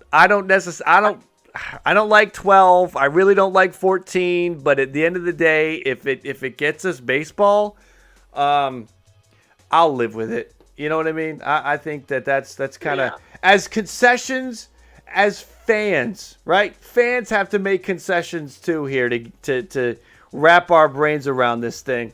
And that might just be one of the concessions that we got. Hey, I don't know. Go ahead. Go ahead. No, I was going to say, what did you think about like the ghost wins and the picking your team? Terrible. All these gimmicky It's a terrible things? idea. Awful. A bad idea, and it just.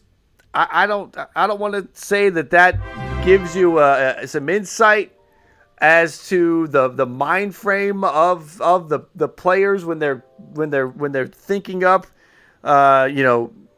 what they want out of this deal. It's just not good. We don't need it. We don't need ghost wins. Yeah, no. We don't need to mess around with that stuff. No. So let's not do ghost wins. That's no good. But yeah, I wanted to call, check in with you, see how you're feeling tonight. I'm cautiously optimistic right now. That's where I would say I'm at. I'm cautiously optimistic. I have been pretty. Yeah, I've been watching your stream, and it sounds like they were acting like that though. A few days ago. Yep. I got my hopes up on that last day, the deadline day, and it didn't happen. So I don't want to get my hopes up again. I'm just, if it happens, that'll be awesome. If it happens, we're celebrating. We're celebrating. You think it's going to happen? I think that it has to happen. So I know that's ducking the question, but I feel like it has to happen, because if it doesn't happen, then again, you add a whole new economic element to the negotiation, and I don't like that. And right now, the whole piece is to try to keep it 162. That's the carrot, is to hold it at 162. And if they screw it up and they don't get what's the next carrot? All right, if we got to get the deal done. If we still want to do 140. We got to get the deal done if we still want to have an all-star game. Like, what's the next carrot to try to get these two sides motivated and at the table? That's the thing that that's the thing. Yeah, you're right. That makes sense, and there's going to be a whole other layer of negotiations, like you said. Yeah. So we don't want to go through that again.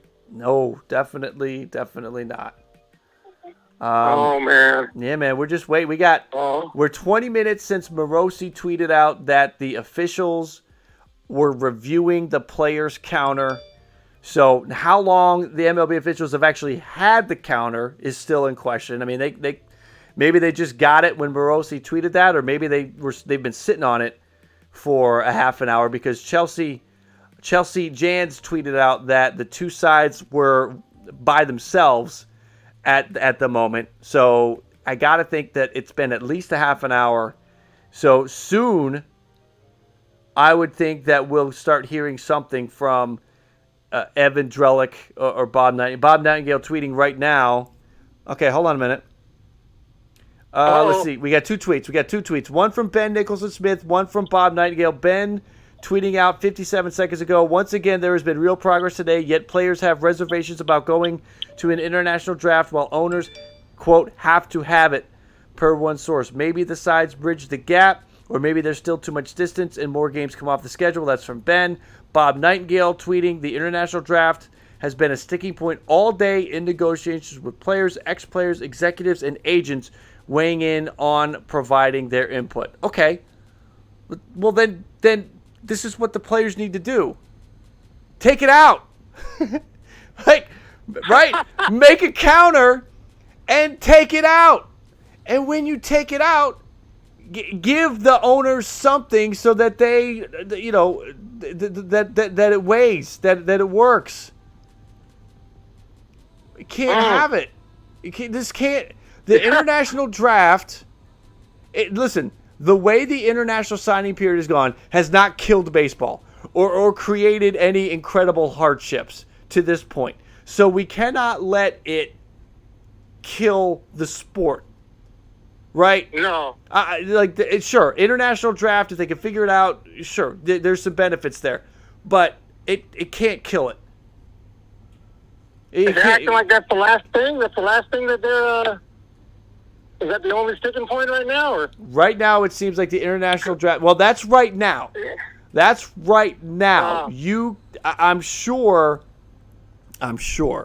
that the... I mean, with the CBT, all your stuff. CBT is getting closer. I feel like CBT, they could work it, but it's that arbitration bonus pool.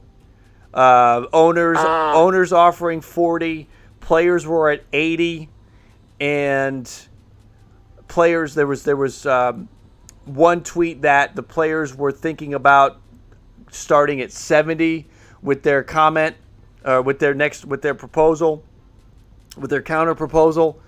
So, which would be, I think, a miss by the players. I think that would show a lack of reading the situation for the players to come back at 70. I don't know. Yeah, for sure. I think it seems to be right now. It's the international draft. This is Boris. He has no international players. So we've got some people thinking Boris is in the mix. I mean, could be. Let's see. Sherman, Silverman. Who's Silverman? What is Silverman? Who's Silverman? Is that somebody in the... Sure. Let me see. Michael Silverman. Michael Silverman tweeting 1 minute ago, MLB plans on working as long as it takes tonight, this morning. MLBPA is still working tonight. So the two of them are going. And maybe it's going to happen. If they're going to go at it tonight, this could be tonight. MLB plans on working. MLBPA is still working. I mean, that's it, man. I mean, it's MLB is showing a desire to get a deal done, and that's important. That's important. MLBPA, I want to see what the MLBPA's offer is.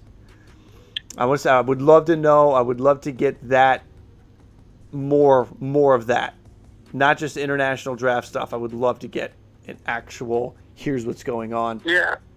With that. I mean, the owners want that 162. Otherwise, they wouldn't be talking about it anymore because they already said that was off the table, and it's not. So right. They want that 162. I think they're going to get it. Maybe it's going to happen. I'm starting to get go too optimistic here. No, maybe it'll happen. Yeah. We don't want to get too optimistic. It's a terrible balance of being optimistic and also trying to be realistic. Yeah, exactly. I almost don't expect it to happen. Like I'll be surprised when it happens. But I mean, it has to happen. Yeah. I'm just gonna not have baseball anymore. I mean, it's gonna happen one way or the other. But I just don't know when. I had the same feeling back in '94. I mean, I was like, it took. I think they had to go to court. I think a judge had to rule that they just go by the former CBA, if I remember. Yes, Judge Sotomayor got them back playing. Ruled that they had to go back to work. They never did come to an agreement. No, they didn't. They worked on the old CBA and then eventually got a deal done without missing any time. They were able to get a deal done. So, let's see. All right, man. Well, I wanted to just check in with you and just chat for a few minutes. Again, appreciate that. I didn't know. I thought, hey, you're live right now. Yes, yep. That's cool. I'm live. I'm calling in, but everybody, again, I'll remind everybody to make sure to make your way over to Hum Baby Baseball and subscribe and all that good stuff. All right, man. I'm gonna let you go, and we'll keep an eye on this thing. All right, I appreciate it. Doing great work over there. Got 1,000 people. Tearing it up, killing it. Thank you, brother. No problem, man. All right, mate. See you. Bye. See ya. Well, what do we think? Is the international draft going to kill us? Is that it? Is it going to be the international draft that does us in? I don't know.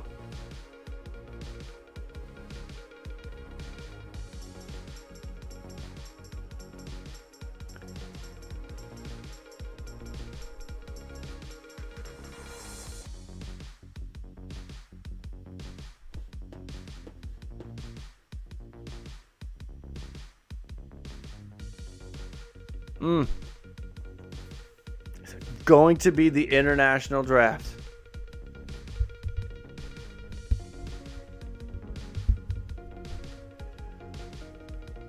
Thomas, they couldn't use the whole lockout. That was a negotiation tactic. Once the CBA expired, now they have in the past kept business going without a CBA, but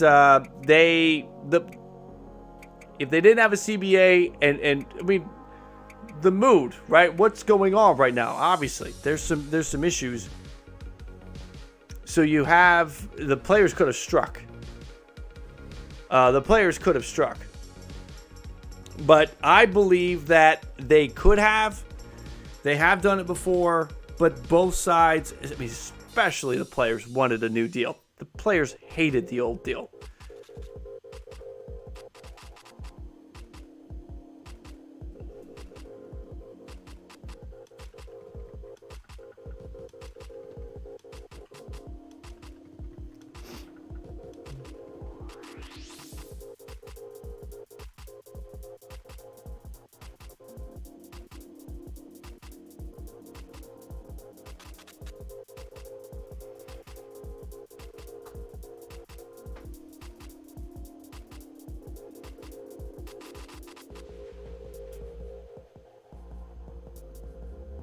I think it's important that the MLBPA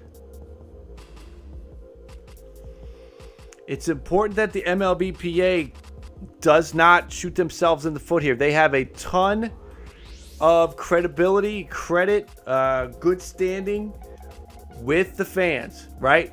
I think everybody can agree. We all want the players to get more money. The players, the system is not geared to benefit the players, and we want them to get a win here. Now, what we can't have is the players looking at a win and mess it up. I believe that they are looking at a win right now. I know the international draft is a sticky situation. Just seems like something that if they can't figure this out, just table it. Table it and get it.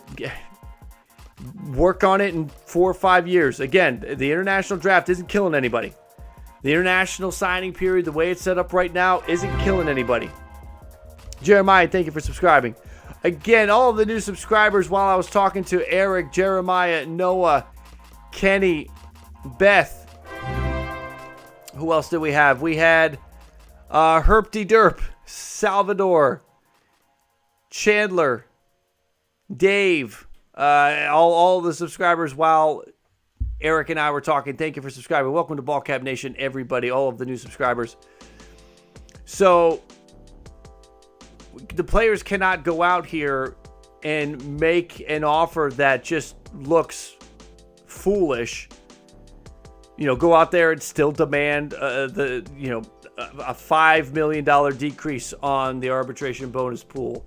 I mean, we got to get the players. We need the players to move.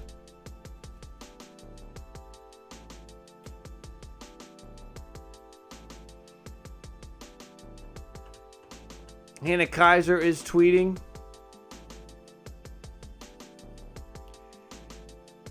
If you're still awake waiting for new CBA, same. Both sides are still working in their respective offices, several blocks apart in Midtown.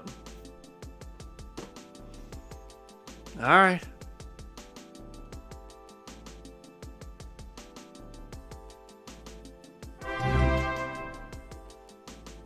Midwell, thank you for subscribing.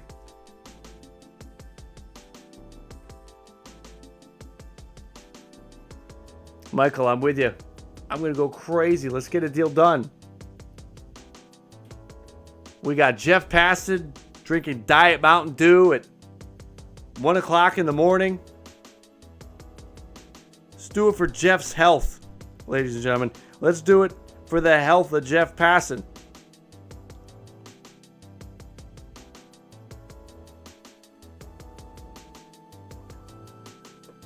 Several blocks apart in Midtown.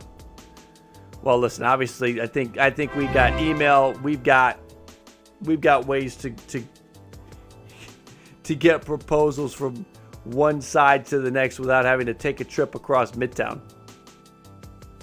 But word is that the two lead negotiators from both sides discussing the international draft. I'll say this, if we get word that the international draft is off the table, that might be our first clue that we're heading towards a deal.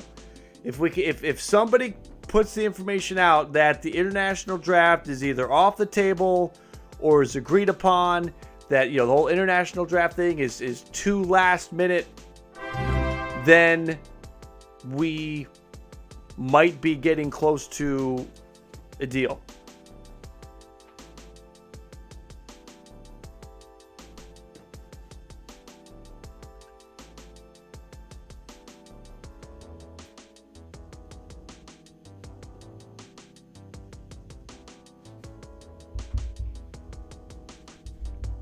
Yes, it does. Sheila, it feels so close yet so far. I agree with you.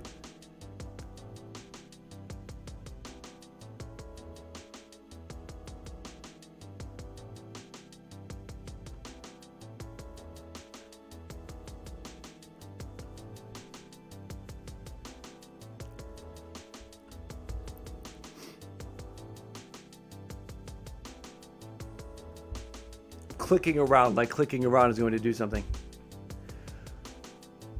Zane, my favorite team in baseball is the Toronto Blue Jays.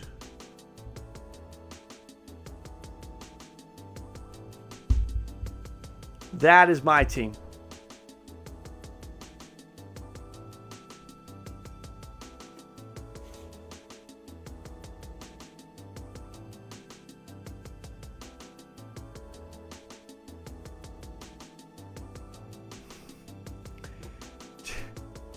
Chelsea's doing her late night tweeting, starting to go a little sideways.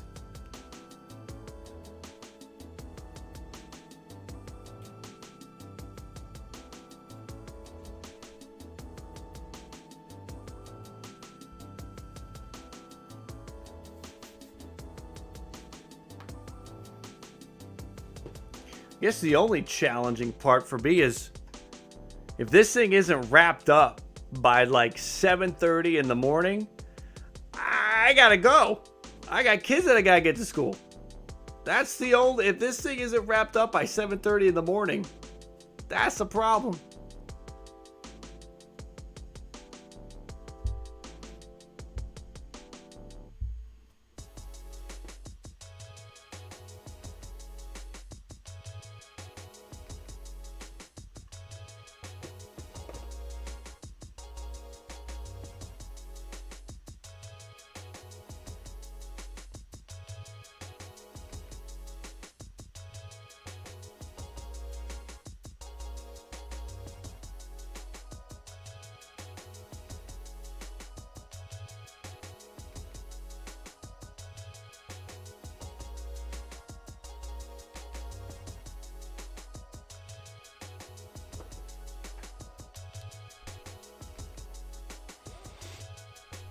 International draft will help small market teams.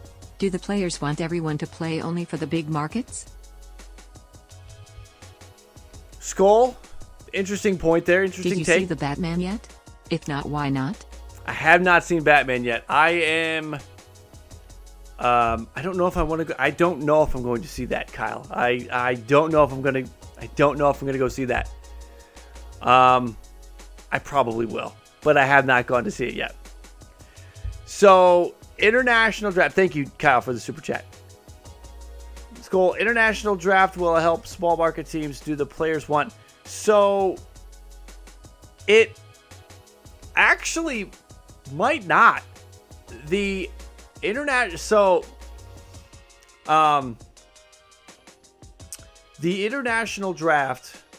Let's look this up. So, as in terms of the draft order, it's outlined that that's not based on wins. That is it's basically a revolving sliding scale. So it does not matter how many wins or losses you had. It sort of, you rotate.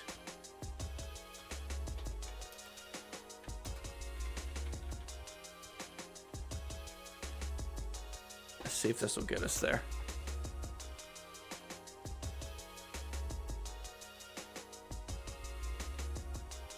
Here's enough to cover an Uber for both the kids. Huh?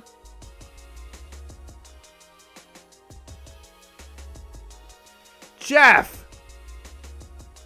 Yeah. Off you go, kids! Get out of here! Seriously.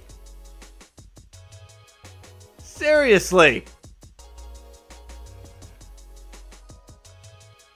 Jeff with the big time donation. Jeff, I appreciate you. Thank you for that.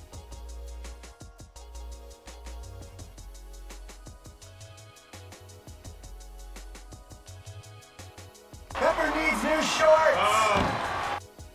I appreciate that. Again, thank you. That just happened. Yes, it did. Pepper needs new shorts. New shorts. New shorts indeed. Thank you, Jeff. I appreciate that.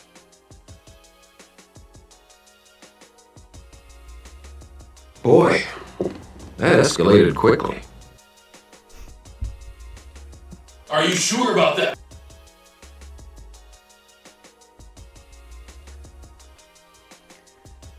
Big hype for Jeff. All right, everybody. Now that Jeff's been here, we can all go home. Just kidding. Jeff, you're firing up all of the clips that I have right now.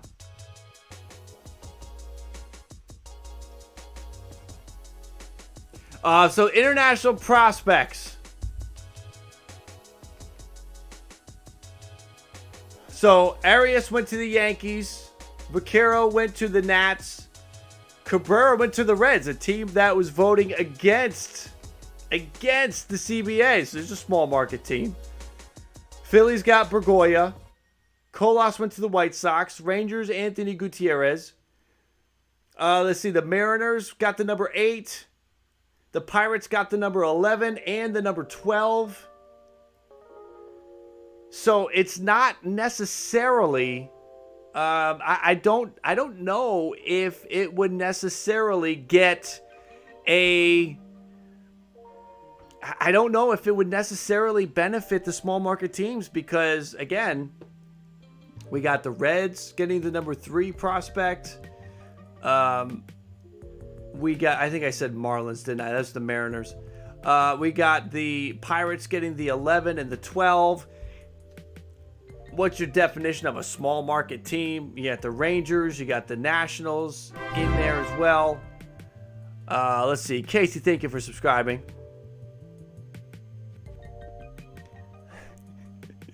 That is definitely one of my favorites.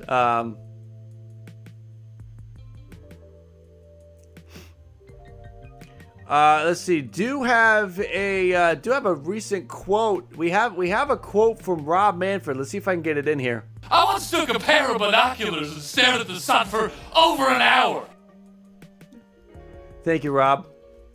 So you got the Pirates, you got the Tigers. It's pretty spread out. I mean, there's the Guardians getting the number 20. It's all over the place. I don't think the current situation overwhelmingly favors the large market teams. The Yankees get the number 1. The Dodgers get the number 7. I mean, we don't see the Yankees and Dodgers again for a while.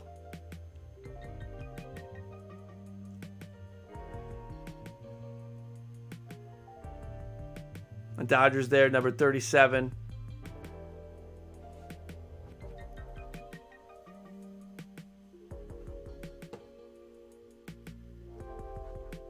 Let's see, what do we got going on here? Ben Wagner. Ben's still up. Ben's chugging down some coffee.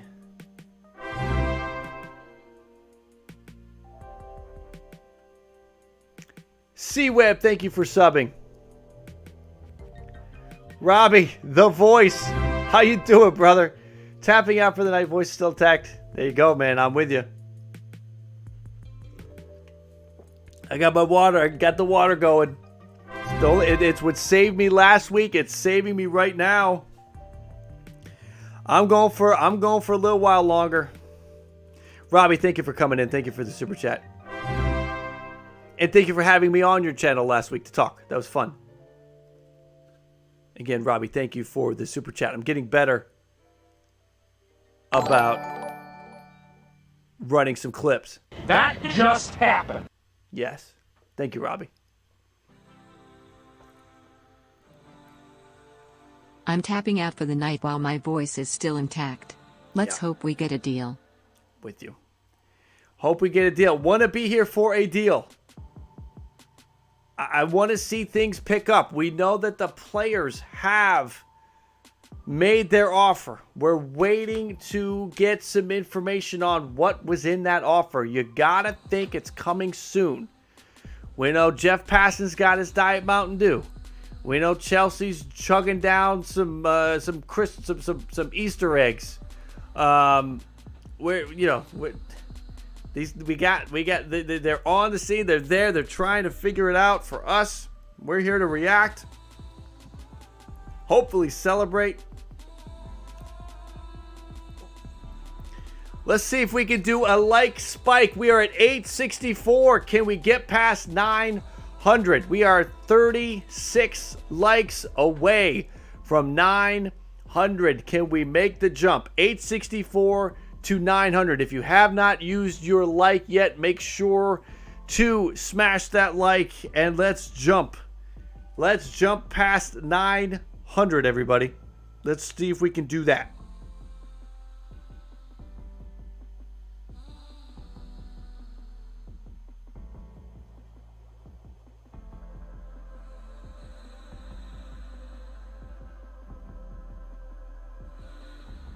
And the sub number is all over the place right now. The sub number, YouTube has, when we have a big increase in subs, YouTube has no idea what's going on.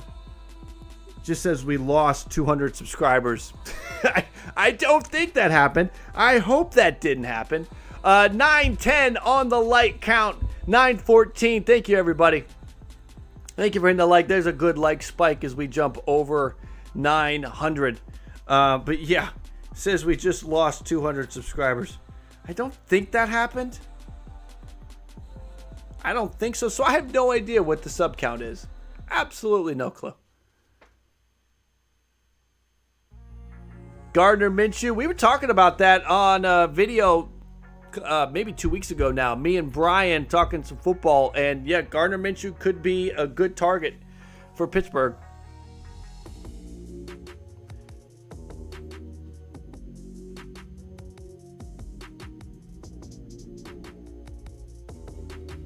Anybody have anything from the people they follow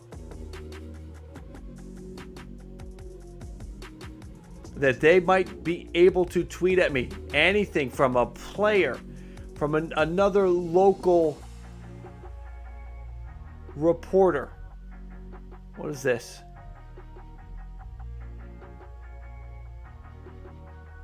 Yes. Russell Dorsey. It's everything we've been talking about. Mariners need another starter. Hawks eye view. Well, they said they want to add another starter, did Seattle. Now, how much money are they going to spend on that starter is the question. Where are they going to go for that? Are they going to... Are they going to go for a high-end starter? Are they going to go for a back-end starter? Where are they going to find that starter is the question. But I do think they'll probably try to do somebody. Somebody that's probably like a Tyler Anderson. I don't know if you like the idea of Michael Pineda coming back. You say Kikuchi could be an option there. I think it's a mid to back end starter, which isn't going to get anybody excited, but it's just after the money spent on Robbie Ray, I just feel like that's the way they go. Nothing from the score. Mets fans, what is happening? We are waiting for something from the players. Well, no, that's not true. We have a proposal from the players in front of the owners right now. The owners are looking at the proposal. We just don't have... We haven't heard any word from it. The latest word is that the international draft is the big sticking point right now. So we'll put that up right now. That's the big sticking point, is the international draft. Let's see here. Yeah, A-Rod got paid. That AAV is the highest AAV across the board. Obviously, Mahomes has the total deal, but the AAV is A-Rod now.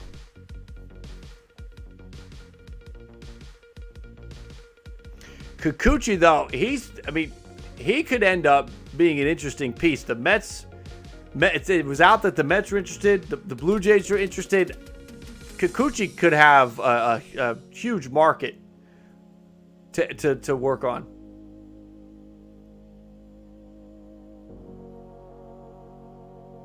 What is the bonus pool at right now? That's a great question. $40 million is what the MLB had proposed most recently. Their offer earlier today. MLBPA has made a counter, and we don't know what they countered. We have an idea that it's maybe $70 million. That was put out by either Shai Davidi or Ben Nicholson-Smith, that a source close to the player side for them felt like they would start at $70 million on their counter proposal. I hope that they are actually a little bit closer, because I think if the players can land on $50 million for the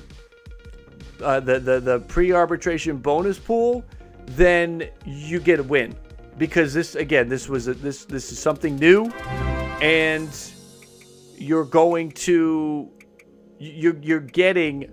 you've met in the middle, right? They started at $100 million. MLB started at 0 because this did not exist before, and you get it to 50. And then in 5 years, when you're doing this thing again, when you're doing this dance again, get it up to 80, right? And just you'll have in 4 or 5 years, you'll have things that MLB wants, and use that to get that competitive. That's kind of bad. Glitch. Well, some glitching going on here as we get later, but use that as leverage next time to get the pre-arbitration bonus pool up. Thank you for the subs, Pop-Up. Thank you for the subs, JA Hub. Good videos. Thank you guys for subscribing.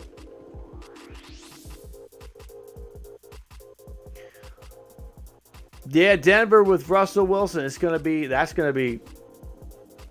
mean, that Denver team is built. They needed the quarterback. They got a quarterback now. So Denver, that AFC West is going to be tough. As a Bills fan, I don't love Russell Wilson coming over to the AFC, but in Josh Allen, I trust. So we'll just roll with that.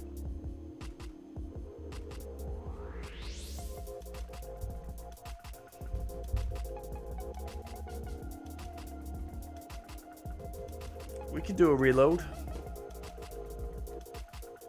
Actually, let me just do this.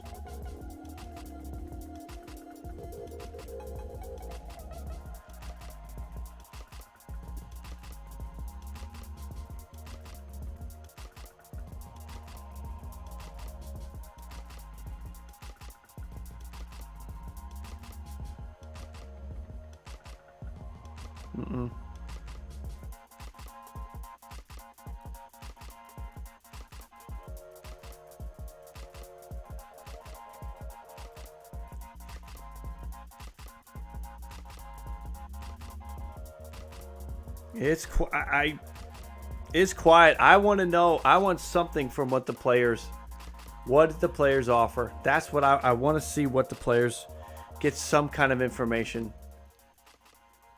on the players and their offer.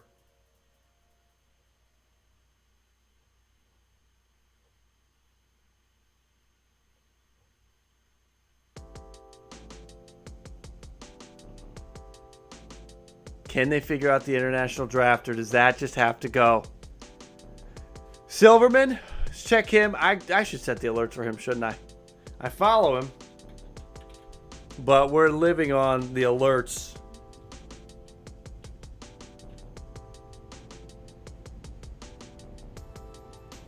Turn on the notifications.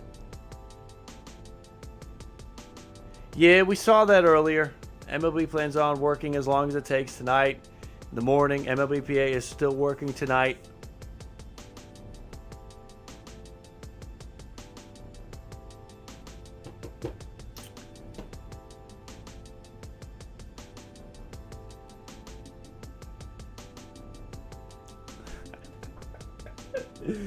I love it. You're fucking nuts if you think I'm going to buy Apple TV to watch Edwin Diaz ruin my Friday night and blow a save to Isan Diaz and the 43-65 Marlins. Jack Ramsey. That's funny.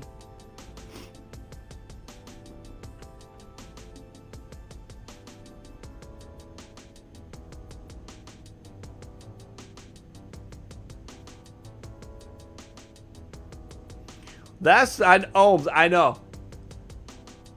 Listen, guys, I think it might be time to sit down for 5 minutes.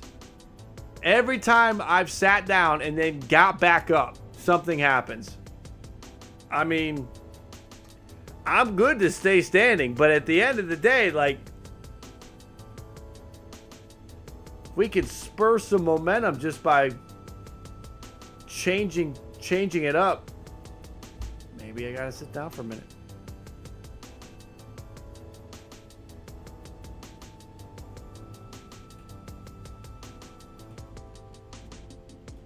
Yankees should hire Derek Jeter. I don't know how that... I don't know what. I don't know how. So here's the deal. I'm going to sit down for 5 minutes in an attempt to get, again, just affect the universe. So we're going to sit down for a minute. We're going to see if this can have a positive impact when I stand back up in about 5 minutes. Oh, wait a minute. Hold on. Yep. Ben Nicholson Smith. Known concessions today. This is sort of a recap. It's a good recap. Owners would up the CBT to 230 to 242. Up the minimum 700 to 770. Up the pre-arbitration pool to 40. 6 picks in the lottery. Players open to extra CBT surcharge level. Would allow rule changes. I think we knew about the rule changes before today. And might drop the pre-arbitration bonus pool to 70. That's not helping anybody. I'm sorry. Might. Oh, thank you. Please, God, please. Drop the pre-arbitration bonus pool to 70. Again, if they entered into the negotiation at 100 and 100 was the number they needed to get, then they screwed up. They absolutely screwed up. If you go in saying that what you want is $100 million, that means what you really want is 50. If you go in saying 100 and you need 100, you screwed up. And the price you pay, the penalty you pay, is that you're not going to get what you want. So, might drop the pre-arbitration bonus pool to $70 million. Helps nobody. Does not help get a deal done. Again, the owners coming up. If this goes down to where we don't have a deal, you really gotta hate the owners. Really gotta hate the owners to still think it would be their fault at this point.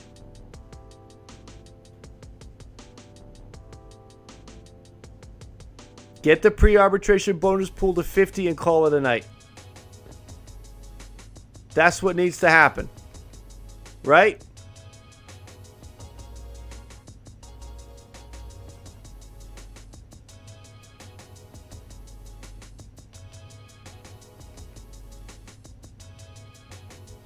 It's not rocket science. Just say yes and we'll move on. Let's do it. Get the pre-arbitration bonus pool to 50. Now, if you want the owners to come up another $10 million on that international, you're not going to. The owners want that international draft. I really do hate that the owners attach that to the qualifying offer. I don't like that. Okay? Not a one-sided thing here. I do not like that the owners attach that.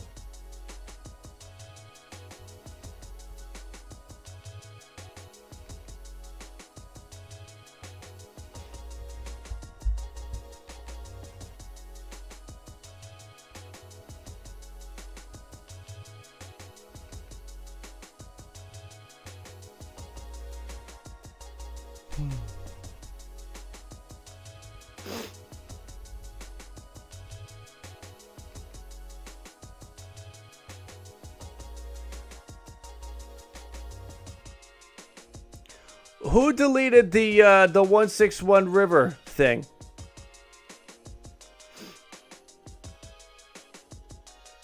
We know him. He's a friend of the channel.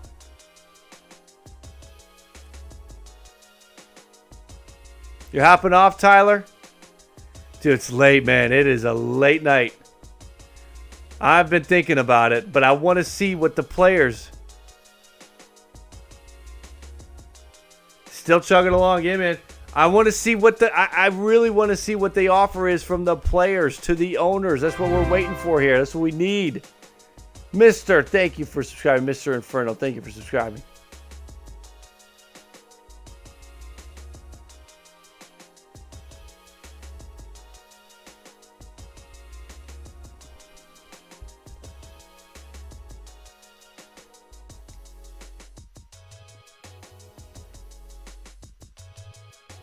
Robbie, I do. I hope that voice is holding up there, man.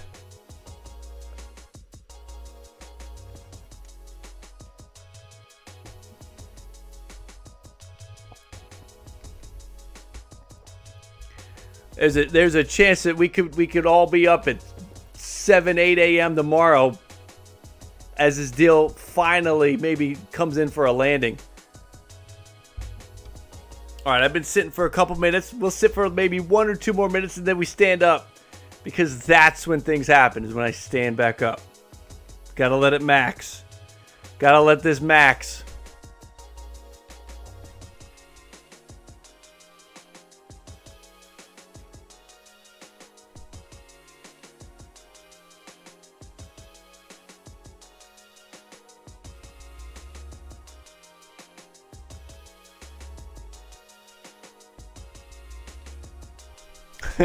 Baseball domain.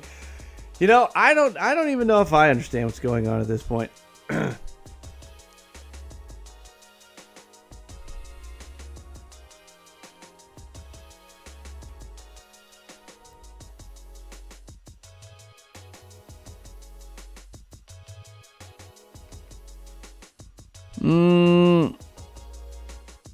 Let's get Doug back in. We'll get Doug. We'll get you back, Doug. Hold on a minute. Was it a timeout?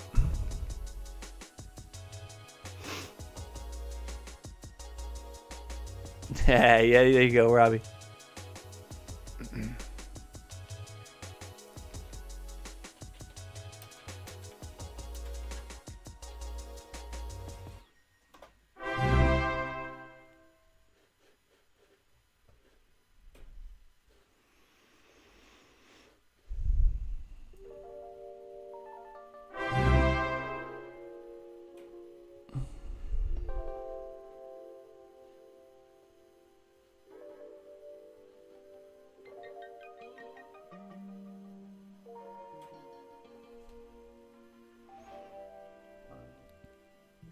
We are only 49 likes away from 1,000 likes, y'all. Is that something in reach? Can we get 49 more likes? Just get this thing to 1,000. What's Jim Bowden say? Bowden, nothing new. We did see that already. New York Post.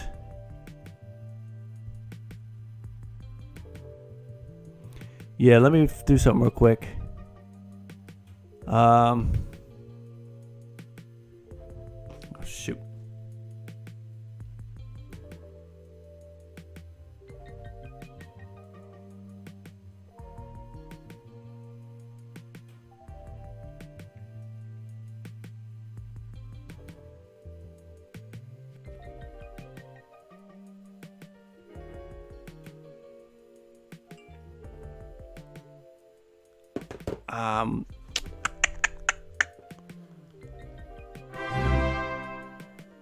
No, it's just not gonna work.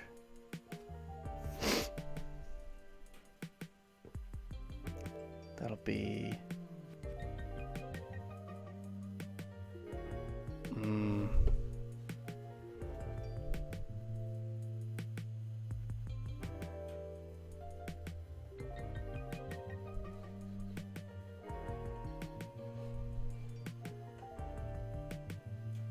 Gavin, I hope so, man. Oh boy, I had muted this chat that I'm in, and it's getting crushed now with notifications. Yeah, snooze that. Let's get rid of that for a minute.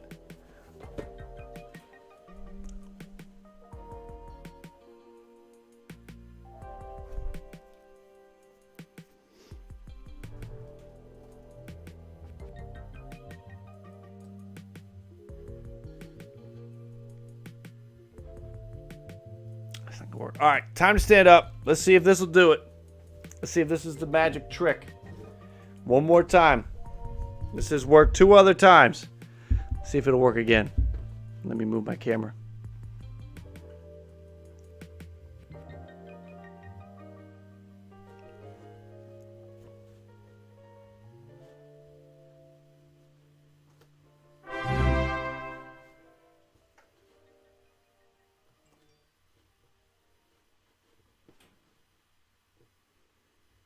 Yo.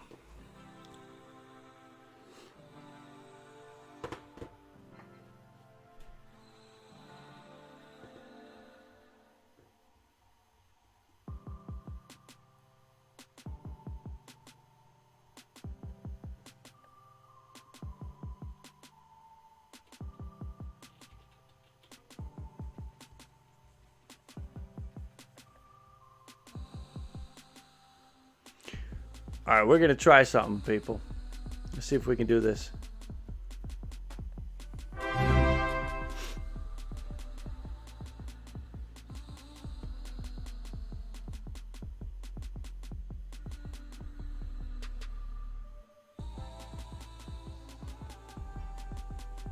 Let me turn the background music off. All right, we're going to try this. I don't know. I honestly, let's see here. All right, let's try. Mic check, mic check. Okay, we got that.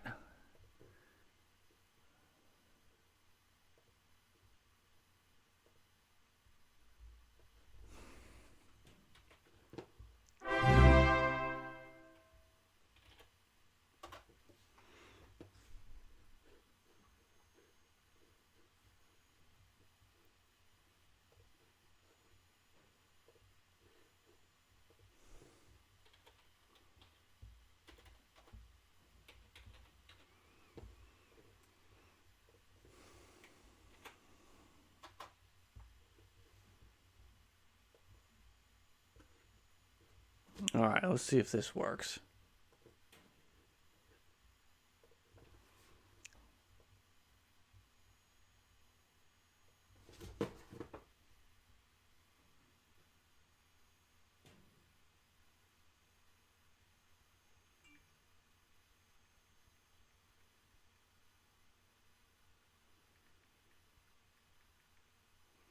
You guys are all going to be witness to a tech test.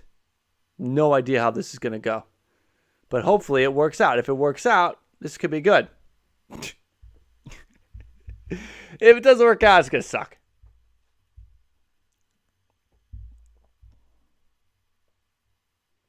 And I could do something else. Bob is up. A week ago, MLB and MLBPA had a 16-and-a-half-hour marathon in Florida. Tonight in New York, they've hit the 15-hour mark. We are at 5 hours and 10 minutes on the stream.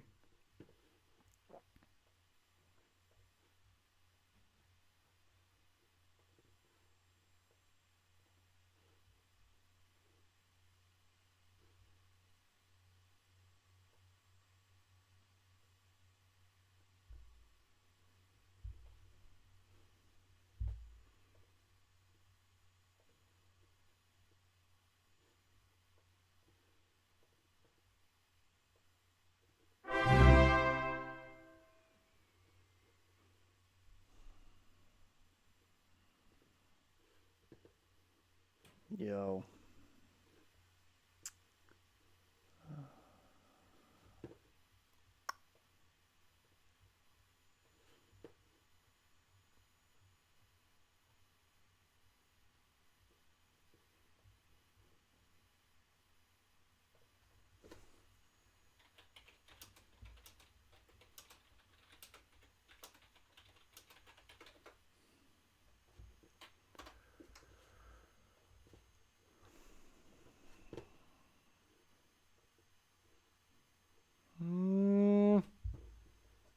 All right. Trying to see if we can get Tyler in here. Whether this works or not is, again, we'll see.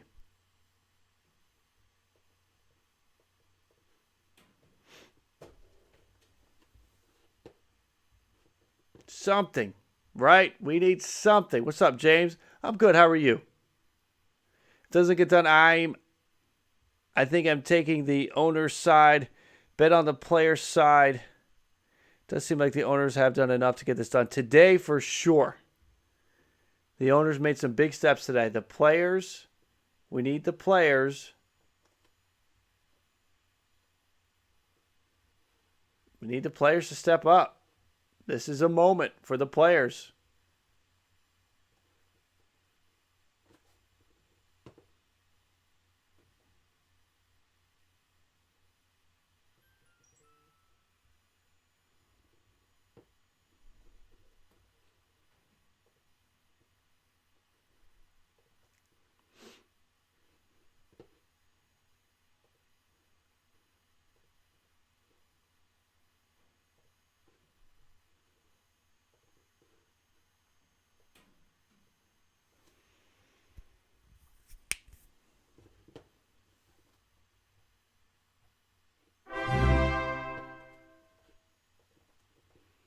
Thank you, King Willie, for the sub. Thank you, Shrug situation there for the sub. Melvin, thank you for the sub. But shout out, thank you for the sub. Jason Johnson for the sub. Eric, Andrew, Swaggy, Mr. Inferno.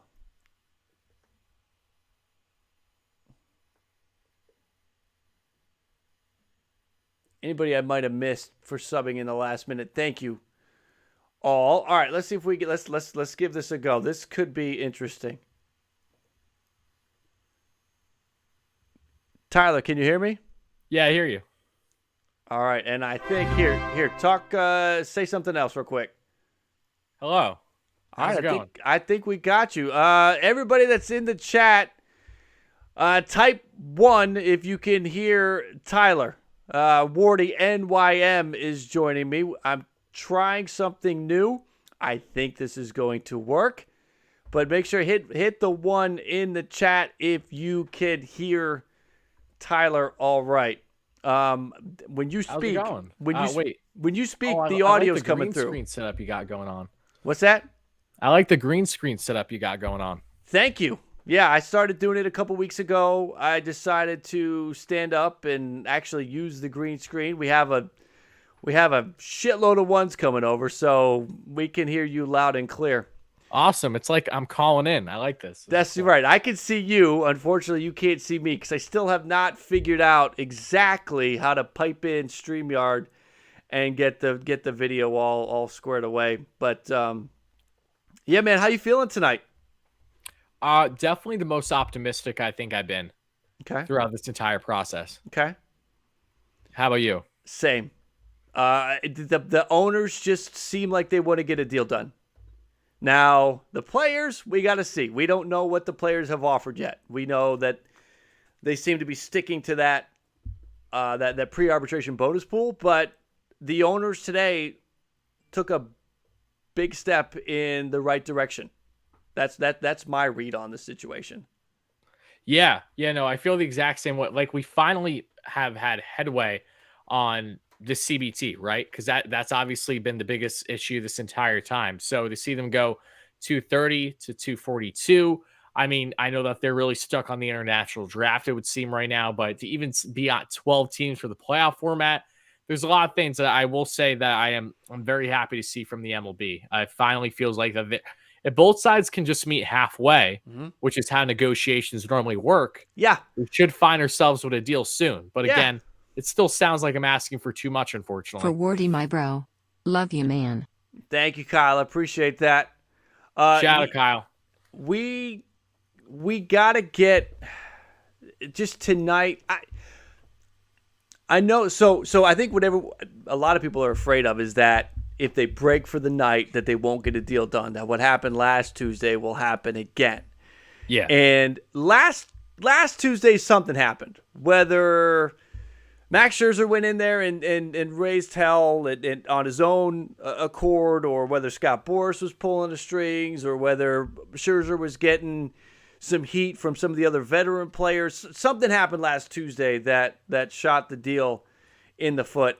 I want them to get the deal done sooner rather than later, but I just feel like there is enough momentum here to actually get something done, that the owners have done enough, and they've got the offer, right?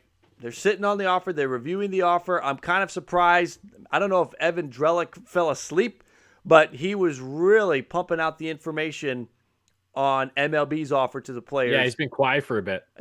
For hours. I don't think we've heard anything. I mean, the only thing we've heard from Passan is that he's drinking a Diet Mountain Dew.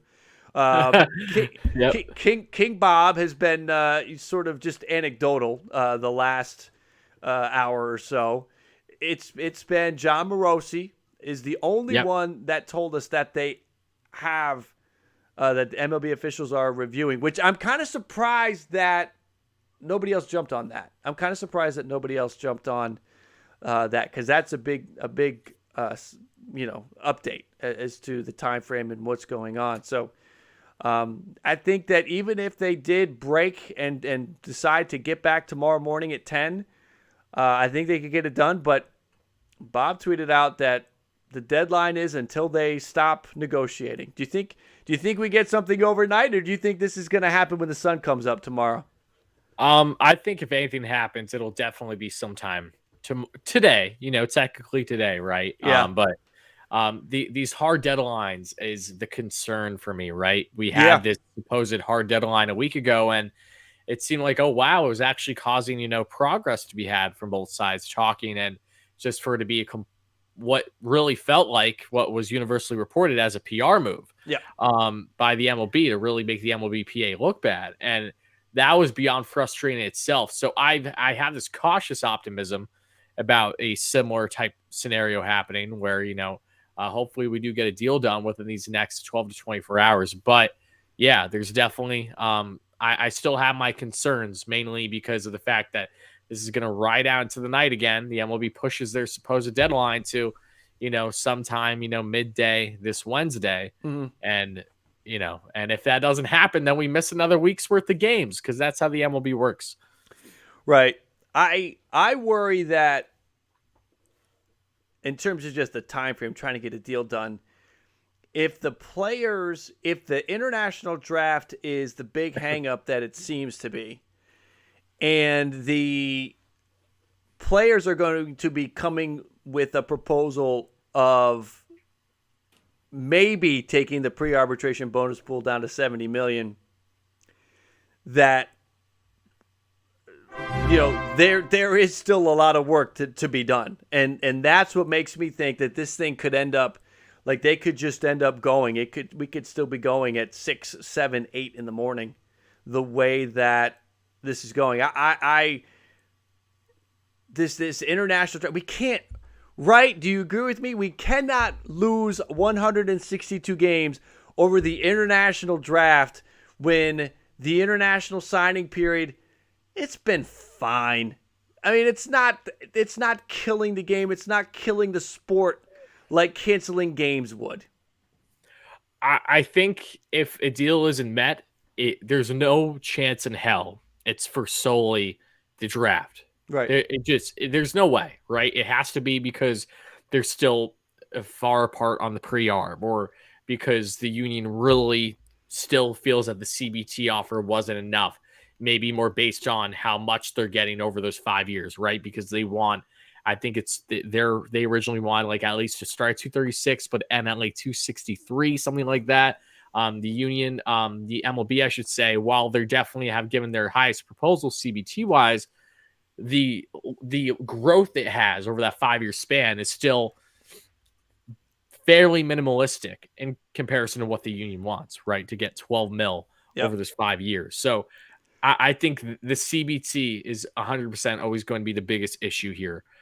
So yeah, I agree. It would be a massive flaw, and I would not be too satisfied from the union's sake if they do not reach a deal solely because of the draft. That would not just surprise me, but I think that would surprise most fans that are on either side of the spectrum regarding these negotiations. Yeah, they can't let that undo a potential deal. The one thing that I really think could hurt it is the pre-arbitration bonus pool. That seems to be the one thing that the players just don't want to move on. Talking about coming down to 70. I mean, I've been saying it. I believe that, listen, if they wanted to get $100 million for that pre-arbitration bonus pool, then they needed to start at $200 million. Like that's where you should have started if you wanted $100 million. So if you are starting at 100 or 110, then what you're really saying is that our number's 50. Our number's 55. But we're going to start with some padding because it can be used as leverage in negotiation. It can be used. We could come down and help us get something else. There has to be padding. The just not coming off of the pre-arbitration bonus pool, maybe going down to 70 million. I worry that's something that's going to aggravate the owners, and I don't know. The owners seem to want to get a deal done. That's the mood I'm picking up today, is that the owners want to get a deal done, and I hope they do. I mean, otherwise, if they can't get a deal done off of this, it's got to be the players. Let me know what you think about this. I feel like the players, if they don't get a deal done today, the players are going to look like shit. What do you think? While I tend to agree with you, you also have to wonder, okay, was this MLB's plan all along again? You know what I mean? Like that's the goal, right? If they don't reach a deal, it's to obviously make the union look at complete fault, just like it was a week ago. So now the question lies, okay, how much is the union actually at fault here? How genuine were these proposals? Are there details again that we're not finding out until Manfred makes this snarky announcement that we're missing another week's worth of games? Like, is this deja vu all over again? Right? Like that's the natural concern for everyone that got their hopes up and saw what transpired a week ago. So that's fair. I mean, look, we're gonna soon find out, regardless on who's being genuine here, if they reach a deal or not. I personally, while I'm so happy that it looks like that we're actually seeing significance in MLB's proposal here and a little bit from the union, I will be decently surprised if we don't miss upwards of a month of games. It just, I don't know. I'm so cautiously optimistic, but yeah. Well, there's been nothing to get anybody feeling like, yes, we'll get a deal done today, because they always seem to let us down. Well, whatever side it is, just the two sides together, their inability to negotiate and work something out, they always let us down. Whatever side you want to blame, or if you don't care about blaming sides, you just want baseball and it just isn't happening. That's totally right in that feeling that, I wouldn't be surprised if we missed a month of games. I just don't want to have my fear to that is you add in on a negotiation standpoint. They gotta now they have to negotiate how many games they play. The players wanting to get paid for 162 even though they're only going to play 140. When do they get back on the field? All that stuff. The things that they botched publicly back in 2020, those elements of that become part of this negotiation. And I don't want that to get thrown into the CBT and the pre-arbitration bonus pool and the minimum salary and the qualifying offer. And I cannot have another thing added on to this, this list of items. Still all quiet. Nothing, no new information now for a little bit of time here. How you Question feeling? for you, Jim. What's that? Question. Yeah. What are your how late are you intending on going tonight? I don't know. Do you have a set time? I go do you back. Do you have a hard deadline like the MLB? So last hit, it's a soft cap. So last Monday we went until they broke, and that was at 2:45 in the morning. And today, I really don't know, because I'm just kind of I'm holding out because I want to see what the players offer is, and I feel like we should be getting that anytime, and that's what I'm waiting for. Yeah. So I mean well, we do know that the players have given their counter proposal. Yep. We just don't know all the details yet, right? I argue that we know next to nothing. We know that the international draft is a sticking point. We know that the two key negotiators were talking about the international draft. I mean, that's it. So we don't really know what did the players come back to the table with. I feel like the players should have come back with an A and a B option. A option being, all right, here's our counter based on the 12-team postseason, and the B option with the 14-team, because that is one of the big negotiating pieces that the players have. But we don't know. We don't know anything about what the players have come to the table with, and that's kind of what I'm holding out for, because I believe that based on that, we might get a feel for what's going on. Jesse Rogers finally tweeting something. He is just retweeting Marley Rivera. Yeah, I've been waiting for tweets from him all day. I was in my stream. I was like, I haven't heard anything from Jesse today. Really, have I? I don't know why he's been so quiet.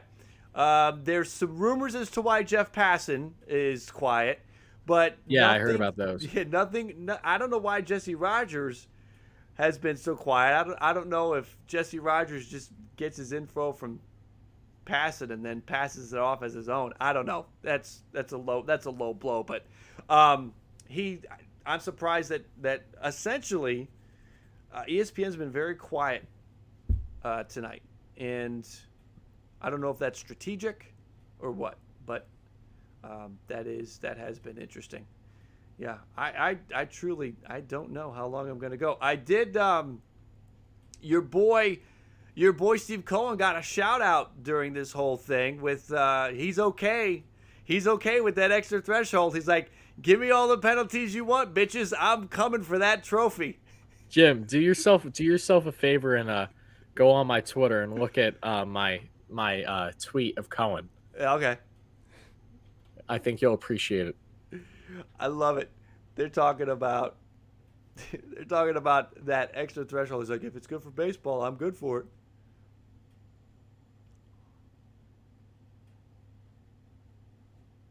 Where is it? This is Steve Cohen's league. They're all just living in it. Go under that one. Keep going. Yeah. Steve Cohen signed Max Scherzer to a record-breaking contract while having the highest offer on the table for Kevin Gausman and being pissed off by losing Steve and Matt sweepstakes. Now you want to piss him off more with a higher tax? He's got the Thanos. I like it. Dude, that's good. Yeah, I mean, look, as a Mets fan, good. It's beyond frustrating that the league is going out of their way to basically implement a Cohen rule. You know, the same what it is. issue, That's what it is. Same issues that they've had with Steinbrenner in the past. They're doing the same thing now, yeah. Especially given the fact that it's not like us Mets fans have experienced, you know, endless success over the years. You know, we're talking about a franchise that has severely underperformed for the large majority of its existence in the largest market in the country. So now that we actually have an owner that, one, is thankfully the wealthiest in the league, but two, is willing to spend, now we have to face repercussions from fellow owners like the schmucks and Artie Moreno. Same thing going with the Reds owner. You got the Guardians owner and the Dolan family. The list goes on and on. So it's just so bizarre to me how this is more not even just, you know, the owners versus the players, but it's the owners versus themselves. It really is. You know, they're using Steve as a scapegoat completely. And if Steve wasn't in the MLB right now, they would be doing the same nonsense, but just focusing on the Dodgers. Yep. That's all it is. You really think that teams like the Reds, even the Angels, all these teams that are the ones that voted no to Steve Cohen becoming owner, you really think that Steve Cohen is the X factor as to why they're not spending? Give me a effing break. It's a joke. These are the same teams that do the same nonsense every single year, that care more about pocketing themselves than they do for their fellow fans and actually gain successful teams on the field. I can't. Again, I know I have a bias to me considering I'm a Mets fan, but it's just the fact that, God forbid, they actually have an owner that's willing to spend. Everybody always hates the owner that is willing to spend, and money is not an object. Everybody always hates that owner. It's half out of jealousy. You know, I think that's an understatement. that's from a fan base perspective. From a owner perspective, it's jealousy slash it's. I mean, it really is. It's fear of losing, right? These are owners. These guys have big egos. They have won at business for their lives to get to the point where they are financially. They don't want to lose out to anybody. So a little bit of envy, but from a fan's perspective, it's almost like a contract that we sign, and we have to hate the top spending owner, whoever it is, whether it's Steinbrenner back in the 90s or now Steve Cohen. And if you're if Cohen wasn't there, like you said, if it was the Dodgers, they would hate Friedman and the Dodgers and and all of that. It's just kind of part of the makeup of baseball. Whoever the top spending owner is, everyone's gonna hate him. Everyone's gonna hate him. I just appreciate the fact that, again, it's according to Heyman's report, so how truthful it is. No one ever knows when anything's reported, but if what he said was true, it is interesting that Cohen obviously is just biting the bullet, having the willingness to say that, yeah, even if I do get taxed like an additional $60 million, if we go to that third surcharge, that I'm really not going to break a sweat over it if it's what's best for the game. Because at the end of the day, the taxing is what's most important for teams like the Mets and the Dodgers versus losing draft picks. When you lose draft picks, we have a completely different discussion here. Right. But if you're just being taxed, that's just money. But we're talking about an owner that has easily, over $100 million worth of just art in his house. Yep. That's something that he's comfortable doing. But the draft picks would be the concern, considering the Mets, for example, don't have a deep farm. And I know that there are other teams out there that don't have deep farms either, so they wouldn't want to risk that. But if we're talking on a monetary basis, it's not going to help the Mets, but it's not going to be nearly as much of a detriment as it would be if it was taking away actual draft picks. Yeah, the draft picks were a game changer. I mean, if players were concerned about, and Max Scherzer stated that the salary, the luxury tax acting like a salary cap, if you start taking draft picks off the board, then yeah, it's going to be, you're going to find teams would never go over if you start losing draft picks. Yeah, because of that. It's just, I mean, they're not going to do it. We're in an era of, the prospect hugging. Yankees fans hate that their team is prospect hugging.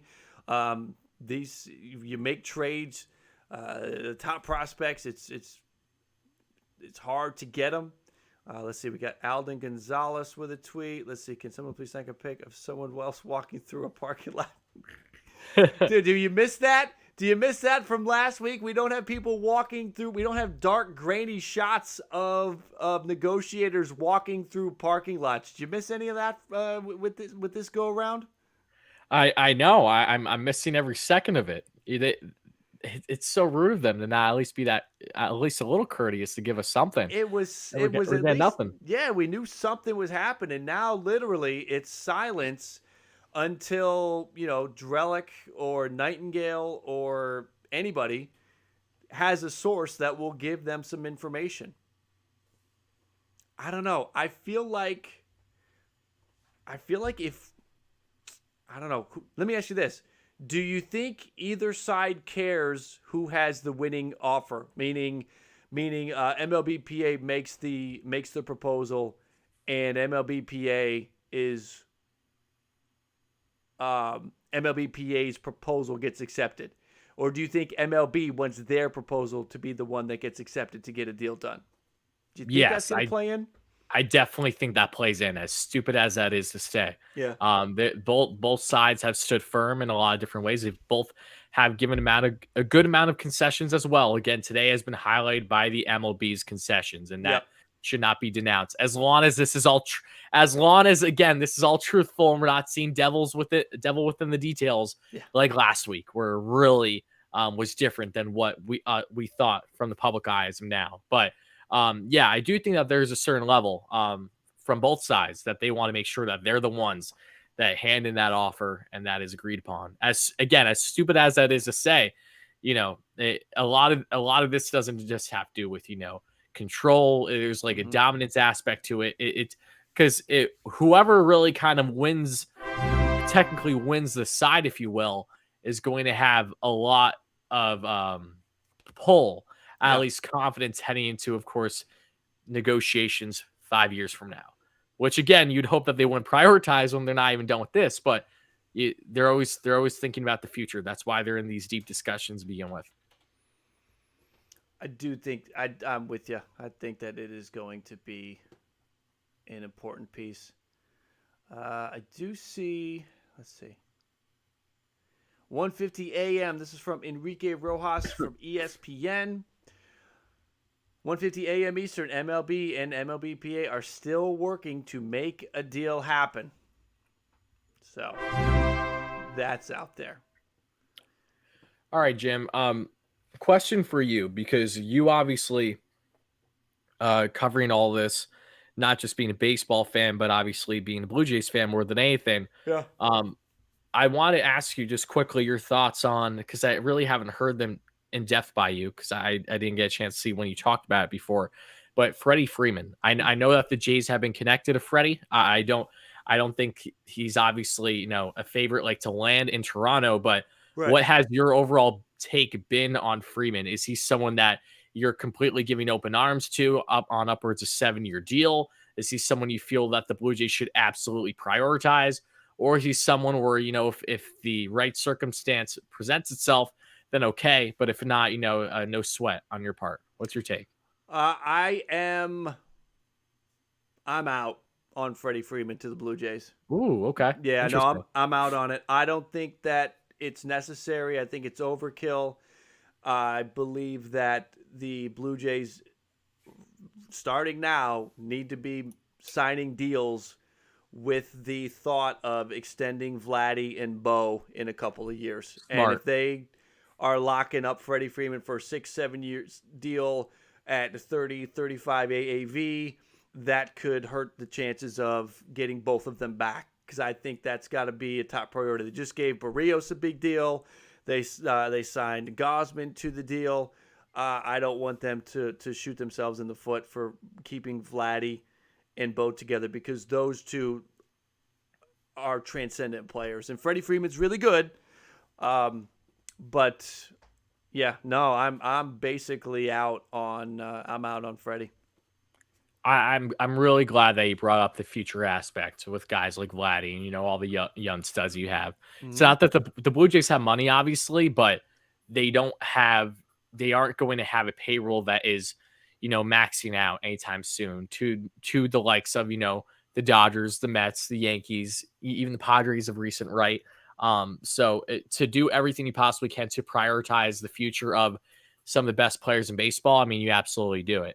If Freddie, of course, was, in his mid-20s, then I think it's a different discussion a little bit. But right. Yeah, I agree with you wholeheartedly. I would do everything in my path to make sure that Vladdy, Bo, that core does not go anywhere for a very long time. You build around them. If you have those two, 3, 4, however, in your lineup, and you can get a nice steady cycling through of prospects and good young players and smart, savvy deals, you can be competitive for a very long time with the two of them. And that's what I think the strategy needs to be. And Freddie Freeman would go against that strategy. I think he ends up with the Dodgers. That's my feeling. I think Dodgers won't go with the term though, so he's going to have to take a lesser deal, I'd imagine. It's going to be interesting to see how it plays out. I think he's done in Atlanta. I don't think Atlanta is going to happen. I believe that Atlanta has been kicking the tires on some other options. I think my feeling is he ends up in LA. I can't see the Yankees doing it because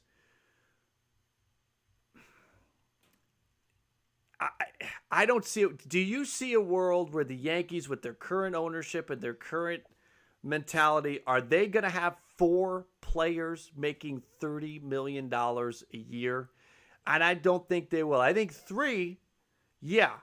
But they're going to you have to make a choice between Aaron Judge or Freddie Freeman is ultimately, I think, the decision that the Yankees, that Brian Cashman, that Hal Steinbrenner have to make. And I think they would lean Judge. I think that they would lean Judge too, but depending on the circumstance of Freeman and assuming that they don't land a Correa, a Story, assuming that they don't land a top infielder that isn't at first base. Mm-hmm. Judge has obviously expressed his willingness to hit the market should he not get signed an extension heading into the season. And that really could dictate a lot. If the Yankees find themselves thinking that, wow, we actually might not be able to keep him, maybe that will make them more inclined for someone like Freddie Freeman, right? But then you also think about, okay, yes, you have Aaron Judge.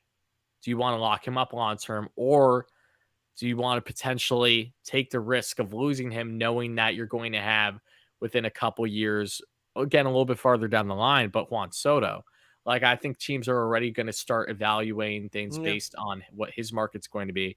And I think right at the top of the list, you are thinking about the Yankees and the Mets. So I think it goes beyond this year's market. I really do. Yeah, good point. You lock Freeman in right now. You let Judge walk, and you plan that you're going to back the truck up for Soto. That's a fair point.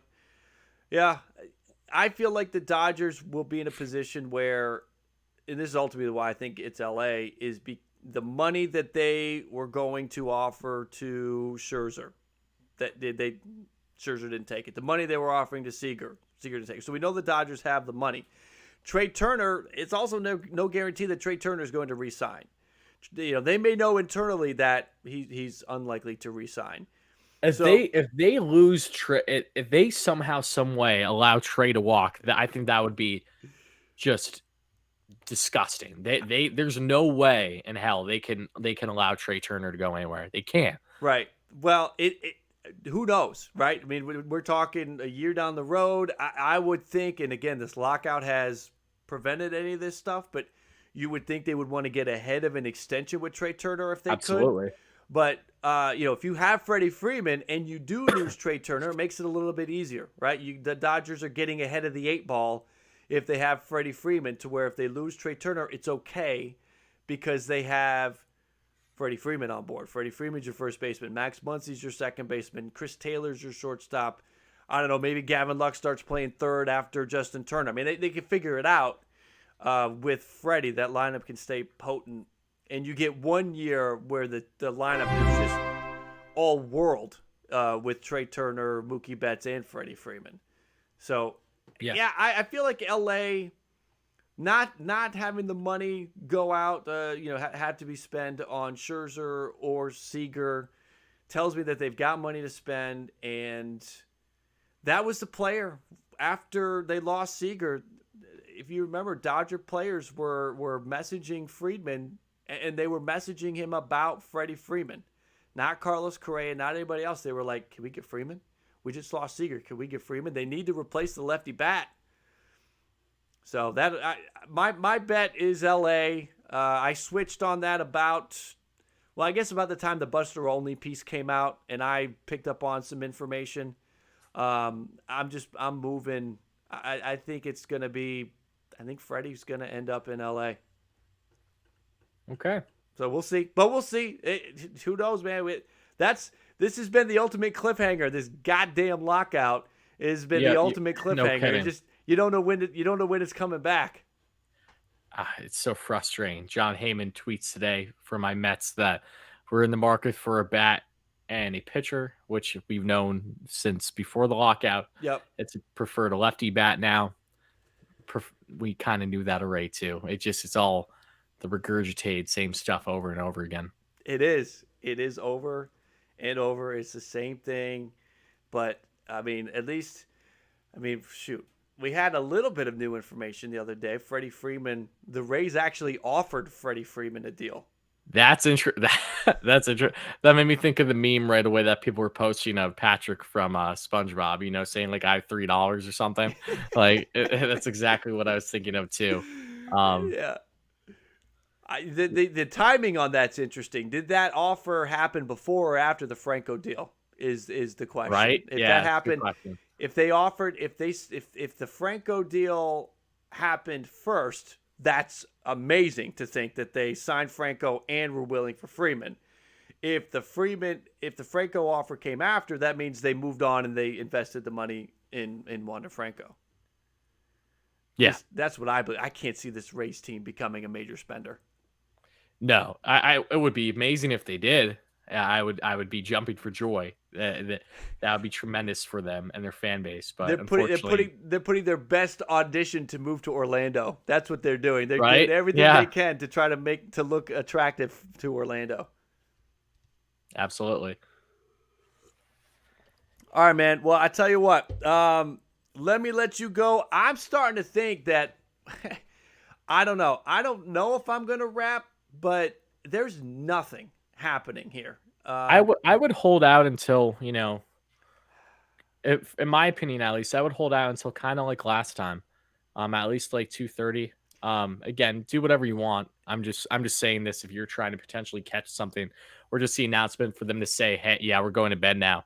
We'll be back in like 6 hours or whatever it may be. I mean, because that, I don't know. This is the silence, the not having any information from what now. There's a lot of things we could look at this. We basically knew almost everything that MLB offered. Evan Drellick, just a laundry list. Here is essentially everything. Yeah, he got it on lock. He did a great job. He did. I mean, there was some strings attached, and we quickly figured out what those strings were. Right, the extra threshold on the CBT, the competitive or that arbitration bonus pool counting towards the CBT. We figured out all of that. We know everything. But now it's been, I'm going to say, almost 2 hours since the MLB owners received an offer from the players, and We don't know if they're making a counter. We don't know. It's just been silence. I mean, I almost think about, there's a couple people have brought this up, just hopping off because then the deal gets done. And then as long as I'm still awake, I'm back.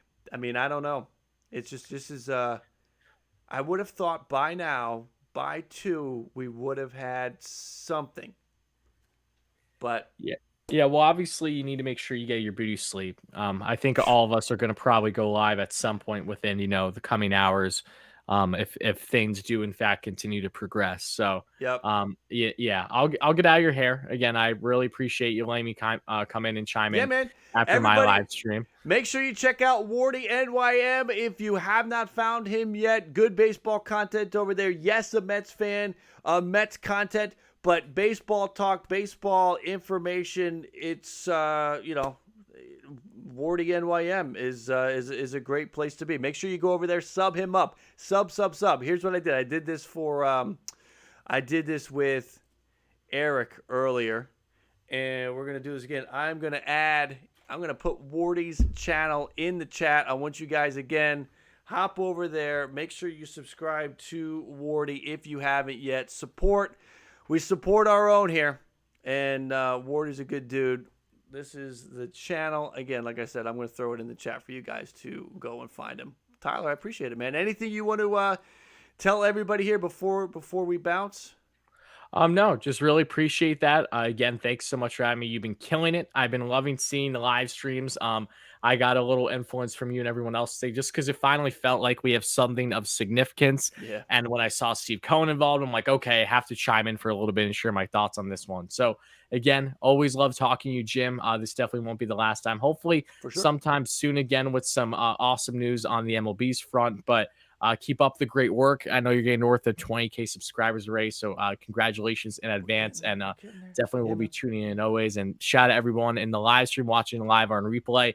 Make sure to smash that like and subscribe button for Jim. He's doing great baseball content here consistently every single week here on BALLCAP Sports. Thanks so much again, Jim. Get some beauty sleep, and I'll talk to you later, all right? All right, man. Thanks, Tyler. Talk to you soon. All right, I dropped Tyler's channel into the chat. Make sure, again, you can hop over there and find Tyler's channel, sub him up, get him up. He's on the verge of 13K, so you definitely. Wardy is a member of BALLCAP Nation, a sub, so he's a part. Again, we support our own as best we can. Listen, here's the deal, guys. I'm gonna watch this thing. Have the alerts on. Stay close. I'll watch it. I will be back in 5 minutes if the deal gets done. But it's just too quiet. And I honestly, truthfully, really do think that this thing is going to go to tomorrow morning. 7 a.m., 8 a.m., 9 a.m., 10 a.m. I really think that they are too close. But I don't know if we're talking about the players – and they're talking about the international draft pool being a sticking point. If we're talking about, there's a lot going on. I know, Dylan. There's a lot going on that just feels like we are probably, likely, 2 counters, 3 counters away from a deal.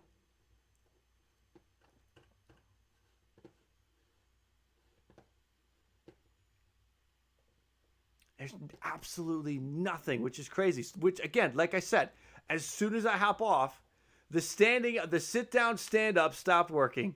We brought in Tyler. Last time I had Tyler, we were doing a watch. It wasn't for this, but we were doing the George Springer watch for the Blue Jays. And while we were live, George Springer signed with Toronto. We were pulling off all the good luck charms. Literally, Thomas, I know, man. They are still, they're meeting with each other.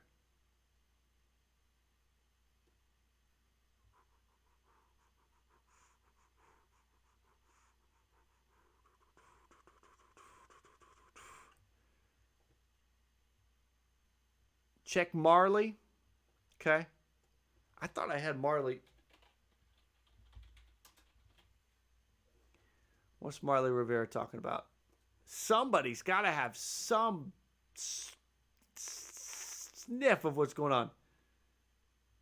As someone who actually talked about, okay, here we go. Let's see. As someone who actually talked to MLB players extensively about the possible institution of an international draft, it has been something that many Latin players foreshadowed as a sticking point in CBA negotiations. Talks and negotiations continue better than the opposite.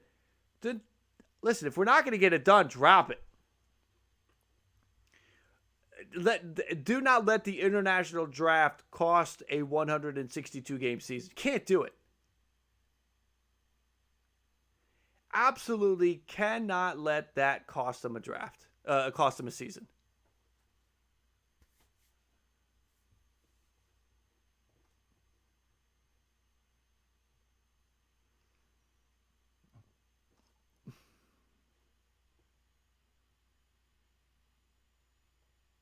Maury Brown.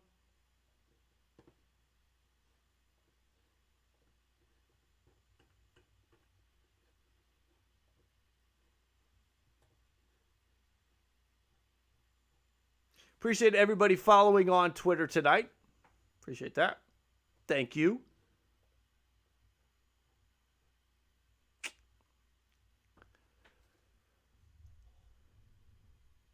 Yeah, you can't let the international draft kill this thing. You just can't.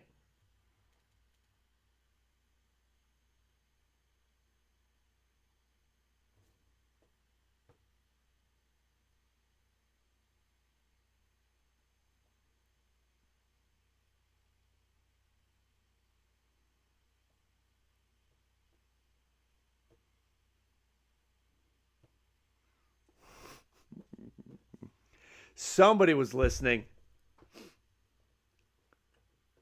You're all listening. That's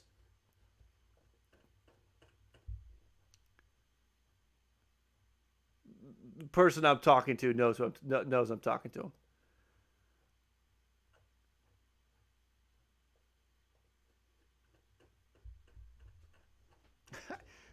Yeah.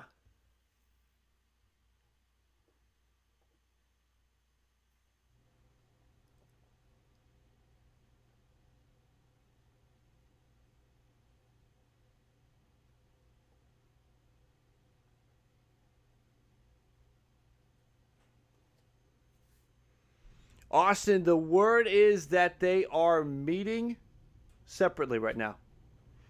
There was word maybe like an hour and a half ago that the two key negotiators were together on the international draft. But it's been silence. And I feel like it will continue to be silence.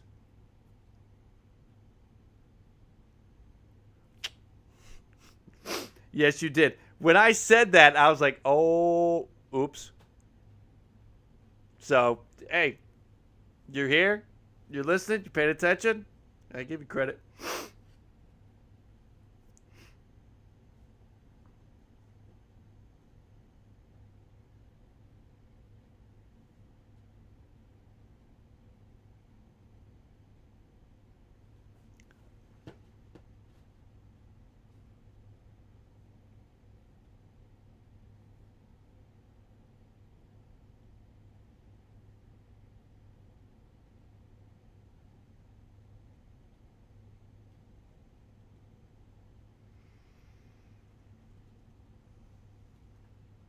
Last tweet was from Chelsea about 20 minutes ago. Danny, thank you for subscribing. Jumpstart, thank you for subscribing. All the new subscribers while Tyler and I were talking. He's not here anymore, is he? Let me move that out of the way. The only thing we have is Chelsea's tweet from 18 minutes ago that today's paper had been delivered to the lobby.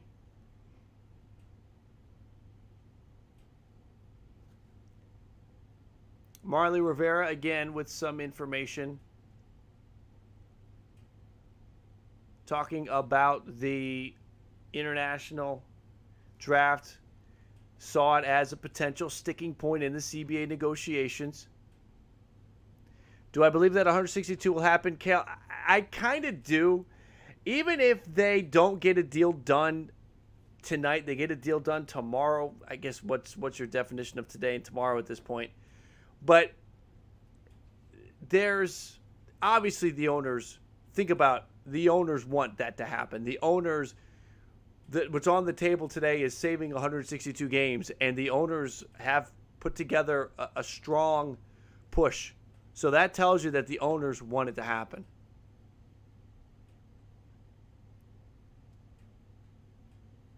I know, Dodgers not stop. That's the thing that's got me holding on. But at the same time, yeah, who knows? This is just. I'm kind of surprised there is not a little bit more right now. Nothing happening. I feel for these guys. I feel for Evan. Everybody just that's trying to bang on sources right now to get information. It's got to be it's got to be a rush and incredibly stressful at the same time. It's been an hour since Bob was on.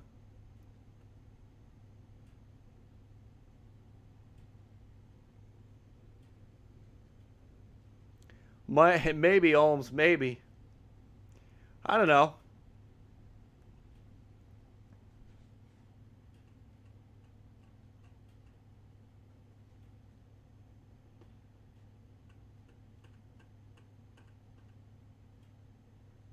I mean, we were talking earlier. I can't go through the morning anyway. I got a couple of kids that I gotta shuttle off to school. So I can't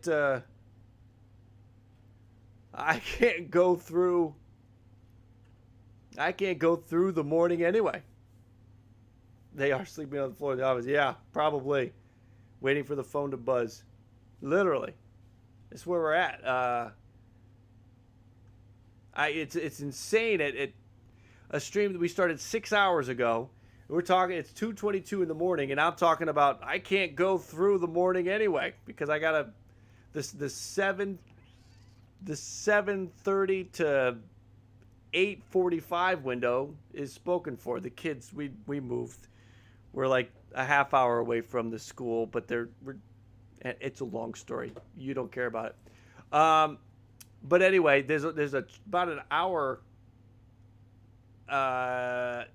15, hour 20 that goes to the kids in the morning. As it is.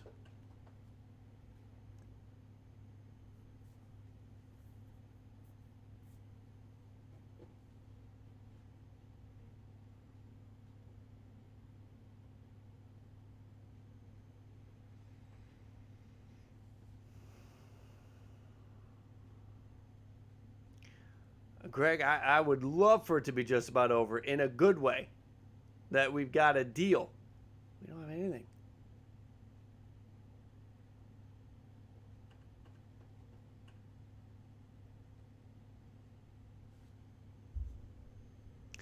Fred, I think you might be right.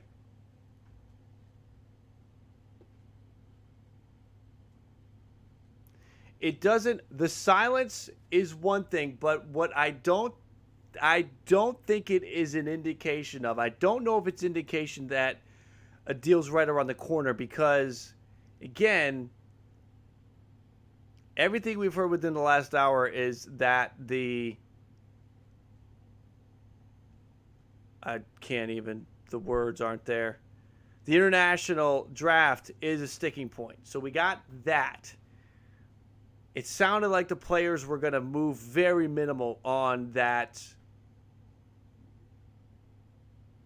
The words aren't coming. That's where we're at. That's where we're at, guys.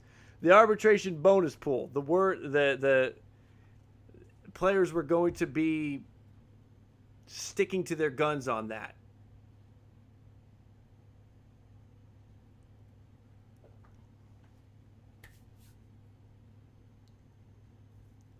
Yeah. All right, guys, listen. It is almost 2:30 in the morning. I'm at the point where the words aren't even making sense as they're coming out of my mouth. So here's what I'm going to do.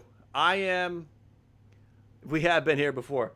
I'm going to tap out, and there's just nothing right now. If we had something, I would keep going, but there's nothing. There's nothing to make me believe that we're going to get anything before the sun comes up, and I'll just, we'll be back. We'll be back in the morning. We made it. We made it till 2:30. Stay close to the channel, guys. Make sure you have the alerts, because I'll be back on in a flash if I see something in an hour and I'm still half awake. I'll be back. But there's just no movement. And if anything, yes, I know. If anything, maybe this is the karma move that deal gets done. Or we'll find out that they're going to just reconvene in the morning. So let's see what's going on. That's funny. Yes, Aaron, that's funny. So we'll see what happens. Guys, stay close to the channel. I'll be back again tomorrow morning after I drop the kids off. If they're still in negotiation mode, I will be back, and we'll go. We'll keep it going.